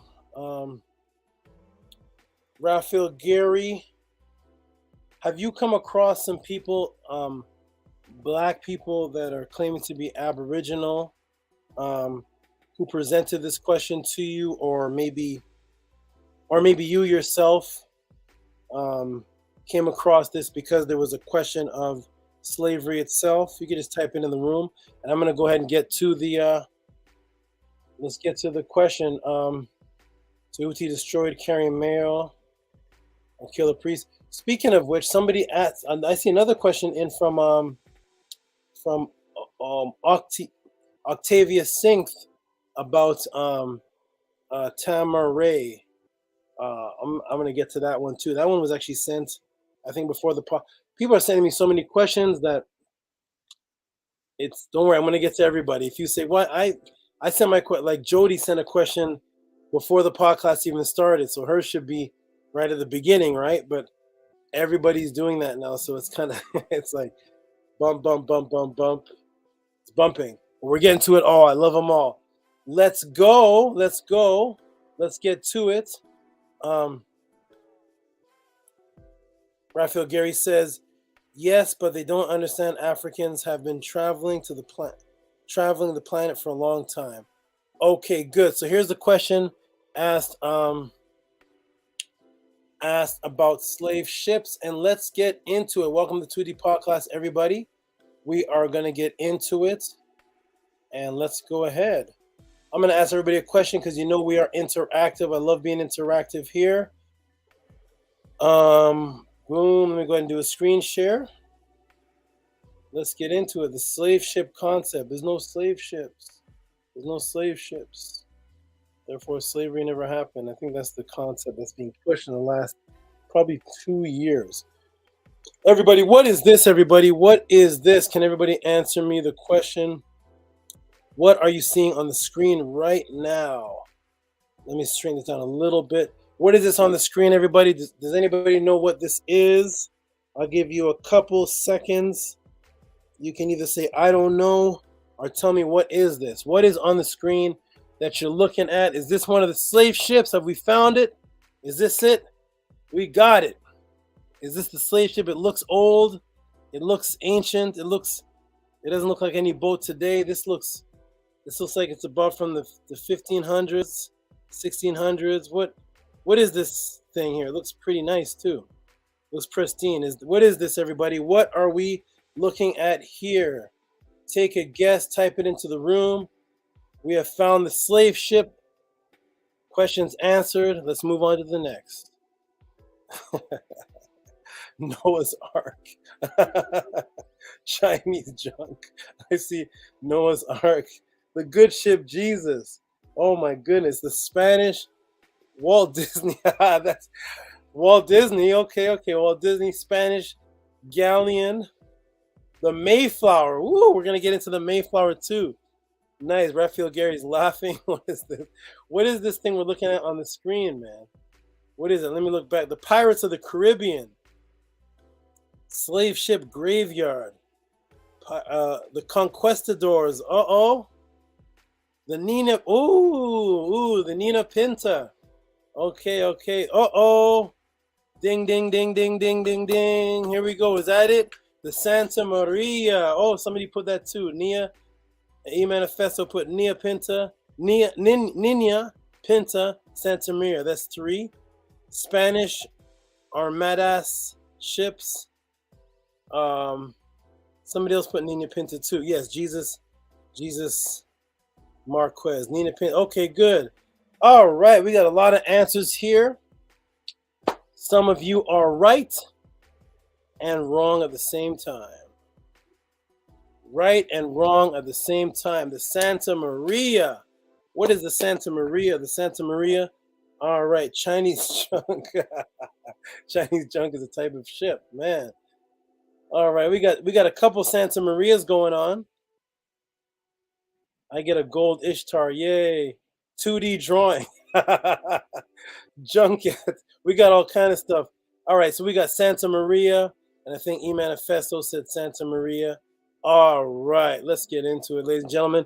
Welcome to the Tehuti Podcast. This is a nice looking ship. It looks like it's been through nothing. This is the Neo Santa Maria, has now docked in Ocean City. Woo! We got it. The Neo Santa Maria, Christopher Columbus's ship. Look how nice it looks. It is now docked. Here it is, the Santa Maria, 1492, pristine shape. All right, we got it, Santa Maria. All right, this is what it looks like, right? Would it look like this? It actually would, but does it look like this right now? No. This looks nice though. But Santa Maria, boom, boom, boom. Okay, everybody, so what's going on here? How can that be the Santa Maria? All right, let us check it out. Welcome to the Tehuti Podclass. We are about to get into it. The slave ships, here we go. So let's analyze things. So people say, where are the slave ships? Let's analyze all the facts and then you all be the judge. So thank you, Raphael, for the question. Welcome to the Tehuti Podclass. Everybody just tapped in. These questions come in randomly and I answer them, break down what I know. You all take it for what you take it as and go with it. I'm just the Saba, just the doorway to answer you all's questions. So here we are, New York Post, 500 years later, Columbus's ship still lost in history. Okay, so Columbus's ship still lost in history. Let's check it out. After Columbus sailed the ocean blue, the physical remains of his ship, Nina, Pinta, and Santa Maria remain lost. More than half a millennium after Christopher Columbus sailed the ocean blue, the physical remains of his three ships, El Nina, El Pinta, and El Santa Maria, remain lost to history. More than half a millennium later, okay, good, okay. The 15th century explorer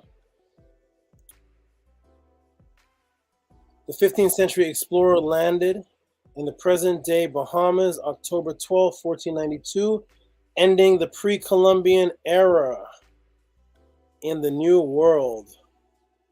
All right. So some people have realized that Christopher Colon, which is Colon, actually his name, some people are saying, well, the actual man himself never stepped foot on the Americas. This is the thing. He's never stepped foot on the Americas. His men did. Nobody denies that his ships ever came here, though. Nobody denies that the Santa Maria and Christopher Columbus and his men did not come here. The question just is, did he himself step foot on the shore? And that can be discussed, but nobody says there was no Christopher Columbus's ship that ever came here. That's not the debate. So the ships have not been found, despite being the find of a lifetime for curious archaeologists and shipwreck chasers. 3 ocean-going sailing ships have never been found, according to National Geographic. No one knows whether the vessels, of 2 of which eventually returned to Europe, ended up, if they even survived, or were eventually wrecked. If Columbus's ship sunk in a region like the Caribbean, they would have easily been consumed by a species of wood-eating mollusks known as termites of the sea, the magazine reported. Only the fate of the Santa Maria is known, the largest Columbus fleet. 150-ton vessel grounded in present-day Haiti on Christmas Day, 1492. Columbus ordered it stripped. using the timbers to construct the village he named La Navidad. It's unknown if the Nina and Pinta, which were similar caravels, ever returned to the new world after their voyage home. Interesting. So, were there conquistadors and Europeans that traveled the world and came to the Americas and went to the Haiti and the Jamaicas? Of course there were. That history is not denied. Of course there were. Can we find their ships? Can we find Christopher Columbus's ship? No. Okay, let's move on. So what was that we just saw? That was a tourist remake ship of the Santa Maria. Okay. What is this? Let's take a look, everybody. What is this? Let's see if everybody can guess. What are we looking at, ladies and gentlemen? What is this? What is this? Let me go to the screen and see if anybody knows what we are looking at. What is this we're looking at, everybody? Let me take another look again. What is this thing right here? Let me shrink it down a little bit to show you. We're going to take a look. What is this? What is this thing? This thing looks gross. What is it, though? Anybody take a guess of what this is? It is something that everybody knows, but what is it? What is this? It looks like a part of something. Anybody know what that is? Let me look in the screen and see. What is it? What is it? Let's take a look and see if anybody can guess. Shipwreck remains. Okay, nice. Oh, man. Desmond is on point today. Desmond is on point today. The Titanic. Woo! Kamit and Desmond. These guys are getting everything right today. The Titanic. A hull. Yep. It's a chunk of something. The deck. People trying to figure out what body part of the ship is this. We know it's a ship. Shipwreck remains. The deck. The Titanic. A hull. You got it, everybody. You got it. Ding, ding, ding. What is this? What is this? Okay, let me see something here. Let me see if I go this way. All right, so 200 pounds a day of iron are, this is aten from microbacteria. 200 pounds a day are eaten from microbacteria. Has there ever been ships found under the seas? Yes. Here's an example of one crushed and preserved by ice and cold climate. My job is to render all the facts and possibilities and truths and not teach my students to base a debate on argumentum ignorantium, which is basing a debate on the question of the unknown, the basing of a premise on just that one unknown. Okay, so here's something. The Ernest Shackleton Endurance sank in 1915 after it was crushed by ice in the Weddell Sea near the Antarctica. This looks pretty good, doesn't it? This one looks pretty good. Looks pretty good. And this is some wood. This is wood, but it looks pretty good. But this is iron, and it looks horrible. Wood looks good. Looks okay. Iron looks horrible. All right, so let's take a look and see what's going on here. And then over here we have these unfound. All right, this was once this. Let's go back and look. This was once this. I'm going to shrink it down, everybody. Boom. This piece of something, there's other pieces too, was once this, the Titanic. Now, look at the Titanic. Let me go back to this.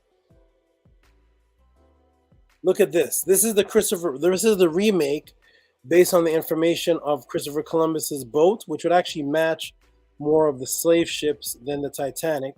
But these boats here are wood, primitive wood. And the Titanic, oops. Look at the size of this. That little boat there would be about the size of just the front of the Titanic. And this is iron and steel. But in reality, what's happened to the Titanic? What has actually happened? Titanic's total mass was once 50,000 tons at 200 pounds a day since 1912 to 2022. What would that be, everybody? What would that be? What would that be? That would be 200 times 365 equals 73,000 pounds in 1 year. Times that by 110 years, that's 80 million. And 300,000 pounds, a ton is 2,000 pounds. So divide that number by 2,000. Boom. 4,000. One ton is 2,000 pounds. You get 4,015 tons that have been eaten by microbacteria alone, and that is within 110 years. And this is an iron ship. At this rate, plus the microbacteria decay causing structural foundation to collapse, which means that as the microbacteria is eating the bottom of the boat, it eats away the foundation, which causes the top of it to crush on top of that, which causes the decay and the destruction to even speed up faster than the microbacteria eating 200 pounds a day, 200 pounds a day of the iron. So the microbacteria, 4,015 tons that have been eaten of microbacteria alone, and that is within 110 years. This as an iron ship. At this rate, plus the microbacteria decay causing structural foundation to be collapsed, ups this speed up into the rate of destruction, and scientists predict that the Titanic will be completely destroyed in about 30 years. This is an iron ship. It will be completely decimated in about 30 years. Slave ships were mainly wood. And what did they weigh? What did the slave ship weigh compared to the Titanic? How many years ago were they? Okay, so the scientists are saying that at the rate of microbacteria decay of this iron ship, the Titanic, even in the climate that it's in, should only last about 30 years until it's decimated beyond recognizability. And the Titanic is 50,000 tons. What was the weight of the slave ships, and what were they made of? Here we go. Boom. Somebody mentioned, let me go ahead and put this over here. Ships. Let's go ahead and blow this up. Summary. Slave ships. The slave ship was a means by which 12.5 million enslaved Africans were transported to Africa from the Americas between 1500s and 1866. So remember, the Titanic is 110 years ago, and it's decaying at 200 pounds a day of iron. It is 110 years ago. The slave ships were minimum 200 to 500 years ago, and they're wood. Okay, so slave ships range from size of the 10-ton Hesketh, which would carry a crew plus 30 captive Africans, to the 566-ton Pari, which carried a crew of 100 and can hold a cargo of up to as many as 700 enslaved people. The lower deck of the slave ship was divided into separate sections.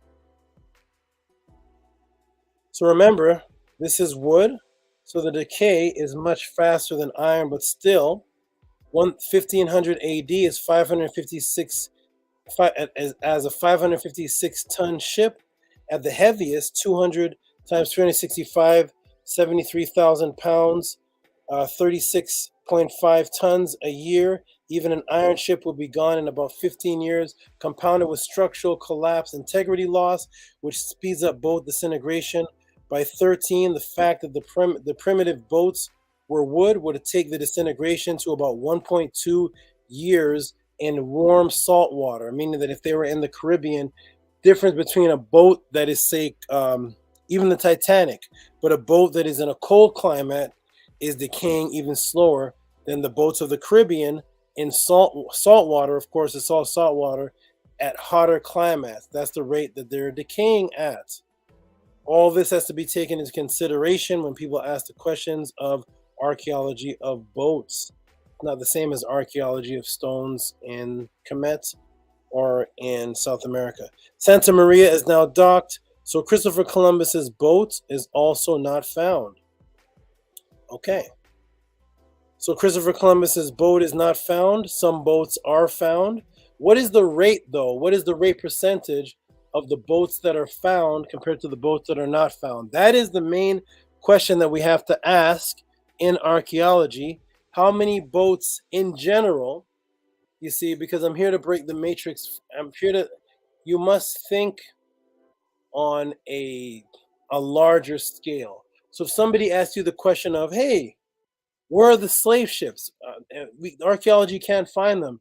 Your mind now is just centered on slave ships, not all ships in the world, just slave ships. So when you think of that, you're like, yeah, slave. Yeah, they can't really find they can't find the slave ships. And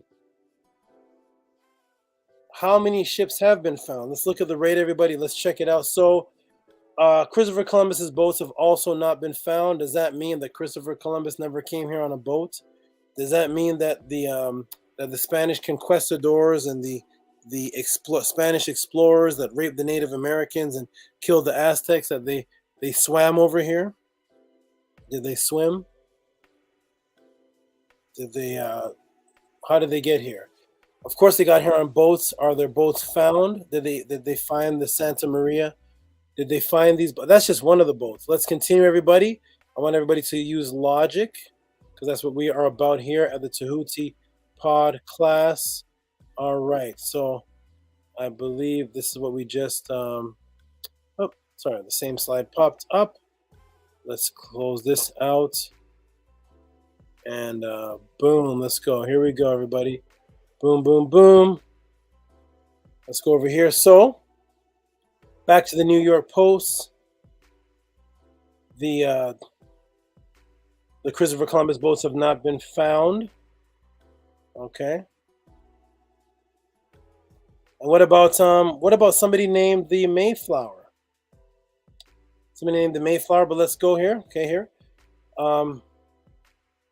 Here's the Titanic, what it looks like now, a part of it, what it looks like. And let's go over here to the Mayflower. What is the Mayflower, everybody? Did the Mayflower exist? Of course. How did Europeans get here from Britain? How were there Europeans even here? Did they get here by boat?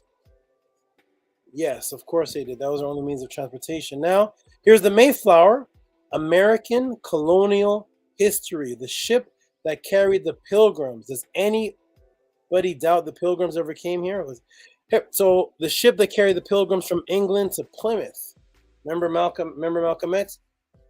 We didn't land on Plymouth Rock. Plymouth Rock landed on us, right? So Plymouth, Massachusetts were established by the first permanent New England colony of 1620.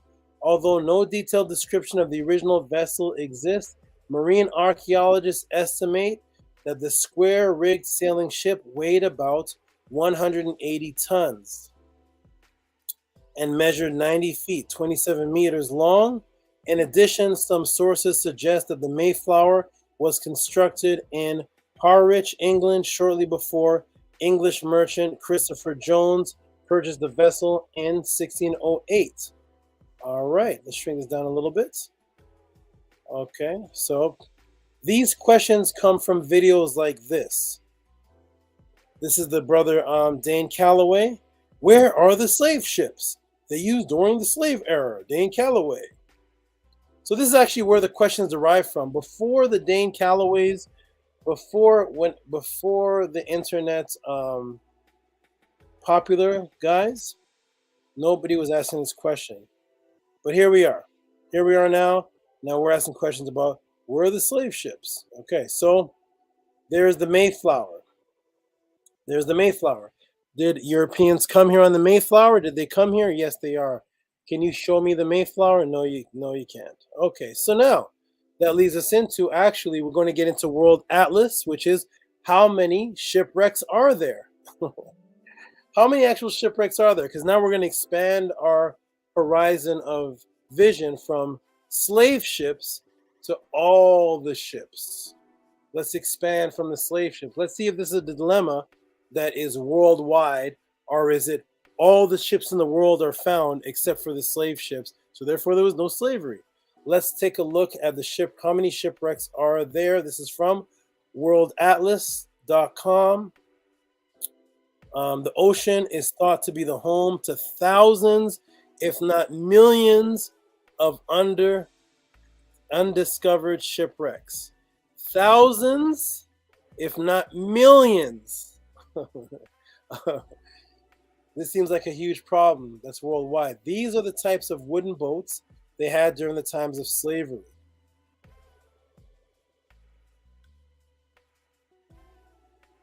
Okay, now let me go back over here. So, let me read this. Okay, yeah. The points to the class is that there are millions of ships that have not been discovered. Due to many factors, underwater air pressure archaeology is not as easy as digging up rocks and tombs. Microbacteria, in many cases, plus salt, eat away at undercover wreckages, especially when in warm climates before they are discovered, and several other unknowns in the deep, murky sea. These are the type of wooden boats they had during the times of slavery. And during the times of the founding fathers, the same type of boats. That means in the 1600s, the same boats as the Mayflower, the Christopher Columbus boats are the same boats as the slave boats. Not any new technology, it's the same technology, the same wooden boats they had. The Pilgrims who founded America, they're the same boats. Are people saying that because archaeologists can't find their wooden ships with the saltwater decay and the microbacteria dissemination, that they never traveled here and set up America? But yet here we all are. Only self-hating black people push such ridiculous narrative to try to disassociate themselves from their origin. Imagine a European saying, hey, they never found the Mayflower, so we are not really from Britain. We were always here. We're the indigenous people of America. Same ridiculous logic. Same ridiculous logic. So what happened to the slave ships? We don't know. We don't know what happened to the millions of undiscovered ships. We don't know. We don't know what happened.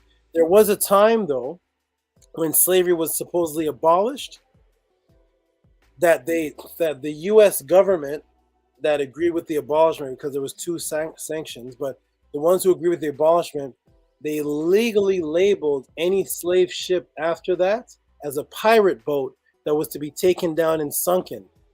It was to be taken down and captured. So the slave boats that continued slavery, which there was many, that continued slavery after the announcement that slavery was supposed to be over and you weren't allowed to do that, they were considered pirate ships that the U.S. government could take down, and they would have to hide the pirate ships. Some of the ships were dismantled. Some of them were left. They were hidden. They were pirate ships.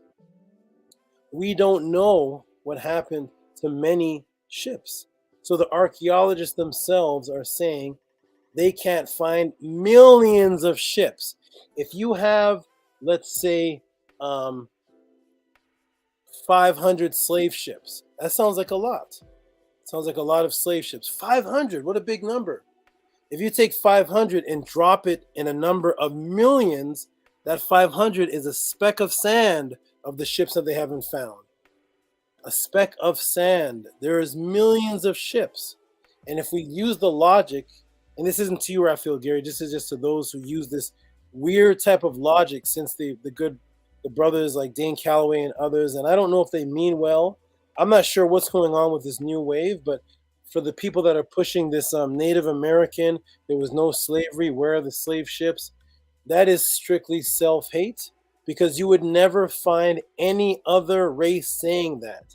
Every other race that traveled on boats from one place to another, the Europeans that came here, they would never say, hey, they can't find the Mayflower. So you know what? We didn't come here on the Mayflower. We were always here. We're the indigenous people. That's right. Where's the Mayflower? You won't find whites arguing that. You can't find the Mayflower, can you? Where's the archaeology on the Mayflower? We're the indigenous Native Americans. No. We can't use that type of logic. The slave ships, some of them, because we don't even know what has been found, but some of them are a drop in the bucket of millions of ships that were made of wood, that traveled out to sea, that either were shipwrecked, eaten by salt. It's just wood. It's just wood. Eaten by salt, taken down by, we don't know what happened to millions of ships. So when somebody says, can we find the archaeology of slave ships? Replace the word slave ship to millions of ships that have not been found. They can't find them. Some of them are at depths in the level of the sea that they can't even get to. They can't get to them. Some of them are destroyed, eaten. Some of them were hidden because they were considered pirate ships. After slavery was so-called abolished, the people that owned the ships that invested the tens of thousands and millions of dollars into slavery, into land, into everything, and they were transporting not just slaves though, because not just slaves that were transported, they were using the ships to transport cargo, transport goods. That was their means of income. Once it was banned, their goods ships, which were slave cargo ships, are now pirate ships that they have to hide somewhere, or they get taken down because they're considered pirate ships, and then they sink, and they're just wood and sails, and we can't find a lot of wooden sailed boats, Christopher Columbus or the Mayflower. That's what archaeology says about not only the slave ships, but several other ships. So no, we can't really find archaeology on millions of ships, some slave ships included in that millions that we can't find. So thank you for that question, my good brother. Ask the Native Americans if they have found the Mayflower. Does that mean that whites never came here from Britain? No, because they can't find the Mayflower. Did conquistadors ever come here? Yes. Where's their boats? They can't find these wooden boats that sail back and forth to the Caribbean in hot waters and salt waters, microbacteria. It's very difficult because underwater wooden finding archaeology is completely different than stone megaliths in Rapa Nui and stone megaliths Teotihuacan and stone megaliths in Kemet. Much easier than finding wooden boats from 500 years ago in salt water. Very difficult. So thank you for that question, my brother. As far as the archaeology, no, we haven't found archaeology on those boats and millions of other boats that they have not found archaeology on. But appreciate the question, my brother. That question derives, though, only from Black so-called Native Americans that want to denounce and disconnect their connection to traveling over here from slavery. But if you ask them, were the Native Americans traveling with boats? Were they traveling? Were the native blacks that were, because the same people will say the Olmecs came here, the Olmecs were here, we invented the boats. They even say that America's the new Egypt. We were the ones sailing on those boats. Where are they? Where's the Native American boats? Where are the Native American boats from 500, 200 years ago? We don't know. This is wooden. Where's the piece of wood that's thrown into the ocean? Because all that's left would be certain parts that are now scattered, because unlike the land, the ocean is constantly moving. Things are constantly moving and things are shifting in the waters and moving around. So even if you have a slave chain, it's going to be nowhere near the sunken boat from 500 years ago because the boat is more likely disseminated. All right. Thank you for asking that question. Appreciate that, good brother. And we're going to move on to the next. Thank you, Raphael Gary. We're going to move on to the next. I know a lot of people sent in, and Raphael Gary, let's see if he heard the question, the answer fully. Here he is. Your breakdowns dictate my questions. Great breakdown. Thank you. Thank you. Yeah, exactly. But they found Noah's Ark. Thank you, Raphael Gary. Glad you appreciated that. And yes, to the person that asked, wouldn't they destroy them? Yes, they would destroy pirate ships. And just like Christopher Columbus, one last thing. Technology in the time of the 1400s and 1600s is not the same as technology today. Not the same at all. The access that we have to resources today is completely different than Christopher Columbus and the slave owners, which means that if you have a big boat made of wood and other products, and you can no longer own this boat, what did Christopher Columbus do? Christopher Columbus took the wood of the boat, and started making the villages out of the wood of the boat. Because it's not like here where they had transport trucks transporting wood and material back and forth on trains. It wasn't like that back then. So you have a boat. The boat is banned. It's a pirate boat. You have to get rid of it anyway. You're going to take your boat. You may break it down into the materials and use that material to build a cabin, use that material to build something else. Christopher Columbus was supposed to have done that. So therefore, you can't even find his boat. You'd actually have to find his boat in the village cabins, because that's what he used to build the village, was his boat. It wasn't like today where you can just let me order 500 tons of wood from such and such company. It's going to get here on time. They order on the internet a 16 truck, 18 wheelers coming. It's not like that. You have what you have. You destroy it. It gets eaten, and therefore it's very difficult to find things as it is today that are made from wood. Even the Titanic. All right, let's keep going, everybody. We got more stuff in, more questions in. Let me get a look at what is going on. I'm going to take it a little late tonight because I didn't get a chance to get into. We got Anthony Drain. Oh, hold on. Is Octavia Sinth in here? Octavia Sinth, if you are here, just press a 1. If you are listening, Octavia Sinth. We got Anthony Drain. Anthony Drain sends in his normal, regular, awesome 1022. Thank you, my brother Anthony Drain, with the 1022. Let me go ahead and put this on the screen here. All right, let me get to this. Yeah, exactly. So many things could have happened. I don't know what kind of ridiculous point that so-called natives or natives, whoever they are making. It's really weak, and they're just trying to start something new. None of them live any kind of Native American lifestyle. It's all fake.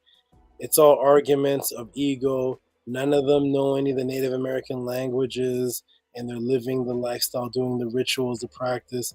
It's just a bunch of people on the internet wearing sunglasses, shades, New York Knicks hats. I'm a native. Africa, Egypt was Africa. Okay, now that we know that, what's your lifestyle? When the people in America never considered themselves one people. They didn't consider themselves Native Americans. So somebody that's an Eskimo, he's a Native American too, right? He's an Eskimo. Is he following the Mayan way of the Mayans? Is the Mayan guy following the same Native American way of the Brazil? Are they all stomping? We're the Native Americans. The Eskimo, we're the Eskimo. We're the Mayans. We're all Native Americans. Cultures and tribes unified based on lifestyles, not based on a land continent. The Native Americans never heard of a continent. They never knew of continent, that this is one people and we have a government, and the Eskimo president is over Brazil. The Brazilian people are knowing what the people in Saskatchewan. It's all craziness. Anyways, let's go on.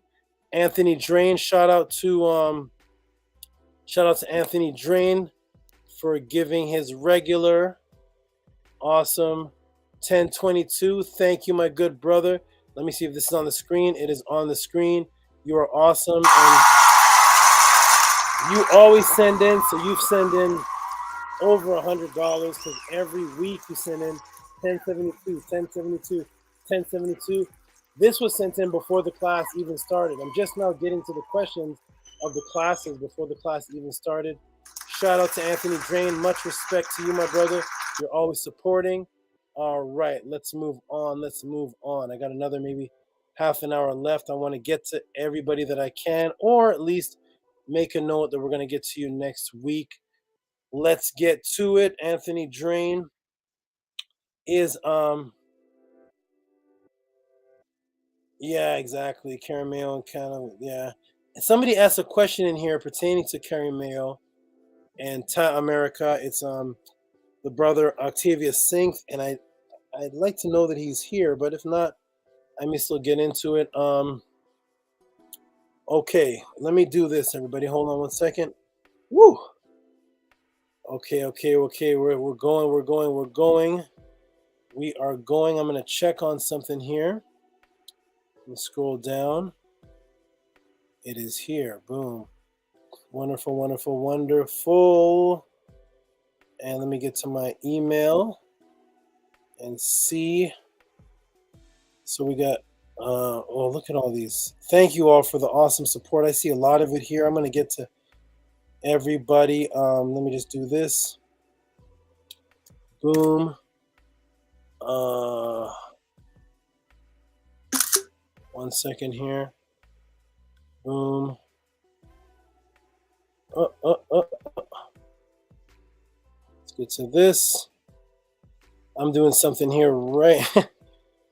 Oh my goodness, I'm doing this right here for all of you, trying to put something together right here so I can have it clear. I see the next question in here. Let me see.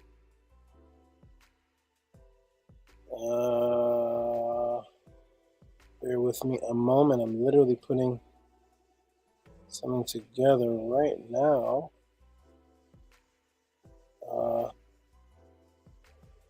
Here we go. Boom. Shrink this down. I see everybody here. And one more thing. Where is it? Here it is. Or is it two more things? Okay, here it is. Okay. Oh, 1 second, everybody. You know, I'm the one-man show. I'm engineering and answering questions all on my own while organizing everything. So here we go. I think I got one more thing to do. And let me look and see. Two more. Here we go.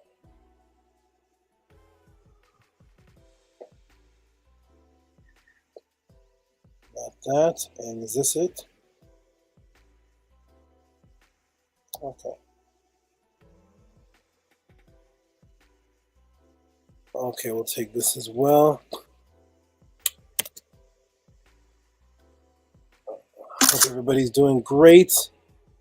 I'm literally gonna break something down here. I see a good question in here. Let me go ahead and that. Boom. And we're almost ready, everybody. Almost ready. It's gonna be a good one. This class is great. How's everybody feeling about the class today? How's everybody enjoying this? These breakdowns? How's everybody growing?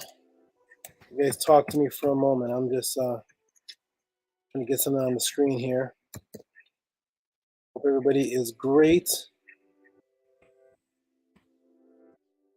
You would not believe the work I have to do to get these answers to you all as thoroughly as it is. But I'm glad you all are getting the finished product, and you all appreciate it, because it is definitely some work here to sift through information. Okay, let me go ahead and I'm gonna move this over here. All right, so welcome to Tehuti Podclass, everyone. For the new people that came in, my name is Tehuti. I'm Amenhotep Ra. I'm here to answer questions that come in live or that are sent in right before the Podclass.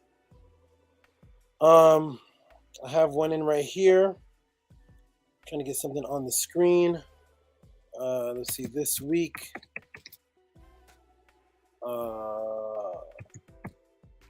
Okay. Boom. I'll do one more thing, and then I'll be ready to. Ooh, this is so interesting. Go like this. And the next question that came in here, let's see if this is it. Okay, we got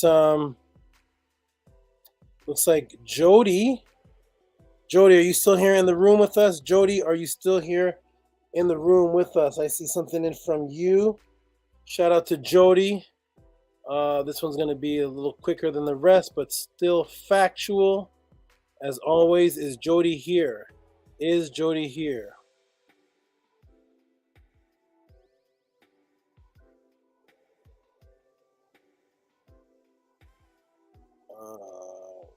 My thing is lagging. Yeah, there she is. Jody is here. Boom, boom, boom.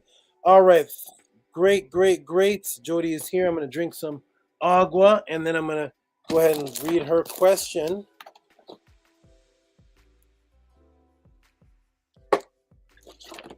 I'm doing great, eManifesto. I am doing great. I am doing great. Okay. Let's get into it. Welcome to the Tehuti Podclass. I'm here to answer your questions. I see one came in. This is from Jody. And let me go ahead and put this on the screen here. Boom. Actually, this came in two parts. So I got to put that on the screen, and then I got to put I got to find the question, because it looks like the question was sent. The question was sent to my Facebook, I believe, but the Cash App was sent to my notification. So I'm going to go ahead and first I'm going to show the question here. Let me get here. Where is it? Where is Jody? I'm going to do share. Boom. Share. Chrome tab. Is this it? Yes, here it is. Shout out to Jody. Sent the $6.66. I just picked up Jody on what Jody's doing here. I just picked up. Thank you, Jody. I appreciate what you're doing. She's doing the slow cash pedon. She's doing the slow cash pedon. So I think one of her first donation was like $3.33. Then it was like, I think it was 444. It's in some kind of code. This one's 666. And I remember Cash Pedon he was doing it like every 2 minutes. Jody's doing it. She's doing something each class. I just picked it up. I said, hey, this looks like some type of pattern here. All right, shout out to Jody. And let me go ahead and get Jody's question on the screen. Here it is. I got to do all this manually. Everybody, thank you for your patience. It's going to go on the screen here, and this will go right here. All right. Okay. Shout out to Jody, 666. All right.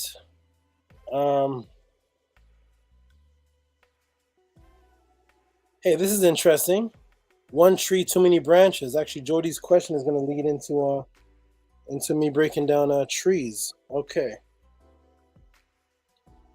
All right, everybody there. Let's get into it. So the question actually is, let me stop the screen share, get to the actual question, which is here, right here. Here it is. Boom. You all can see this on the screen. You'll see it looks like some mainly Mesopotamian, as they call it, people of the Uruk area. I see one that's South America, but they're mainly Apkula and Oannes, same thing. So it says, hi there, Cash App sent. Can you please explain what this is? All right, thank you, Jody, for that. Let me go and see. Can you guys see that on the screen? It shows several men holding a what looks like a purse. There's been a lot of controversy. Can you guys all see this? Yeah, several people holding a purse, mainly what's called the Apkula. which I broke down in my they were the wise sages in the Adapa story. The Adapa story that I just broke down, and the Apkula is a word that means the wise ones, and secure the bag. So Jody asks, what is this? What's going on? And a lot of people have made focus on this. There's been so many different controversies and so much different things said about this, that there's some type of high technology, it's alien bags and all kind of things. Really, we're gonna break it down. Welcome to the Podclass, and it's actually kind of simple, but we're gonna break it down. E-Manifesto put the purse, man purse, man purse, and then they put a pine cone. That's where the things come in, where they talk about the pine cone and the purse, and they. Let's break it down. Is that thing really a pine cone? Is it wrist cuff? E-Manifesto said, I've been wondering about that purse. P. Okay, so let's get into it, everybody. Welcome to the Podclass. We're going to break it down and get into it.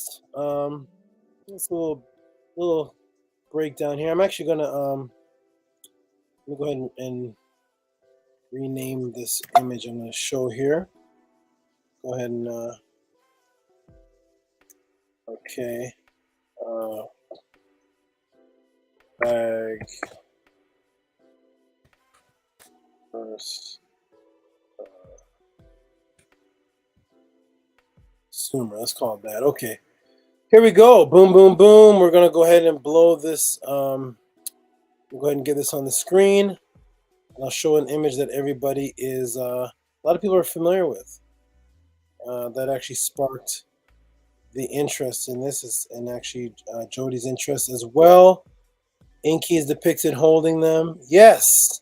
Yes, yes, yes, yes. Let's get into it. Boom. Let's go ahead and show this here. This is an example of just random questions sent in, and I'm here to break it down. Andromeda says, breakdown's doing a ton of good, like warm salt water hydrates. Interesting. Thank you. Okay, so here we go. On my screen, you're going to see a depiction similar, and one of the images, or a rendition of one of the images that Jody had asked about, and a lot of people are asking about. And what do we see here? We see the same imagery that we saw when I was breaking down the Atrahasis. When you talk about the Sumerians, the Akkadians, they all seem to look like this. When I was showing Anu looked like this with the wings. And so what happens is the conception came about that this is a purse of the gods, that the gods are holding this. It has high technology in it, and the gods are holding this. Okay, so this, let me show the source of this. So this is an Assyrian panel made between 883 and 859 BC depicting winged supernatural figure. This is found in the Metropolitan Museum of Art. So that's the Metropolitan Museum of Art. So it goes back to the same Assyrian Akkadian age, 883. Same age as Enuma Elish and Atrahasis, and actually a little bit younger. But we see them holding this, and so they associate it with the gods, especially when we saw images like this. This is what carried a lot of interest. We see this. It looks like a purse here. The man has wings, but this one definitely doesn't look like a man. It definitely it's reminiscent of how the Kemetians would draw their Natura with animal heads. And we see the purse here, and then we see this is what sparked the interest here. Everybody saw this and they said a pine cone. The pine cone is in the shape of the pineal gland, so it represented the third eye. I even seen some people call this a watch. They had advanced technology because look, they're wearing a watch. All kind of speculation, having no concern whatsoever about what's written on the wall, no concern about what the culture said about themselves, because of course, through European supremacy, it doesn't matter what a culture says about themselves. They're all primitive. They didn't know what they were doing. They were just following the aliens. So who cares what the culture wrote? We're here to say on Ancient Aliens in 2022 that this is an alien being with a space watch, and he's holding a pine cone representing the third eye, the pine cone, the pineal gland. It's a reverse reasoning. Yeah, pineal gland was named after the pine shape, but that's because the pineal gland was named after the pine shape. Not that the pine cone represented the pineal gland. Anyways, let's get into what this says. So this is actually the Apkula, which are the wise sage protectors. They're the wisdom protectors.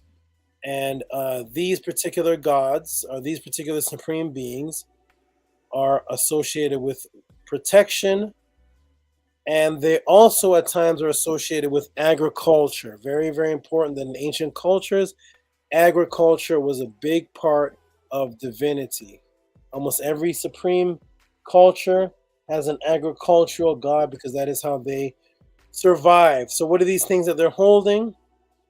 Well, are they purses with high technology? No, they're actually called dalus. They're actually called dalus, are bandudus. And bandudus in the Assyrian dictionary is translated to as buckets. They are buckets, also considered water buckets. Water buckets. The Apkula were also considered the purification cleansing gods. The purification cleansing gods. These gods, some of them were associated with agriculture, cleansing, and these are buckets. So what people do is they bypass the definition of the word and they say, oh, see, they're ancient purses. See, he has a watch on and a purse. This is advanced technology. In actuality, this is a round bucket at the bottom. I may even have, hold on. I may even have, let me see something here if I got this. Oh, I didn't get it. I did not get it. Okay, so these are buckets. So, and I have archaeology of the actual buckets, what the actual buckets look like. So we go to the obelisk of Shalmaneser the third. This is what they call the Black Obelisk of Shalmaneser the third. It's also in the British Museum of Ashur. Oh, mosquito. What is that? Of Ashur-nasirpal the first. And this goes back to 827 BC to 824. Now, these are people. Now, these are actually not gods. These are not the Anunnaki. They're not the Igigi. They're not the Apkulu. They're not those things. These are actually just showing people and farming. Okay, so we're going to actually expand the regular people to see if this is an image of advanced technology, or are these just people with agricultural water buckets as they're actually described in the writings. Just buckets, farming, agricultural buckets. Over here it looks special because it looks like this is the purse of the gods. Over here, not so special. Over here, agriculturals and people moving their items, and they're just holding buckets with a handle, of which they found the archaeology of the actual buckets. So what happens now is we see this thing here. We see this with the gods, a lot of this, and this becomes, to certain people, they call this the tree of life, because there was many tree of life concepts in ancient times. This represented a date palm tree. Many trees were considered trees of life because, of course, trees associated with agriculture, and that's where we get our fruits from. That's where we get our oxygen from. And farmers need trees and plants and vegetables to survive. So we have the guardians, the protectors over here. Now we see what's going on. We see the guardian protectors over the tree. And what they're holding actually are flower clusters, because some date palms actually need to be manually pollinated or taken care of. And so you have the Apocalua protecting the tree, and they literally have the cluster of flower, which people are calling the pineal gland, flower clusters. And of course, in their hands, they have the water buckets, things that are associated with what you would need to take care of a tree. Of course, this is all symbolism, but it's symbolism that's represented on agriculture, a water bucket and the pollinating cluster. Okay, so these deities, a person in the audience said that this is associated with Enki. Absolutely right. Enki and Oannes. Remember Oannes? I broke down Oannes many times. Oannes was also called Dagon.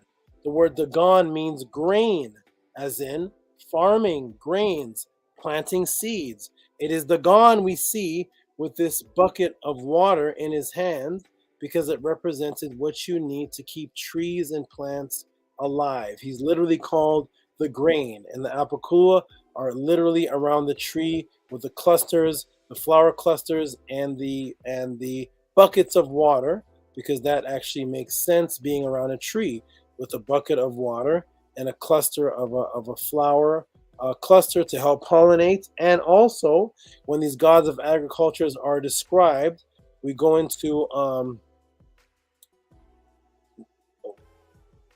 I can't get it here. I don't know if you guys can see this. Okay, here it is.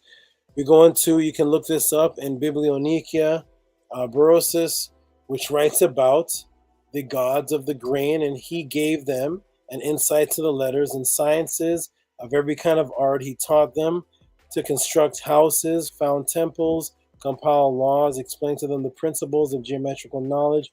He made them to distinguish the seeds of the earth. See this part right here? The seeds of the earth, and show them how to collect fruits.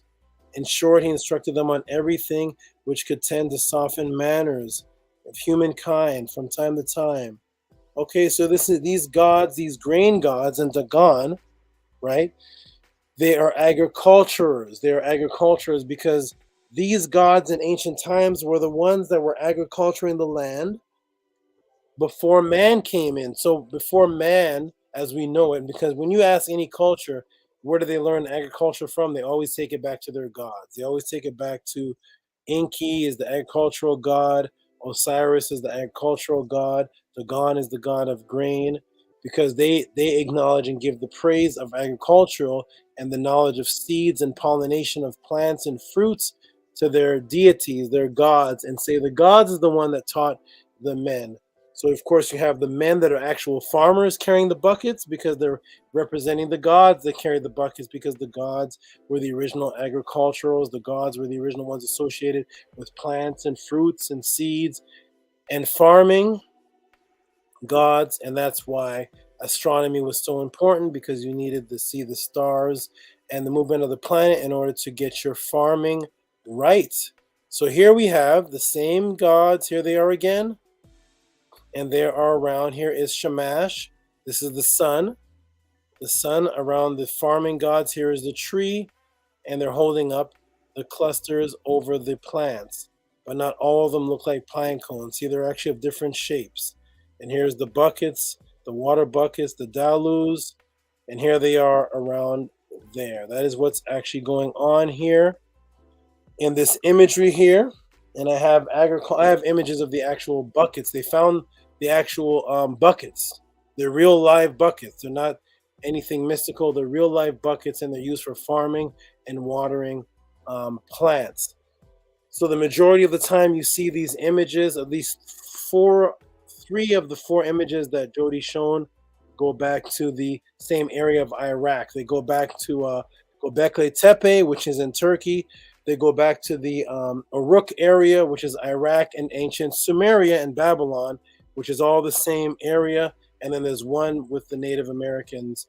But all of these are buckets which represent farming, agricultural, and their god, the Apocalua, and the god Dagon, which literally means the grain god, the god of the grain and farming and agriculture, who bestowed the planting of seeds and the growing of fruits onto mankind.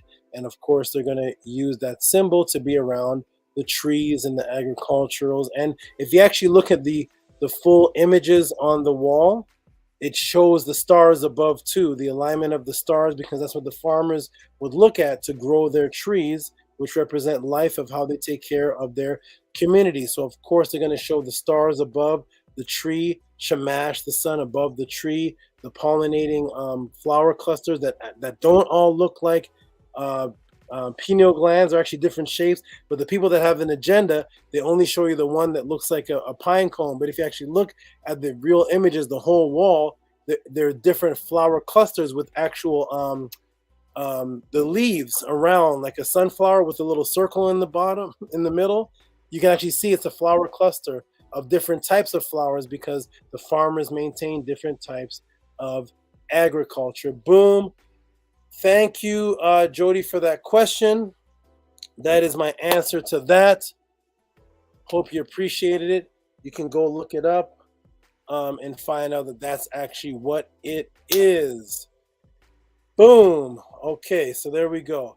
All right, everybody, let's go through a couple of the donations, the questions that I'm going to get to next week. Is actually 12/17. But don't worry, everybody. Whatever questions were sent in, I think I went through about 5 questions already tonight. It's been 4-something hours. I'm still here making it happen, but we're going to go through more. So here is we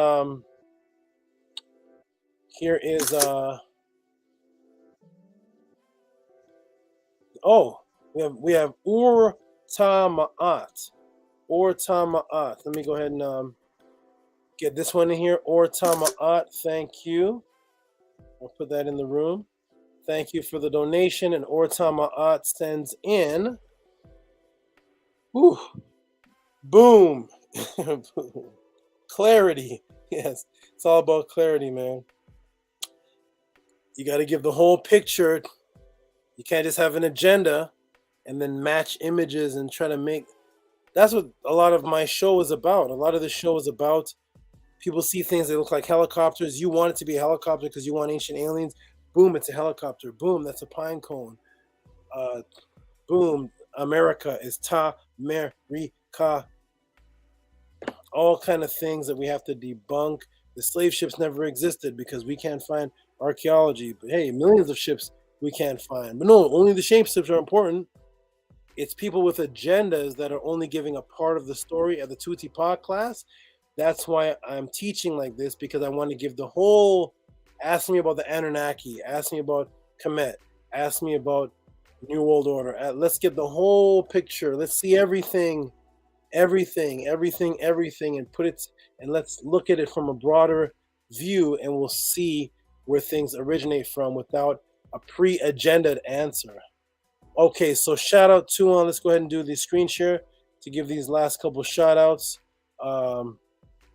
This one is for Ur. What an awesome name. Ur Ta Ur Ta Ta Ma'at. Okay. Hotep Tehuti, Tua for all you've been teaching. I love it. $5, just a donation. No question. Helps me relax at the end of class. Thank you, my good brother or sister. I can't tell from the name. But thank you if you're in the class. Appreciate the support. You are wonderful. Is my screen frozen? If you can see me moving, press 1. Can you see me moving? Press 1. Can you see me moving? Press 1. Okay. Yes, exactly. Beware of agendas. Simplicity. Thank you, Tehuti. That's right. That's right. I don't have to have an agenda. That's the thing. I don't care. I don't care. I don't care about the agenda. The truth creates my agenda because it's not my agenda. I don't care. It's the truth that exists before I was born. So That's what I'm going by. I see the truth and I go by that, not pre-agenda. Not pre-agenda, and then I have to then try to create something to match the agenda. That's just evil. That's evil stuff going on, because then you end up lying to people. Okay, let's get on to it. Let's go, let's go, let's go. I'm going to go through a couple more. I see a lot more. Black Sun. Black Sun, are you here, Black Sun? Are you here, Black Sun? Black Sun? Okay.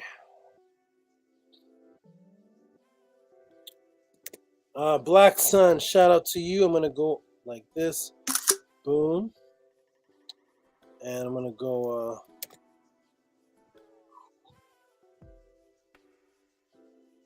we're going to put this in the screen here. Is Black Sun in the room? Is Black Sun in the room?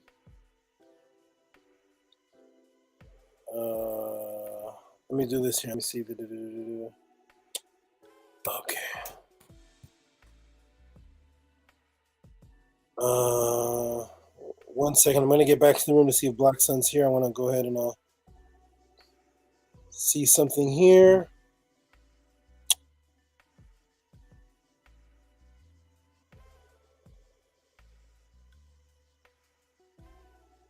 Oh, nice. This is nice, but this isn't what I want. Hold on. Okay, let me go ahead and just put... Is this it? This is it. Let me do this. Boom and boom. Okay. Okay, everybody, let me go ahead and put Black Sun's question up. I'm navigating a bunch of things here. And let's get it on the screen here. Screen share, Black Sun, you here? Okay, boom, boom. And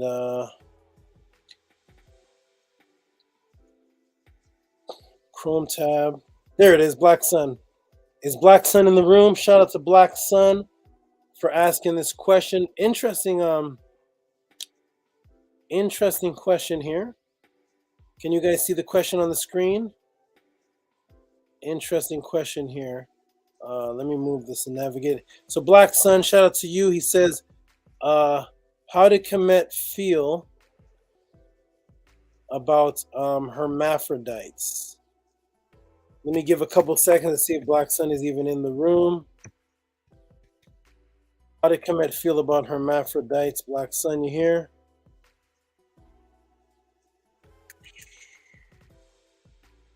Going once, going twice. Is Black Sun here?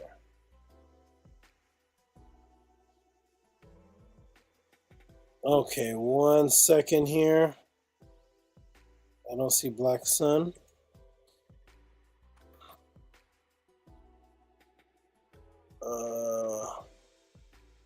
Let's see, this is, no, that's not it. Remember, I'm getting these questions in live and I want to show references. And let's see.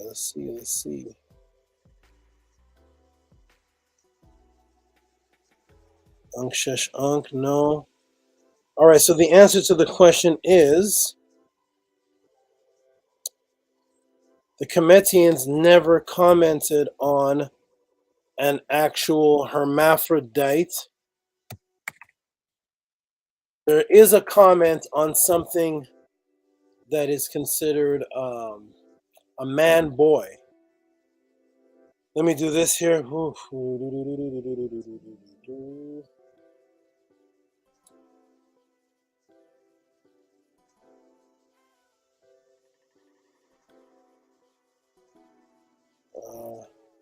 Okay, I don't know why this should be the easiest thing. I want to show a picture of something. I can't find it. So, let me go ahead and show you all. Oh, you know what? I know what to do.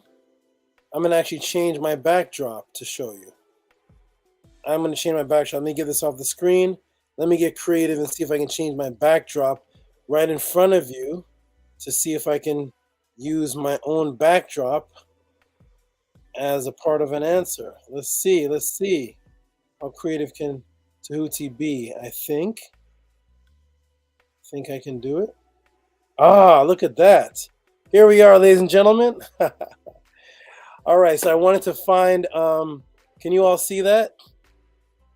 Okay, you can all see that. Let me do this. That's great. Technology is awesome. Let me see if I can, it says open image in a new tab. You all can see my backdrop has changed. Okay, beautiful. Beautiful, beautiful, beautiful. So what you're looking at is the oldest known book, the oldest known laws of Ma'at on the planet. And this is the oldest writer. Oh, here we go.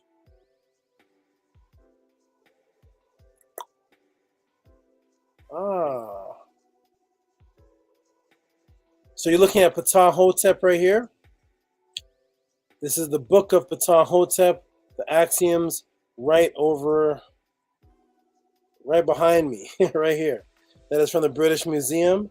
And above, that is Ptah Hotep, the good brother right there, who has the oldest laws of Ma'at in Kemet. And he's the only one, the reference of, people always ask me, what do the Kemetians say about homosexuality? What do the Kemetians say about transsexual? What do they say about this? What do they say about that? So there is only one reference, and it's not necessarily a hermaphrodite, but it's the closest thing to it, because a hermaphrodite is an actual genetic condition. Hold on, where'd it go? Where did it go? Let me get back here. I'm going to expand the screen so I can actually show the metanetter. Oh, here we go. Okay, good, good, good.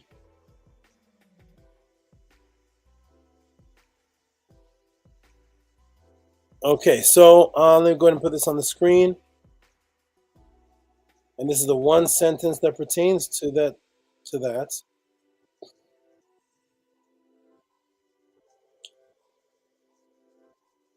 And I can only explain this, but so far, due to the fact of who's controlling things today, so you can't bash anybody. They would consider bashing, but here is the actual record. Here's the actual Ptah Hotep with the metanetter here. These are the laws of Ma'at. We have Ptah Hotep, and it says Ima Ek Niki Hemet Harat, which is Niki Hemet Harat, and do not diddle or entertain a lady boy. All right, do not diddle or entertain a lady boy. You all take that for what it is, but this is I'm sure you can figure out what that could be. But do not entertain a lady boy. You understand the convoluted courses about his heart. So this lady boy has some type of convoluted courses about his heart. So the Kemetians considered a lady boy as somebody whose heart, their inner Eve, is convoluted. So don't even entertain them. What's in his gut never cools down. So his urges, the urges for what he wants to do, it never calms down. This type of lady boy, whatever this is explaining, you can use your own imagination, but whatever he's explaining, he has no shame about doing what is shameful. So the Kemetians considered lady boy as having a convoluted heart. What is inside of him, those thoughts, they never cool down. He has no shame about what is shameful. So the Kemetians considered it shameful. While he does gratify himself, he impoverishes his heart. So While this lady boy, whatever this may be, this lady boy thing that they're describing, has some type of urge that cannot be cooled down. It's a shameful thing, but he doesn't think what he's doing is shameful. It's self-gratification, but it's actually destroying him internally. Okay, those are the laws of Ma'at. I'm going to leave it right there as is. And that is from the great wisdom teacher Ptah-hotep. You won't find the term hermaphrodites in the Medu-Neter, in Kemet, or in ancient Akkadian writing. But there's something called a lady boy, something that seems to be both, however you want to take that. And you're not supposed to entertain that. But there's actually no writing in Kemet describing a genetic build where you actually have both traits normally, naturally. No sex change, no bought items added on, but you're actually born and you have both traits coming out externally. The Kemetians acknowledge that everybody had both male and female principles inside of them. All man did have male and female principles. You actually started off as a female, and then became a male after circulatory. So tired. I'm so tired. But anyways, let me see something here. Let me look at something here. See if I can put this on the screen. Oh, that's why, because my hard drive just conked out. Wait a minute, everybody. Let me fix this. I'm wondering why I'm not seeing anything on the screen.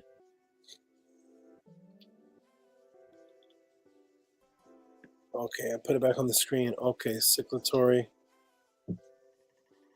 Boom. Okay, it'll pop on the screen in a moment. I can't show you all right now. It'll pop up soon. But all of us start out as a female, and then those female body parts that are within us evoluted into what we call male body parts today. So all of us, in some sense, have male and female genetics, and all of us men started off first no gender, then a female, the females first, and then a male. Now, once you become that gender, you are the gender that you are, but you acknowledge that you have female traits, whether you have testosterone and estrogen. It's a part of all of us. They consider estrogen from the word Ishtar, Esther, Ishtar as the female, and then testosterone from testes, what your balls are producing. Testes, they consider that the male. But in actuality, we have estrogen and testosterone. Now, once you are a male, once you're considered a male, if you behave in a certain way that is not considered fully a male, the Kemetians in no way accepted that. You're just to acknowledge the feminine energy that's inside of you that helped create you, because we all come out of a woman and all of our sexual body parts were a woman. But once you are a male, once you start acting a certain way, that is not acceptable in Kemet. That is just what the facts are. But there never is a writing on an actual hermaphrodite where you're actually born the gender, and then after you're born the gender, you have both genders. Sorry, after you're born, you have both genders actually coming out of you, physically coming out of you, seeing a penis and a vagina coming out of you. So to the brother that asked a question, thank you for that. I've not found any Kemetic writing on that, other than describing the male and female principle of the deities of the Nitiru, and the male and female principle of us. I'm trying to see something here. If it's here, my computer is not. Okay, hold on. My computer is doing something very strange. I'm trying to see if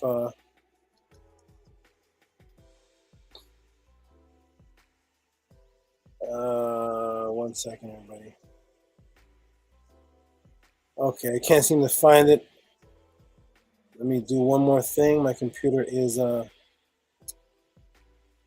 doing something very strange. Give me a moment.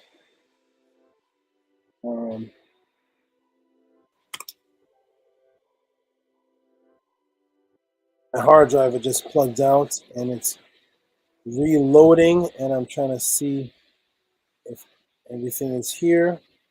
Hold on.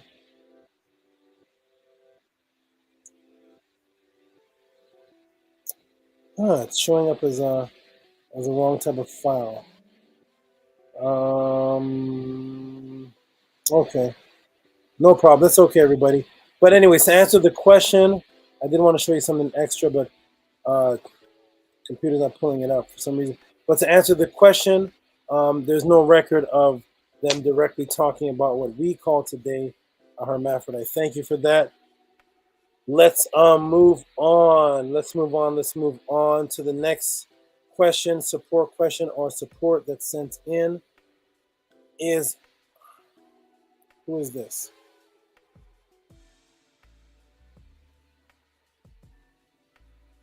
Oh, this is a great one. Grand Universe Design sent me a question here, and that is, great question here, great question. I'm going to go ahead and show this both.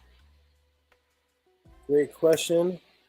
We're going to put this, is Grand Universe Design in the room?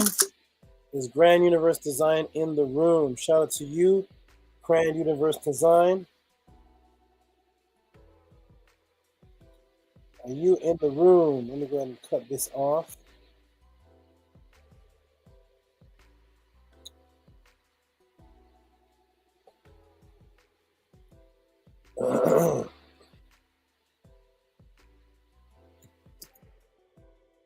Is Grand Universe Design in the room? Is Grand Universe Design in the room? Anybody here? Anybody here that matches that name? A great question was sent in, and I'm going to give it a good answer. And he says, okay, and he wants to give a shout out to his apparel brand. Okay, we can do that, my brother. We can definitely do that. Let me go ahead and give a screen share. Go ahead and answer this real quickly. Oh, wrong share. Hold on. Screen share. Boom. Share. Chrome tab. There it is. Shout out to the brother, Grand Universe Design. If y'all can see that on the screen, he says, peace. What are your favorite resources for finding Medu Netter symbols for words? Also, shout out to my apparel brand, bodilytemple.com. Yes, shout out to that apparel brand, bodilytemple.com. Shout out to you. I'm going to go ahead and show some things here. So,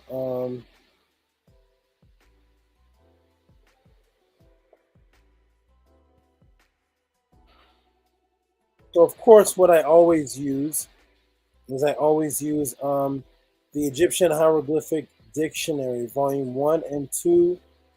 That is great. A lot of people don't like it. It doesn't bother me whatsoever. Let me go ahead and put that in the room here and show what I use a lot. I use this, and I use a lot of, I have a lot of sources. Actually, you know what I'm going to do? I'm just going to go ahead and show them.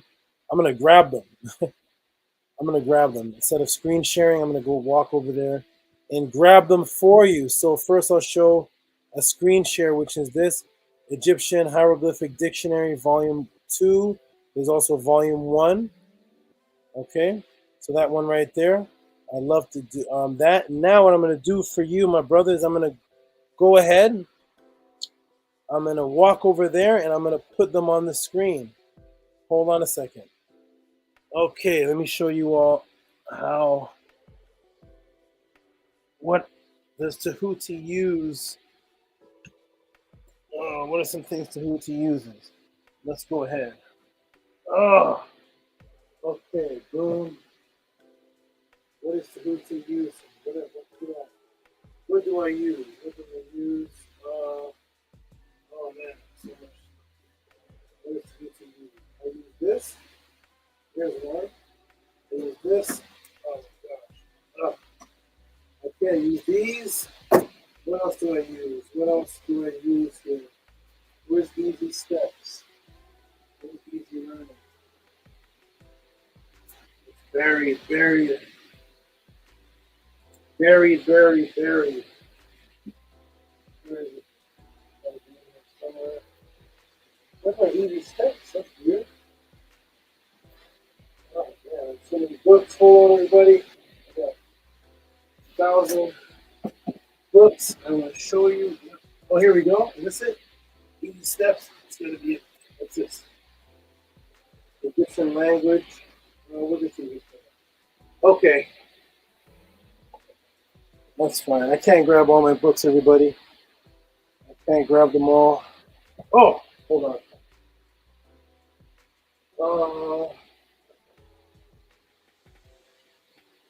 I can't even show this.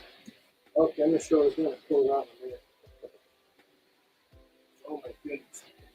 Is this even a book? Left? Oh wow. Okay, hold on everybody. We're going into the archives here, the archives. Okay. Don't tilt yet. Oh. Go ahead and show what is to use. What is to use? Let's go ahead and show the world. Oh my goodness. Okay, all right. That's all I can hold in my hand for right now. Here we go. I'm gonna close the class out. I'm gonna acknowledge everybody. Okay. What does Tehuti use? What do I use? Let's see. Oh my gosh. All right, everybody. I am back. Here we go. Start the cam. Here I am. I'm back. Let's go ahead and show what does Tehuti use for his Medu symbols. This is just all I could hold in my hand. Actually, I cannot hold the pile that I actually have, but here we go. Yeah, Budge is definitely one of the top. I dare one of these brothers to show me they know more Meta than Budge. Okay, here we go. Speaking of Budge, we have Egyptian language, easy lessons, Egyptian hieroglyphics. There's one. Oh, the green screen is there. It is. Egyptian language, easy lessons, and Egyptian hieroglyphics. The green screen is kind of eating it up. You can see that right there. Boom. That's one. This is awesome. This one's awesome. Decoding Egyptian hieroglyphics. That's great because you can actually go to the. It actually shows the slabs, the stones, and helps you show you where the words are using the actual stellas. This one's great. All right, what else we got here? We got Egyptian hieroglyphic for complete beginners. This is beautiful. Same concept, showing you the words on the stones. Boom. All right, and of course, what's left of my dictionary. This is my Wallace Budge dictionary. This is what mine looks like. All right, I know it's not sold in the store like this, but yeah, this is. I have as much of my writing in here as the book itself, and this is what it looks like when you are heavily into studying. My books look like this. All right, so that's the E.A. Wallace Budge dictionary. That's just what I can hold in my hands, and you all can pick those up, and those will definitely help you with your learning. Thank you for the question. Appreciate that. And let's move on to the next. Appreciate that. we're gonna go ahead and I'm just go ahead and just show the rest of the Cash Apps, and I have to answer them next week. Oh, Arthur Richardson, woo! Arthur Richardson with the crazy, awesome, crazy in a good way. Go like this, boom. And I'm also going to go like this. We're gonna close out in about 7 minutes, just long enough for me to show all the donations and label them. I'm gonna label them. So this one is for next week, Arthur Richardson. And he said, where is it? Arthur Richardson, I'm gonna put here next week. This is a late class. It's a late class. Okay, though. Next week, he asked me a question that nobody asks. I told him, hey, I guess he took the hint. This is a question that nobody asks. I've never heard anybody ask this. Look at this question, everybody. First of all, we're going to give this man a hand clap. But look at this question, everybody. Shout out to Arthur Richardson. You are awesome, man. Appreciate you. Home tab. Arthur Richardson for the $27 donation. Much respect to the brother. One of the most dedicated students of mine. And he said, what does the name Tehuti mean? Nobody's asked this. What does the name Tehuti mean? Of course. Beautiful question. And wait a minute here. We're going to boom. Okay. Shout out to you. We're going to close some of these tabs. Boom. Boom. Too many of these tabs open. It's killing my screen. So I can't see you guys anymore. Let me go ahead and see you guys. Okay, I see you now. Let's stop this. Arthur Richardson, are you here? You probably fell asleep. So I'm going to answer that question. Deal with that next week. I want him to hear the answer. Quick answer, but you know, I'm gonna break it down the way I do. Shout out to Arthur Richardson. Appreciate that. What does Tehuti mean? I never heard anybody say what it actually means. Okay. So shout out to Owen Hythe. Owen Hythe. Oh, shout out to that's Ascari. Shout out to Ascari. Go ahead and do this. And Ascari with the awesome support as always. This man. Shout out to the brother Ascari. Let me go ahead and put him in the room. Ascari, where are you? I'm gonna go share. Boom. Chrome tabbing it up. And there we are. Owen Hythe Ascari with the fabulous support. Every podcast, this man just manifests. Shout out to Ascari, you're awesome, my brother. Appreciate the support. 2172. Always with the coded donations. Appreciate that, my brother. You are awesome. Thank you. And look at the room. There's 70. I'm gonna screenshot this.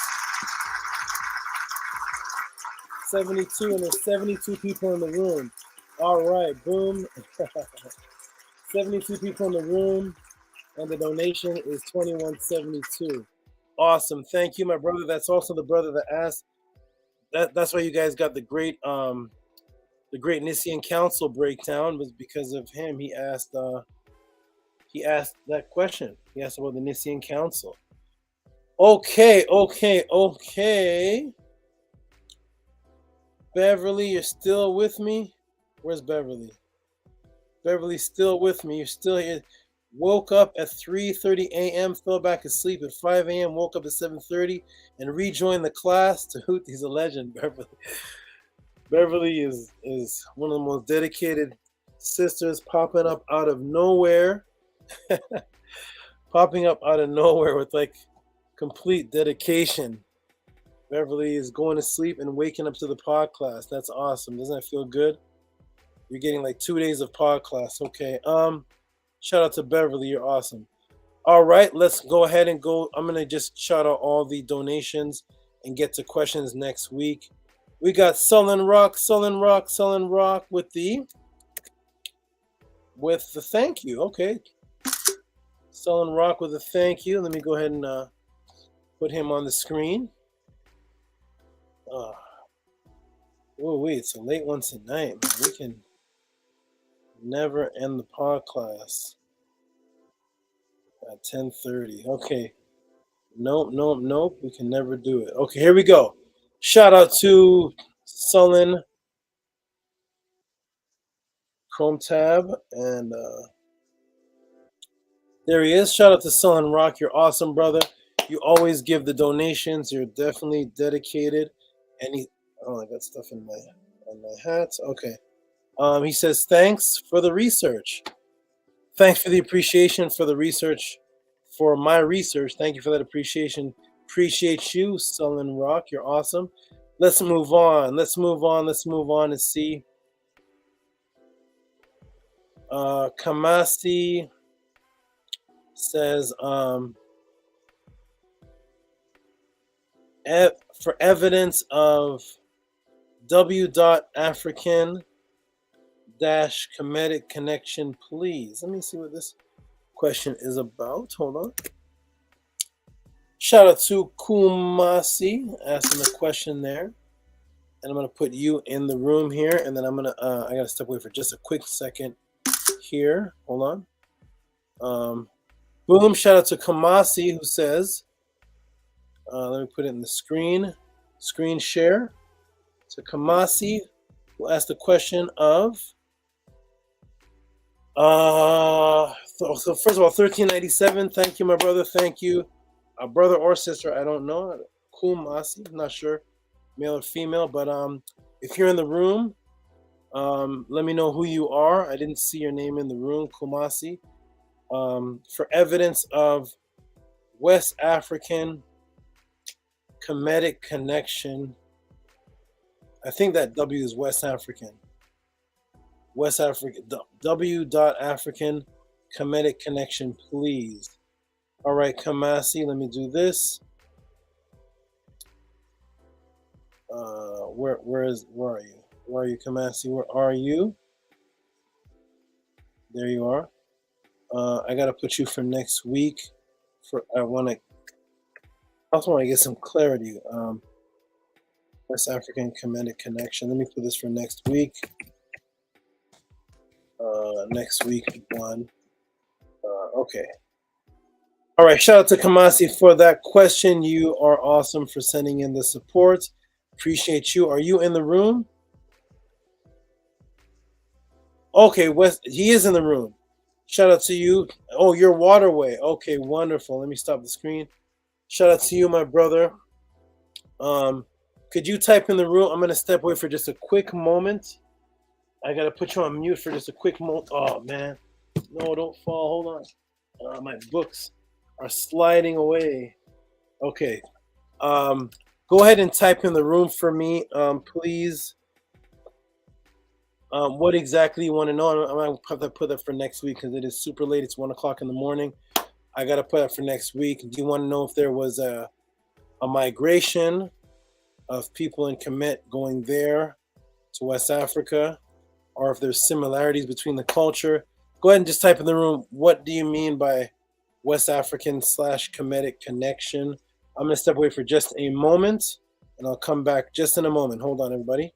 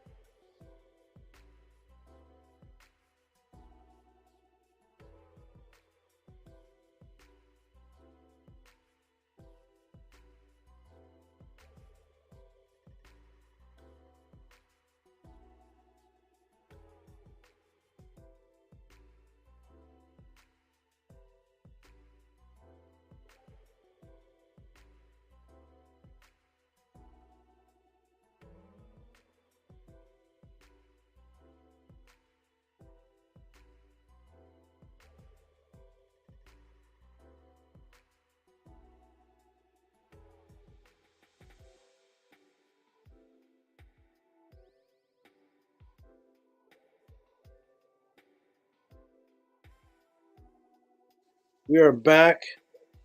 What a long class. This.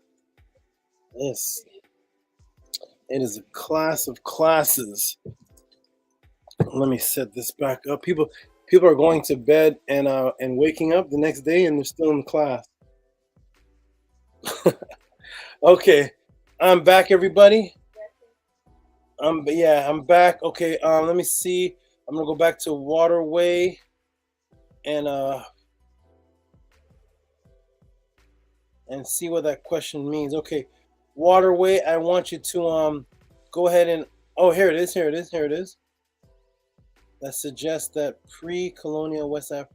I'm gonna go ahead and screenshot this so I can have this connected. I'm gonna connect this to your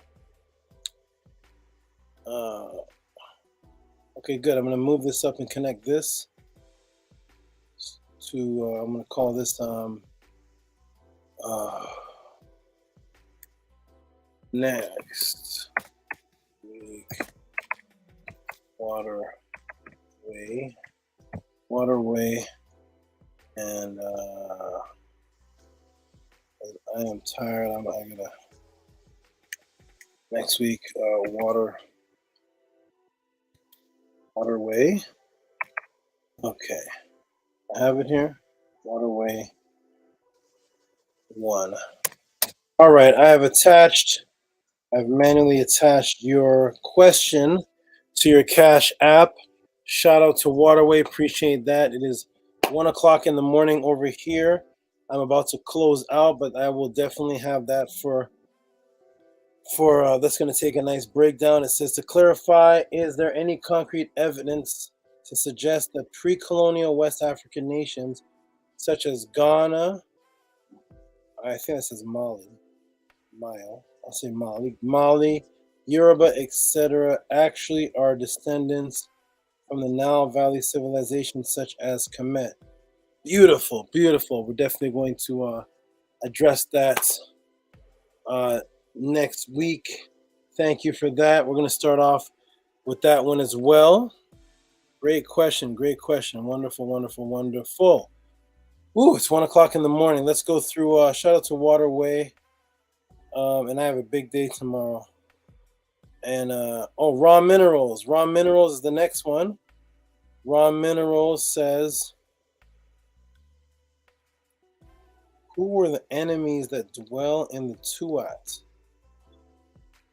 Raw minerals, are you in the room, my good brother? Are you in the room? Shout out to Raw Minerals. If you're in the room, shout out to Raw Minerals. I'm gonna go ahead and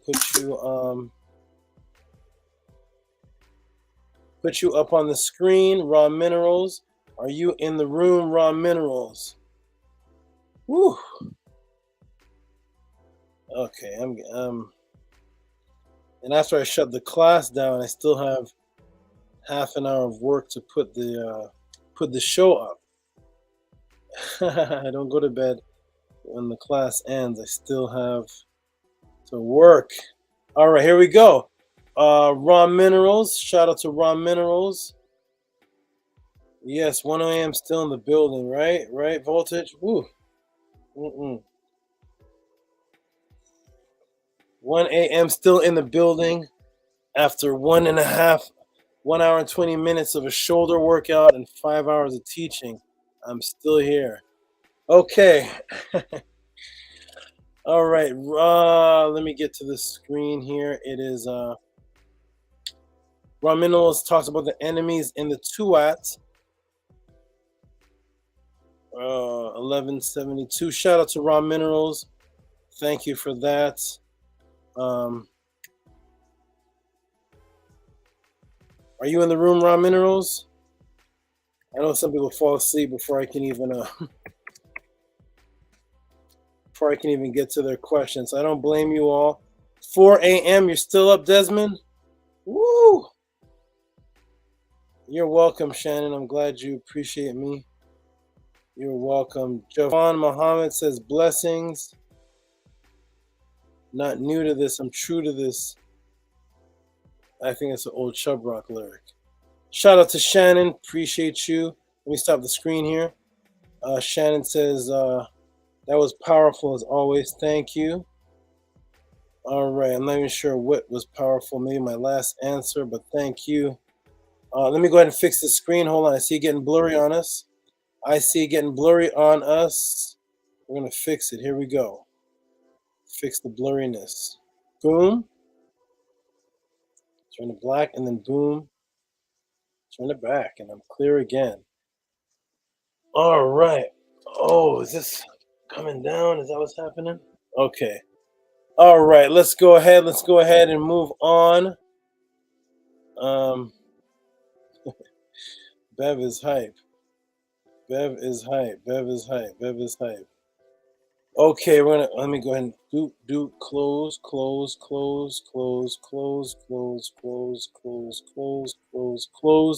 some screens. Open this up and let's go to the next one. I'm going to run through all these, either the donations or the questions, just to show everybody that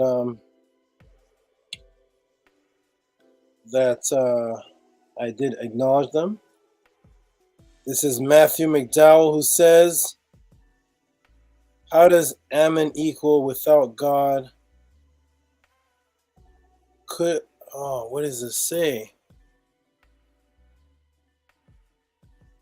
Couldn't find your Epis. What? Some of these questions, my wonderful people, I can't seem to read or understand. Let's see. Okay. So let's let me go ahead and shout out to Matthew McDowell. Let me go ahead and put you on the screen here. And okay, here we go. Boom. Share. Chrome tab. And he says, how does Ammon equal without God? I couldn't find your Epis.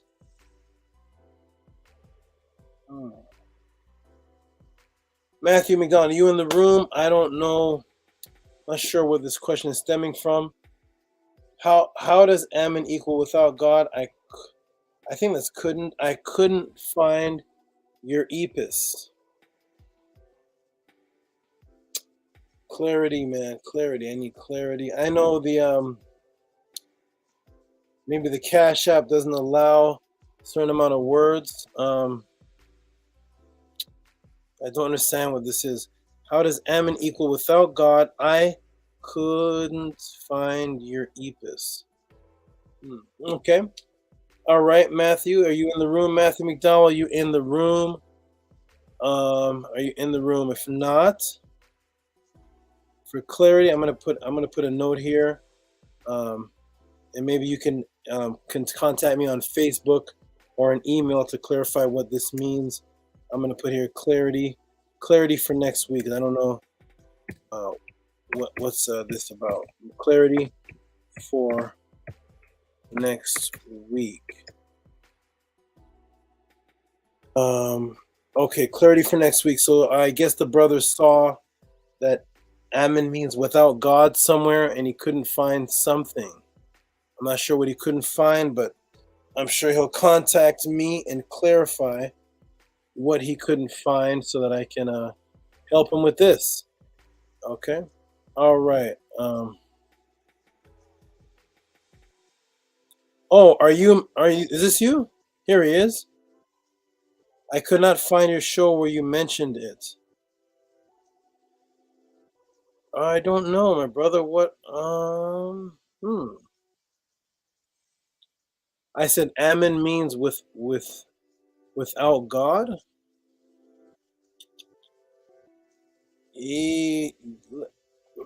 Let's see if we can find the show of where I said that. I do not remember saying that was a definition of Ammon. I don't remember that. Ammon is the hidden one. But it also means the evil hidden one. But the without God part, I am not sure, my brother. I don't know. See if you can find that show and maybe I said something that you interpreted as such, and I could clarify what I actually said. But I don't teach that Amen. The word Amen means without God. But thank you for that, my brother. You can clarify it with me. Send me an email to clarify that. Let's see if we can find the show together. Maybe you can remind me what I talked about, and they'll remind me of what the show was, and then we'll see if we can find that together. I'm not sure what that is about. All right, thank you, my brother, Truth Seeker. Thank you for that. And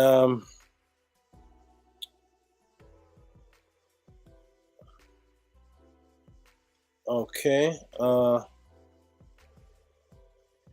we got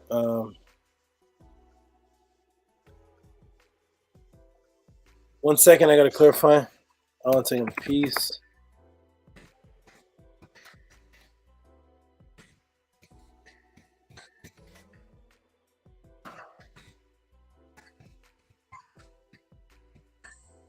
On it's next week. Okay, good. Okay, just clarifying something. Here we go. Someone else sent a question and I had to clarify, so I'm gonna wait for that. All right, so we got Nathaniel, who always sends his nice 5 each week for the information. There's another consistent brother. He's always sending this for the information. I'm gonna go ahead and put him on the screen. Thank you, my good brother. You are awesome. Here we go. Boom. And we'll go like this. Screen share. Share. Chrome tab. I know it's getting late, everybody. Wherever you are right now, it should be late. Unless you're in the UK like Beverly. But wherever you are, it is getting late. So we're going to close up soon. I just want to acknowledge everybody's donation.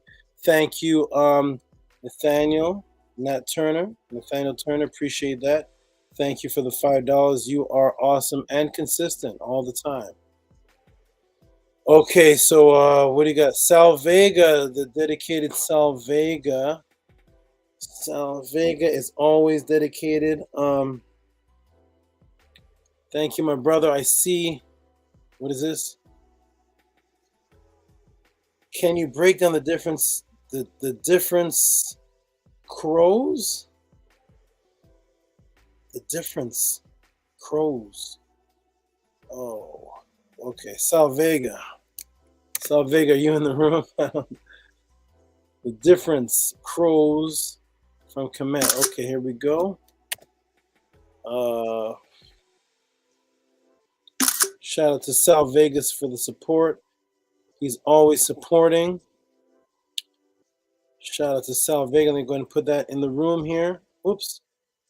Okay, man, this is there he is. Shout out to Sal Vega. My brother is awesome. Always supporting with over the $25. He's always supporting the room. Appreciate you, my brother, Sal Vega. Are you in the room, my brother? Are you in the room?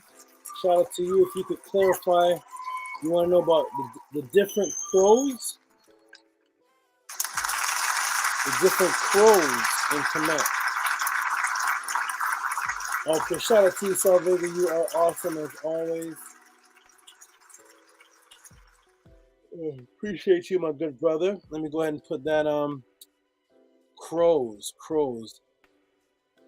Okay. Are you even in the room, my brother? If not, we'll get you. Where are you, Sal Vega? Where are you? Is this you right here? Sal Vega, can you break down different crows from Kemet? Okay. Ooh, next week's class is going to be a lot. Sal Vega, are you in the room? Let me know. Next week, Sal Vega. We'll put on 3. Next week, 3. Okay. Sal Vega, are you in the room, my good brother? Are you in the room, Sal Vega? I know you have a different name on here. Are you even in the room? Another 2772. Right. Shout out to you all for I like the way you all sending the donations in like consistent number codes.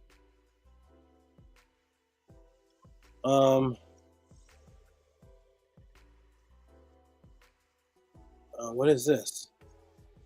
Oh, we.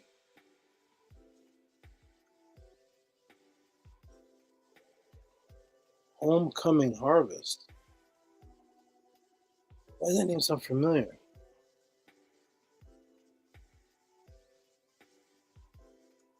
Shout out to Homecoming Harvest. Are you in the room? Wow. Wow, Homecoming Harvest. I'm not even familiar with your name as what I see up top here, but shout out to you for this huge donation. And it's number coded. And it's number coded. You guys are awesome. You guys are awesome. Shout out to Homecoming Harvest. That sounds so familiar. But the name doesn't sound familiar up top. But okay. Nonetheless, you guys are awesome. Let me go ahead and shout you out. Sister, you look strong too. You look this is some powerful energy here. Thank you for the powerful, strong energy. I'm just going to go ahead and put you in the room here. Boom. This is an awesome support. Awesome support. I don't know where this even came from, but shout out to you. Shout out to you. You are, whew. I would love to know your name in the room. I'm screen sharing. Here we go. Shout out to you. I got messages coming in. My phone is buried in books.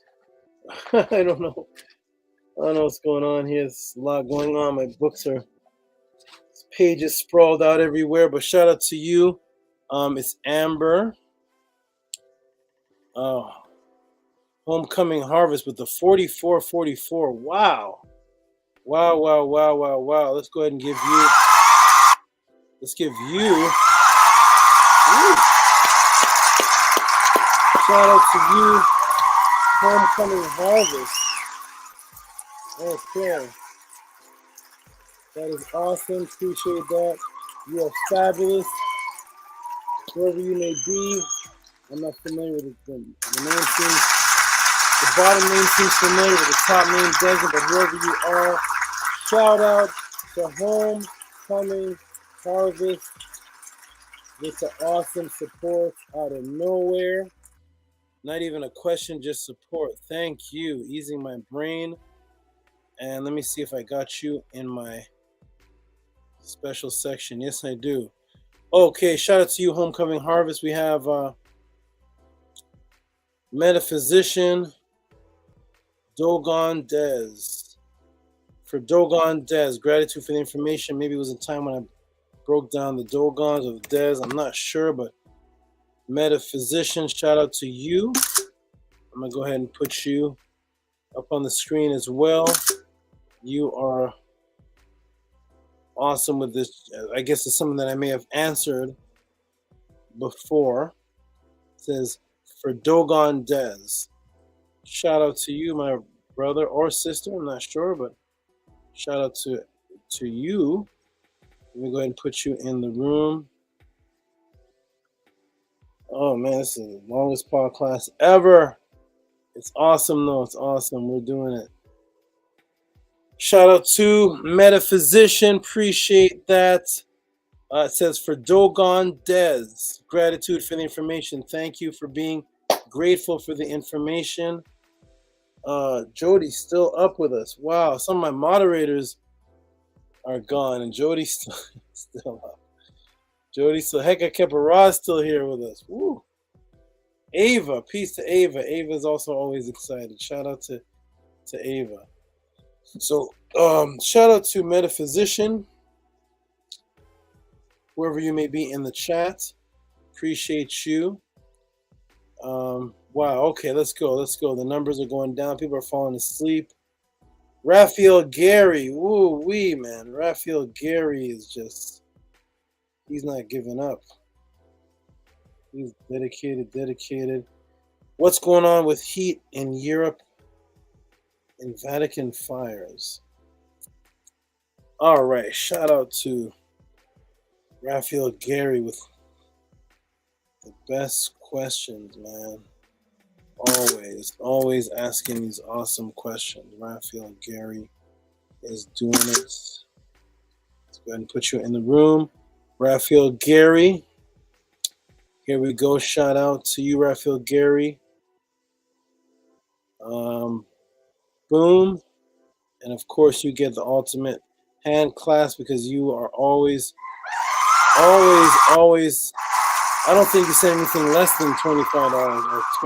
You every donation ever since you've come to the Podclass has been high numbers. You just came out of nowhere with just consistent high support, and I appreciate you, my brother, because this is what I do for a living, and I know you appreciate the time and energy that I put in to it, and know that I always give these type of breakdowns. Thank you so much.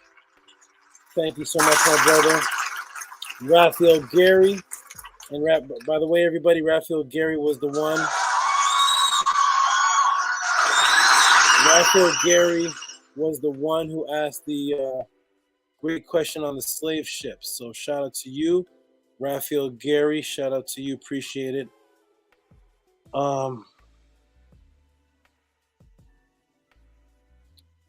Okay. Raphael Gary, he may not even be in the room anymore, but let me see if I understand that question so I can make a note of it for next week. Where are you, Raphael Gary? It's Raphael Gary. Where are you in my section? Okay, I got to do it again then. So let me go ahead and do this. Boom. Raphael Gary for what's going on with heat in Europe and Vatican fires. Okay. Oh my.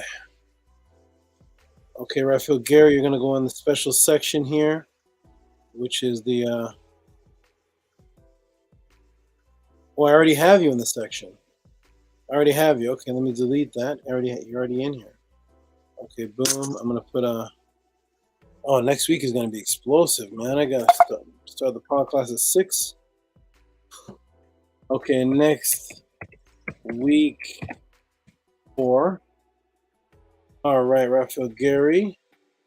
All right, we got a couple more, then we're going to end off. A couple more acknowledgments. Who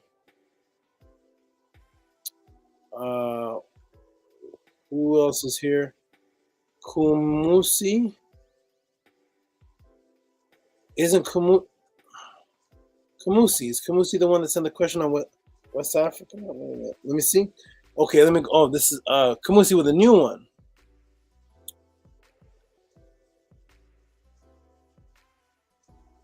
If we are God, then do we judge ourselves?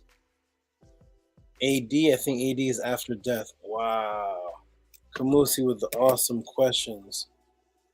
Kumusi, are you still in the room with us, my brother? Are you still in the room with us, Kumusi? I would love to answer this right now, but I am exhausted. I am broken down. Next week's class is going to be another 6 hours. Kumusi, are you in the room, my brother? Is Kumusi in the room? Kumusi, are you in the room? Hey, Raphael Gary, your question are the two things the same question? You're asking about heat in Europe and the Vatican fires?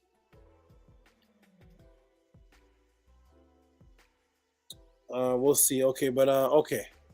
Woo, I'm breaking down. I'm getting tired, but that's great. Let's do this. Where'd the question go? Okay, here we go. Boom. Oh, nice. Okay, I see what's going on. And shout out to Kumusi. And you get a hand clap, my brother, because I believe you sent in 2 questions. 2 questions here. It says, for if we are God, quote unquote, then do we judge ourselves after death? Great question, my brother. Are you in the room, Kumusi, or did you fall off and sleep? I'm not sure. I know it's late. Is Kamusi in the room? I believe Kamusi was the same one that asked the question about West Africa. I believe that was Kamusi also. Let me go ahead and check. Let me go ahead and check and see if that was Kamusi also. I'm going to put Kamusi with the explosive questions. Kamusi. I think that's you, Kamusi. Let me go ahead and see.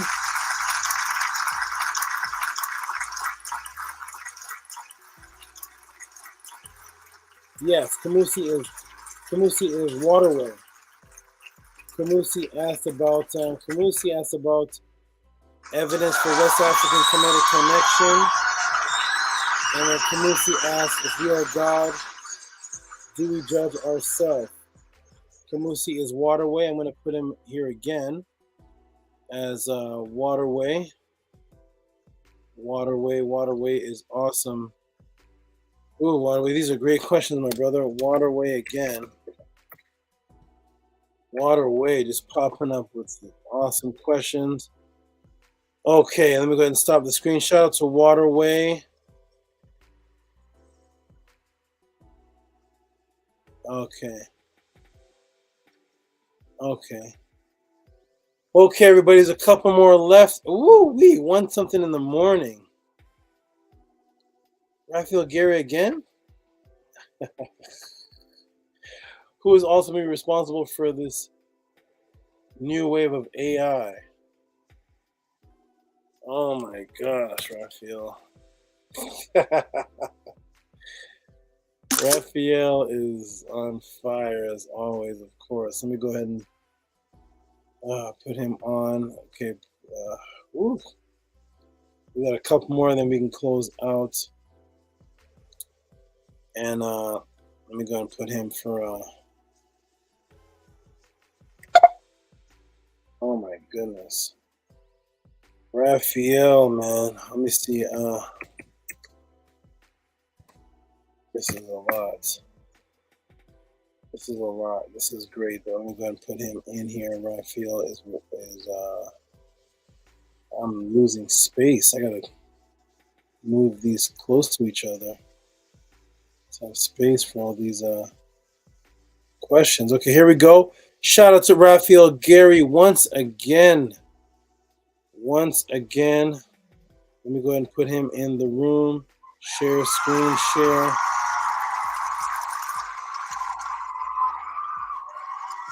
Shout out to Raphael Gary. Oh, he's blowing it up. Raphael Gary is blowing it up.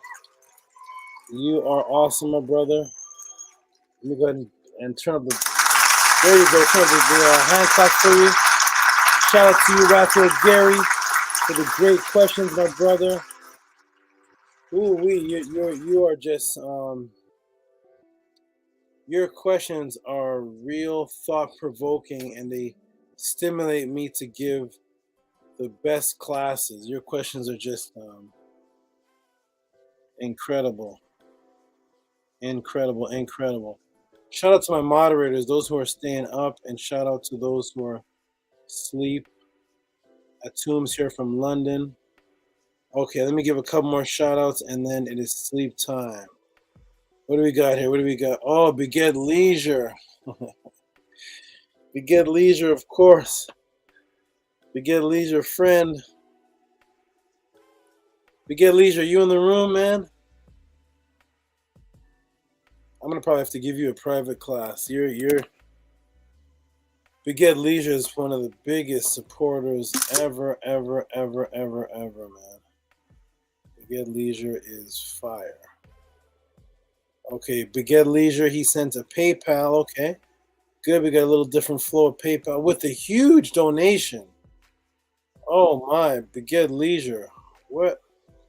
We didn't even get to your question from last week. Remember, you're supposed to clarify the bastet and the checkered floor.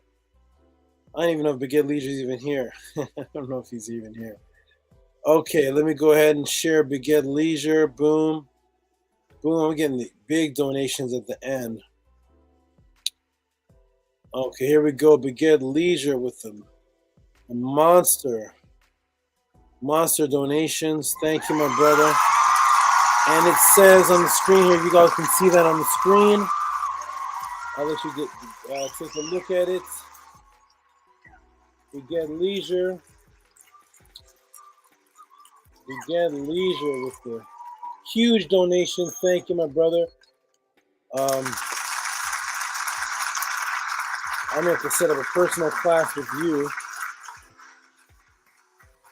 It's week 6. And Beget Leisure says, this question is, friend, let me go ahead and turn the hand claps down. Oh man, there we go. Hand claps down. Thank you, Beget Leisure. Beget Leisure says, friend, why are they afraid of Medu Neter? Is a pep where our Ren's body goes when our heart is not lighter than a feather? Oh, Beget Leisure with these questions that I gotta decipher. Friend, why are they afraid of Medu Neter? Okay, I think that's one question. Why are they afraid of Medu Neter? Is a pep where your Ren's body goes when our heart is not lighter than a feather?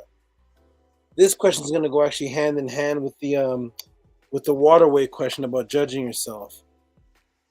Thank you, Beget Leisure. Got to do this for next week. I'm breaking down. I'm getting tired. I'm breaking down. We're going to definitely get this for next week. I'm going to put you and Waterways question, I think, in the same question there. Who else we got here? Thank you, Beget Leisure. Beget Leisure again? Oh, wait. Is this the same? Wait, am my eyes going? It looks like the same question. Friend, why are they afraid of Medu Neter? To change narrative of our Neteru, Neter are humans. Wow, Beget Leisure. Beget Leisure. Are you in the room, Beget Leisure? Beget Leisure, back to back. Back to back. Back to back, my brother. Let me go ahead and put you on the screen. Wow. Beget Leisure. Oh my goodness. With a huge donation beating the last one. Oh my, Beget Leisure. Here we go, man. Here we go, Beget Leisure. You are blowing up the room. Where did your donation go? Where'd it go? I don't see it on the screen anymore. My screen, there it is. I'm gonna put Beget Leisure. Wow, Beget Leisure. Next week 7, Beget, and I'm gonna call this Beget too. Wow. Beget, are you even in the room? Beget is, woo. Look at this. He just gave 50. He just gave 50, and he's just. Thank you, my brother. I'm so tired. I can't even react properly. I'm so tired right now. But thank you, Beget Leisure. Wow, let me put this in the room here. Beget Leisure with the monster. $72, Beget Leisure. Wow, my brother, thank you for the appreciation. You are fabulous. I'm going to turn on the hand claps. You just gave one, and you have another one here. Let me go ahead and do the screen. And he says, Beget Leisure says, so it looked like the same question because it started off the same, but it actually is a different question and a totally different donation. I'm going to read it. So it starts off the same. Friend, why are they afraid of Medu Neter? So that's the same as the last one. And then to change narrative of our Neteru, Neter are humans from ancestors written. Oh, this isn't even a question. The last one was the same question. Friend, why are they afraid of Medu Neter? That was the last one he sent. And I think he's giving his own answer here. Maybe he just wanted his answer to be seen. Why are they afraid of Meta-Netter? And it looks like the answer is in the question. To change narrative of our Natiru? Well, that's not a question because there's no question mark. So, friend, why are they afraid of Meta-Netter? To change narrative of our Natiru. Netter are humans from ancestors written on stone in Kemet. I'm still going to address this, even though I don't see a new question, but I'm still going to address the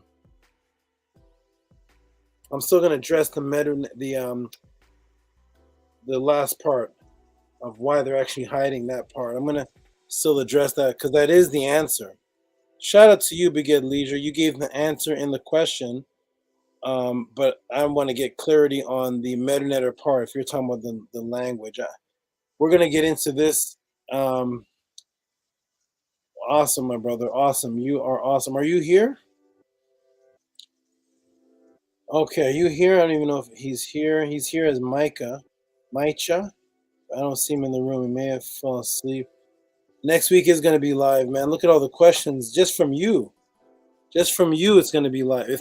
If next week was just your 2 questions, the class explodes. If it's just you. Okay. Okay, let's go to the next one. I think this is the last one. Did I see Black Alucard up in here? Black Alucard is in here too. Dex can't be Beged Leisure again. No, or maybe this. Is this the same one?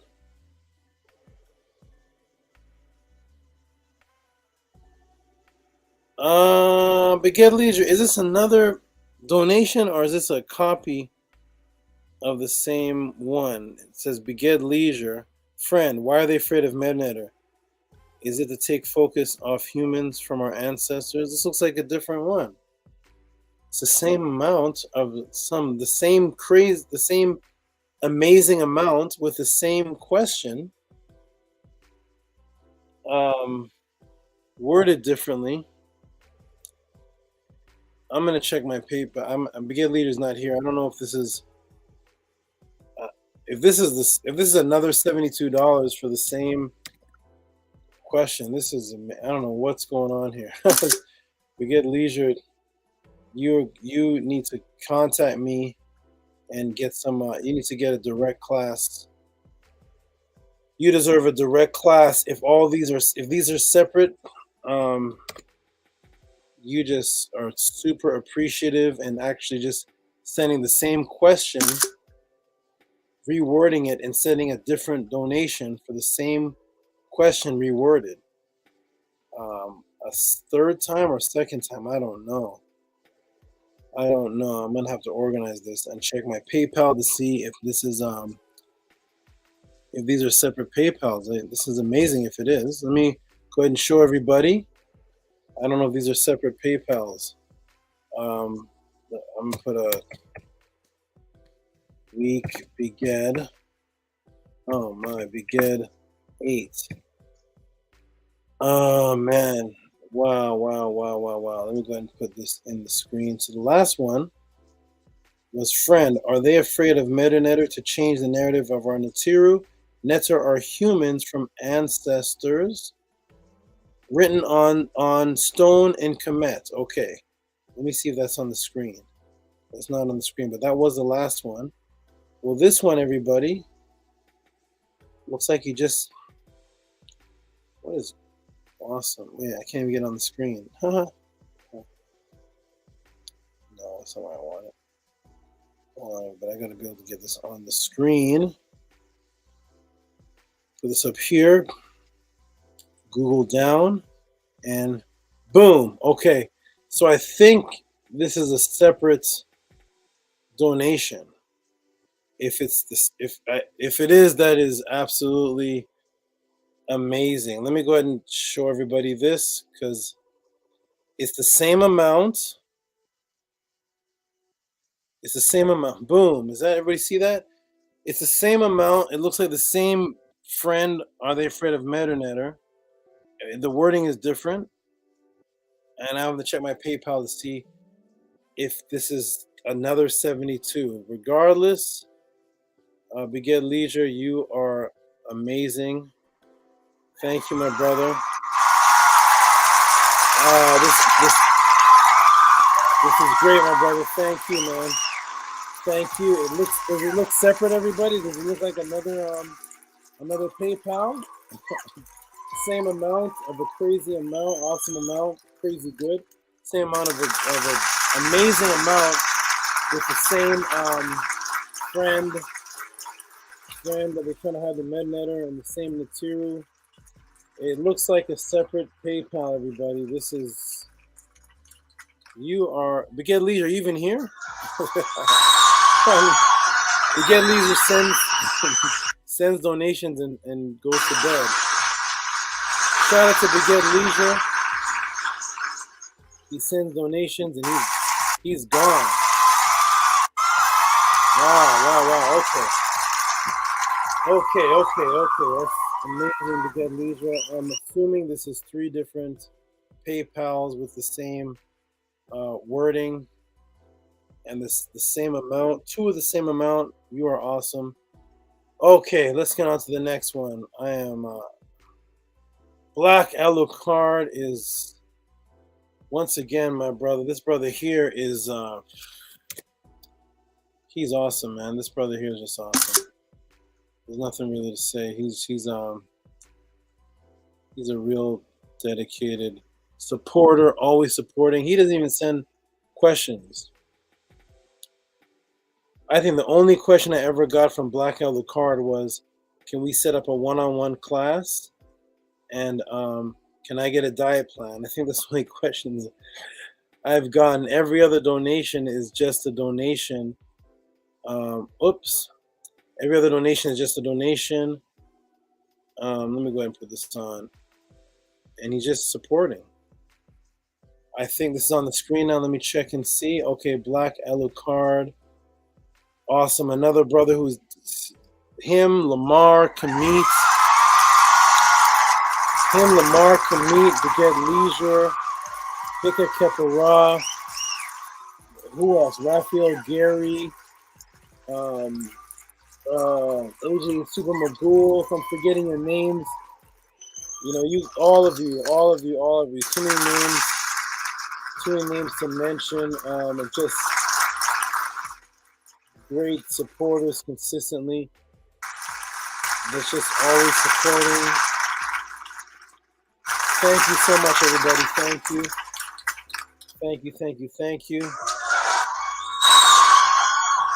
Okay, let's go on to the next. Black Alucard, you're awesome. I think I have one more, and that is that's Matthew McDowell clarifying his. Some time ago, someone asked a question about Kemet, perhaps Amun-Re. Anyways, at the end of your answer, you mentioned, if I recall correctly, when someone says amen at the end of the prayer, it means without God. Let me know if this is correct. Could you explain this if true?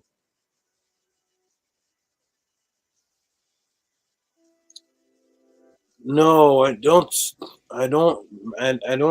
ever remember teaching that, but I can understand why. Truth Seeker, if you're in the room, I'll go ahead and tell you why right now. Truth Seeker, are you in the room, brother? I'll go ahead and tell you why that could be interpreted as me saying that. Truth Seeker, let me know if you're in the room. Good morning, Ava. Let me know if you're in the room, and I'll go ahead and break that down. I'm going to take it off of next week because I see why you'd say that. Where is Truth Seeker? Where do I have clarity? Truth Seeker.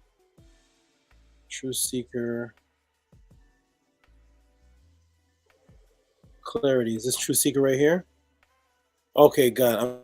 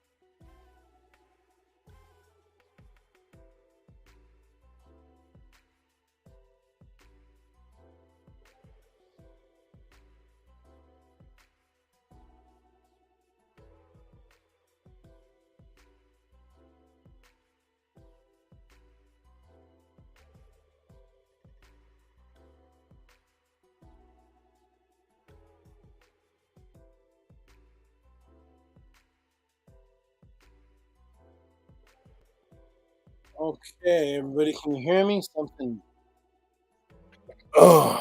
weird. Okay, everybody hear me? Everybody hear me?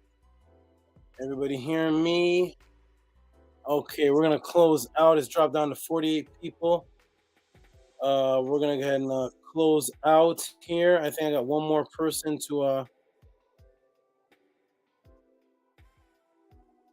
okay, so True Seeker, you there, True Seeker? True Seeker, you there? I got kicked off for a moment. I am back. Can everybody hear me? So True Seeker, the no more God, or God is over, or God is the sun.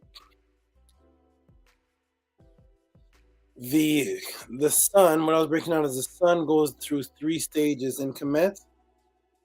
One is called the Ra, one is called the Aten, and one is called the Amen. The Ra is the first part of the morning, the Aten is the peak, and then the Amen is when there's no more Ra. When you can't see Ra because Ra becomes hidden at the end. You can't see him because it is dark. It is the sun has set. And that is why Christians say amen at the end of the prayer, because it represents the end of something. That's why they put it at the end. So maybe that got misinterpreted as no more God, but it is literally just the end of the sun. Ra is over because it went through a cycle, and then you can't see Ra anymore. Because it's the end, Christians put that to make that the end of their prayer. That's when I was breaking down. That's what I teach. Okay, so thank you for asking for that clarity. And you sent another 5. Shout out to Matthew McDowell. Sent another 5. Appreciate that. And we're gonna close out in just a second here. Wait for that to pop up on the screen, and then we're gonna close out. I think there's one more. Okay, so here we go. Matthew McDowell. True Seeker. True Seeker, I'm gonna put you in there. Boom. And let me go ahead and close this, close this, close this, close this, close, close, close, close. And we just want to get to True Seeker. And here we go. Boom, boom, boom. And Chrome tab. Oh, where's True Seeker? Is that him? Shout out to Matthew McDowell. Appreciate that, my brother, for sending another $5. Appreciate the support. You're awesome. Shout out to everybody. I think there's one more that I got to give a shout out to. And then we're going to close out. Screenshot of a PayPal. Oh, that's something else. Okay. All right, everybody. I think that's it. I'm going to refresh the page. I believe that is it. We can close this awesome class. What a class, everybody. What a class, huh? What a class. I'm going to give a round of applause for the class itself. You all just... This class itself was amazing.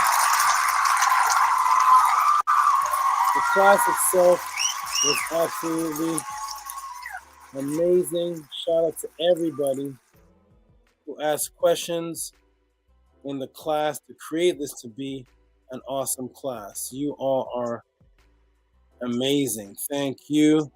True Seeker says, no, you are awesome. Thank you, True Seeker. Appreciate that, man. Okay, so we're going to end the class, everybody. Shout out to everybody. Shout out to everybody in the class. Of course, we're going to end off. I got to shout out the ones who stuck around, and the moderators, the moderators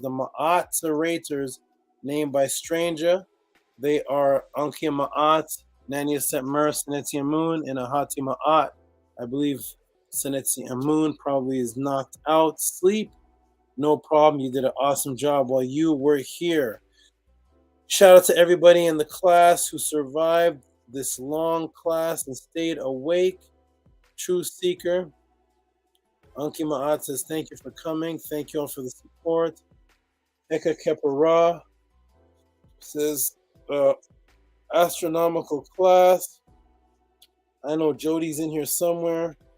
I see a lot of Truth Seeker, Cannabis, Spa. Beverly, you still in there with us? You still in there? We need dedicated sisters. We need dedicated sisters, the females, to represent and stay all the way to the end of class. Send in questions, send in support.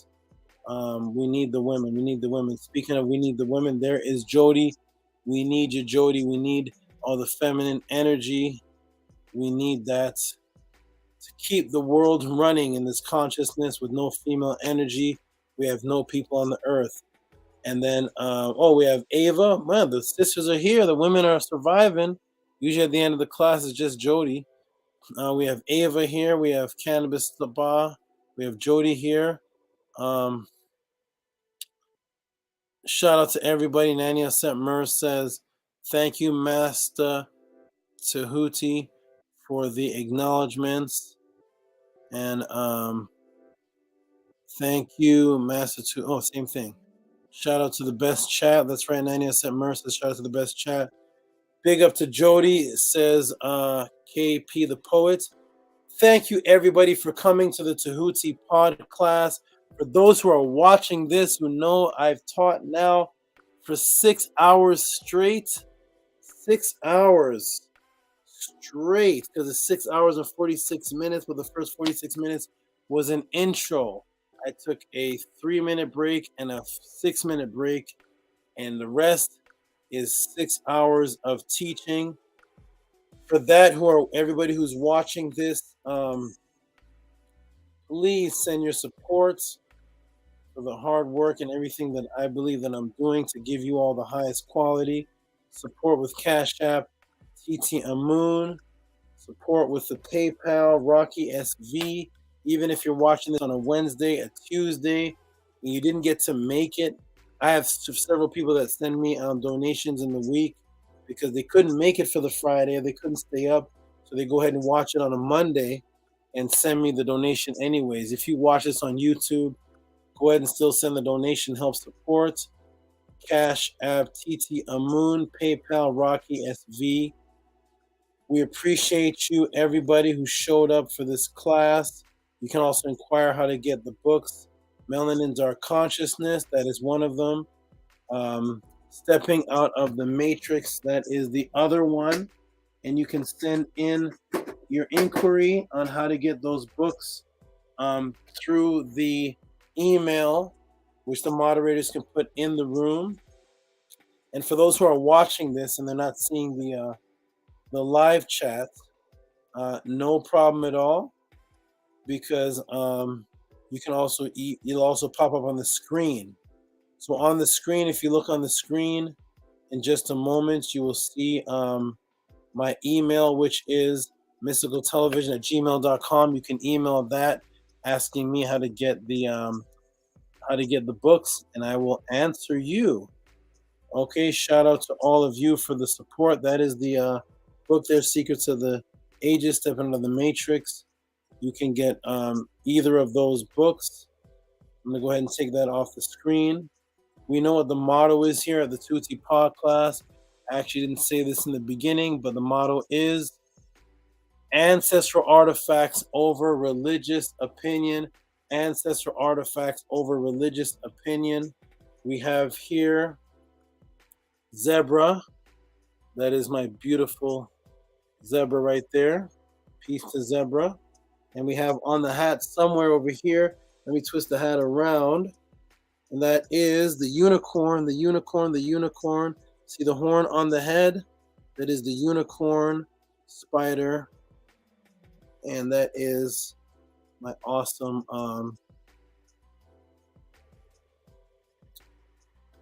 Neith. That is my awesome Neith.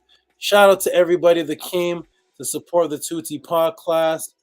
We're going to end off with the affirmation, and then I'm going to close out the class. And the affirmation is Ankh and Ma'at Un MS Nin Tet Aset and Mayat Min Hapapet and Mayat Per and Hukiyui Per E Kut. And that is, I live for Ma'at. I exist within her. I do not speak in the place of Ma'at. Every day I advance towards Ma'at. My being is surrounded in darkness. I come forth as conscious light. Thank you, everyone, for coming to the Tehuti Podclass. Thank you for supporting. We're down to 45 people because this is the latest we've ever been. You all are wonderful. KP the Poet, you are wonderful and you are very appreciative. Shout out to Anki Ma'at. Shout out to Nania Sentmer, Saneti Amun, Ahati Ma'at. Where's Nania Sentmer? There she is. Books. Got books. Email Tehuti Mystical Television at gmail.com. Thank you for that. Nania Sentmer. Heka Kepara, shout out to you. Thank you, everyone, for coming to the Tehuti Podclass. You all are wonderful, fabulous. We appreciate you. My spider appreciates you. Everyone appreciates you for coming and supporting my wonderful class. Because without you, hold on, let me put this. Oh, I can't see Neith. Oh, there we go. I'm trying to do this in reverse. Okay. Neith is going to the top of the hat. Neith, I can't see her, so I don't want to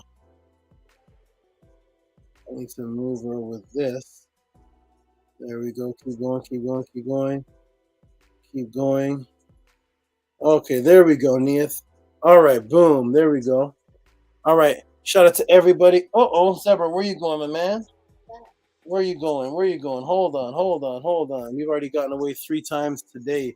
Zebra's gotten out of the tank 3 times today. You're not getting away a 3rd time. Shout out to everybody in the Tehuti Podclass. Without you, I couldn't do what I do. I need you all because you all helped this class continue. Come over here, young lady. You all help the class continue with your questions. And there we go. Okay, good. All right, you all help the class with your questions. Your questions are what keep this going. Everyone, without your questions, I could not do this. So shout out to everybody. We're about to close off the class. I'm a little blurry, so I'm going to fix that little blur in a second. Here's how I fixed it. Boom, go here. Boom, go here. And I am fixed. Okay. Shout out to everybody who came to the Tehuti Podclass. You all are fabulous, awesome. Without you, we could not do this. I cannot be who I am. Let me see something real quick. Hold on. Zebra, calm down. There you go. Go over here. Let me do this and see how this is. Okay. All right, you're in front. Okay, good. It's hard to see it in reverse. Okay, good. Shout out to everybody. All of you supported. And we're about to end off this class. All those who hang out all the way to the end. Atum, shout out to you. Shout out to my moderators. I love all of you. Peace and blessing and love.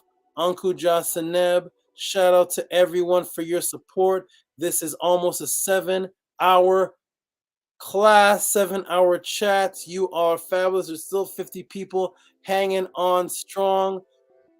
This is the Tehuti Podclass. Cannabis is still here. Cannabis Spa is still here. Bev is still here. Something stuck in my finger. Bev is still here. Shout out to you. And we're gonna end it off. This has been a 7-hour Tehuti Podclass. Wow, everybody I'm watering the vegetable. Nice. Is Ahati still here?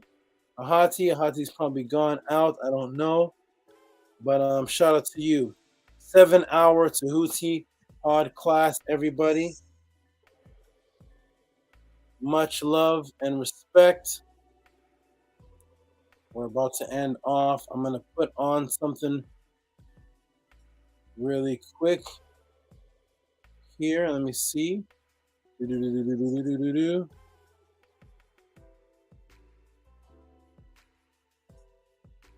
Moderators.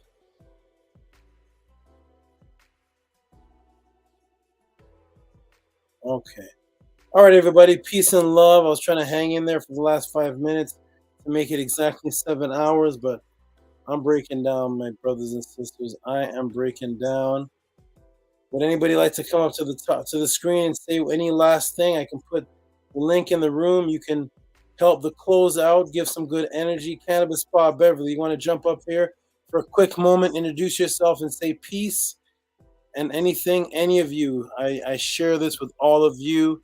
You can come up on the screen, say a quick thing, and I will close out. You all have a lot of energy. Might as well come up front, show yourself and say peace, and we'll go ahead and close out. If not, I'll go ahead and close out right now. Beverly, you want to jump up here for a quick moment and say peace to everyone for wherever you are in the UK?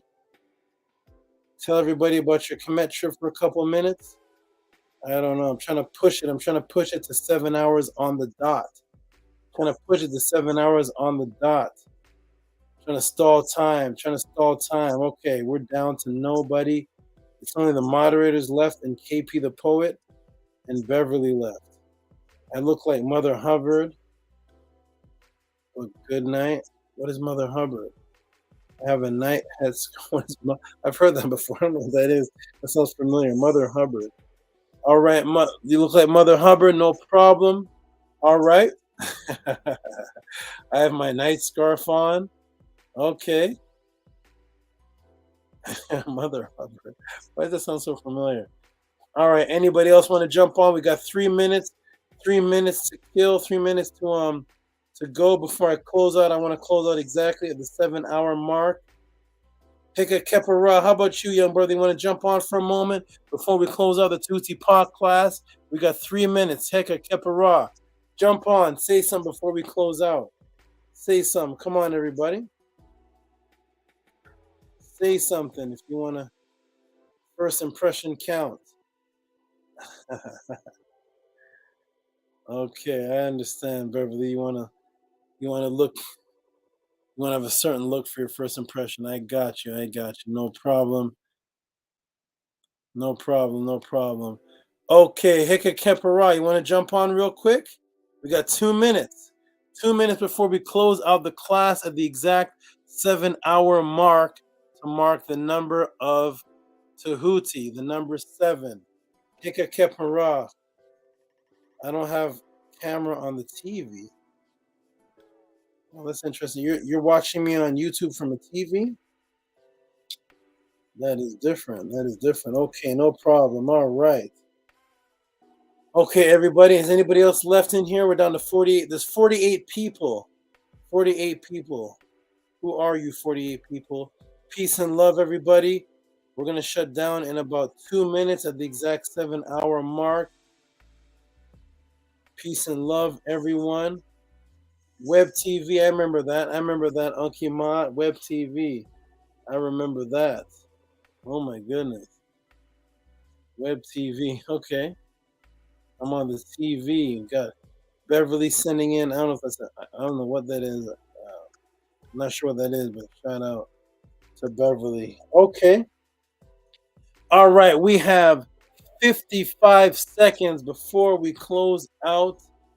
55 seconds before we close out. Thank you, everybody, for coming. You all are awesome. We're about to close out the Tehuti Podclass. Peace and love, everyone. Let's close it out. Peace.